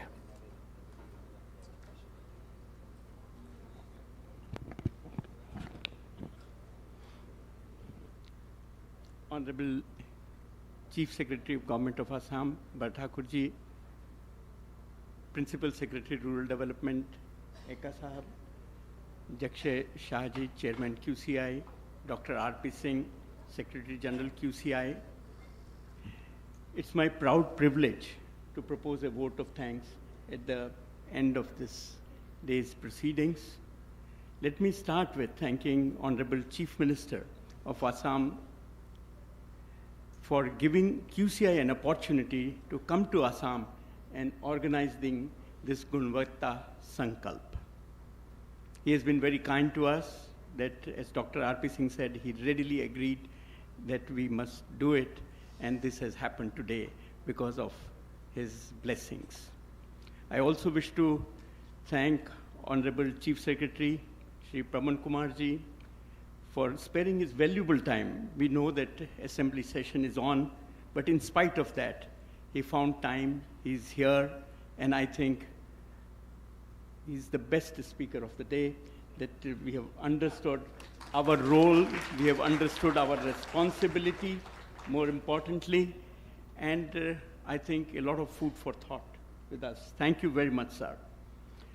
I also wish to thank Principal Secretary Panchayati Raj Rural Development for the insight he has, and he has given the issues concerning quantity, quality, all that. I also wish to thank Principal Secretaries of different departments, tourism, Principal Secretaries of industries, mission directors of education, directors of Sarva Shiksha Abhiyan, agriculture department, horticulture department, sericulture department, whole lot of them. Throughout the day, they were here, and I must thank Government of Assam for allowing them to be here with us so that we can interact and maybe evolve a strategy which could help Assam, which could help the rest of the India by their experience. I also wish to thank other officials of Government of Assam who are present here throughout the day, the delegates from drivers field who have been here throughout the day with us, listening to interactions we are having, discussions, panel discussion. Thank you very much. Sarpanch deserve a very special thanks. They have traveled a long way to be with us, to share their experience, to understand our aspirations, and we have learned a lot from them. Thank you very much for being with us. I also want to thank Dr. Raj and his team. Beautiful arrangement they've made. They've been here for weeks, 1 time, 2 times, 3 times. I don't know how many times they have come here to make sure that we meet the right people, we interact with in a right ambience. Thank you very much. I must also thank other officials of QCI who are present here and to participate and interact with various officials of the government. Media people deserve a very special thanks. Throughout the day, they've been here, and I'm sure they're live streaming something, and they would be sharing things, what the proceedings of this conference with the rest of the public of Assam and the country. Last but not the least, Vivanta team. I think they've made a wonderful arrangement. They've been very supportive, and I think anything we wanted was here. But above all, I think I need to thank our chairman, Mr. Jakshay Shah. It is his vision that we must have this Gunvatta Sankalp in different locations. And this is the 3rd one I am attending, and I can see the results. I can see why he visualized it, and it is coming true. Thank you very much, Mr. Jakshay Shah. Thank you, everyone, once again, for being with us throughout the day. Thank you.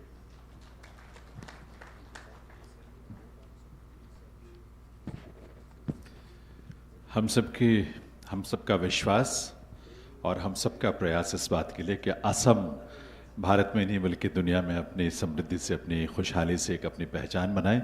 इसी कामना के साथ समापन करेंगे, लेकिन उसके पहले मैं रिक्वेस्ट करूंगा हमारे चेयरमैन जक्षय शाह साहब से कि एक memento honourable chief secretary sir को भेंट करें। और ये मेमेंटो भी हमारे लिए बहुत स्पेशल है क्योंकि इसके पीछे का विजन यही है।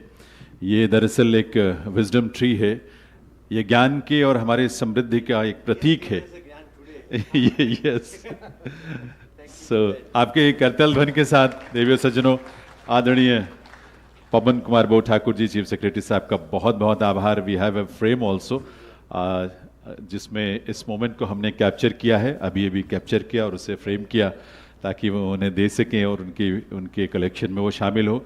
मैं डॉक्टर आरपी सिंह साहब, हमारे सेक्रेटरी जनरल QCI, निवेदन करूंगा डॉक्टर JB एक्का साहब आपकी करतल ध्वनि के साथ दिव्य सज्जनों उन्हें भी ये मेमेंटो भेंट करें और उन्हें भी एक फोटो फ्रेम भेंट करें। और इनका भी बहुत बहुत आभार इस रूप में उनकी प्रेजेंस के लिए, उनकी कंट्रीब्यूशन के लिए। और असम गुणवत्ता संकल्प इसी के साथ अब यहाँ संपन्न होता है।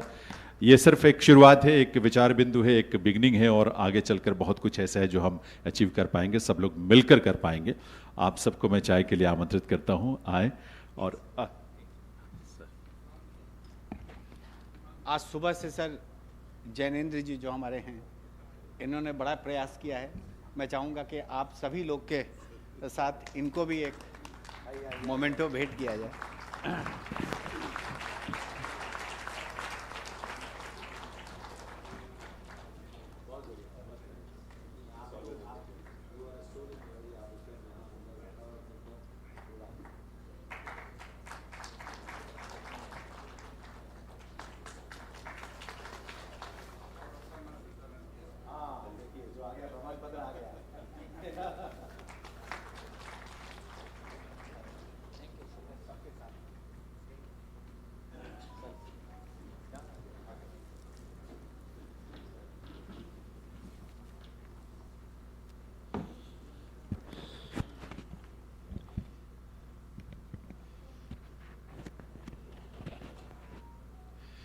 तो आइए एक बार हम मिलकर अपनी करतल ध्वनि से बहुत सारी गुड विशेस के साथ यहाँ से विदा लें, और विदा लेने से पहले, जाने से पहले आप सभी चाय के लिए ज़रूर पधारें। आप सबसे रिक्वेस्ट करता हूँ कि have a cup of T, और उसके बाद ही आप यहाँ से प्रस्थान करें।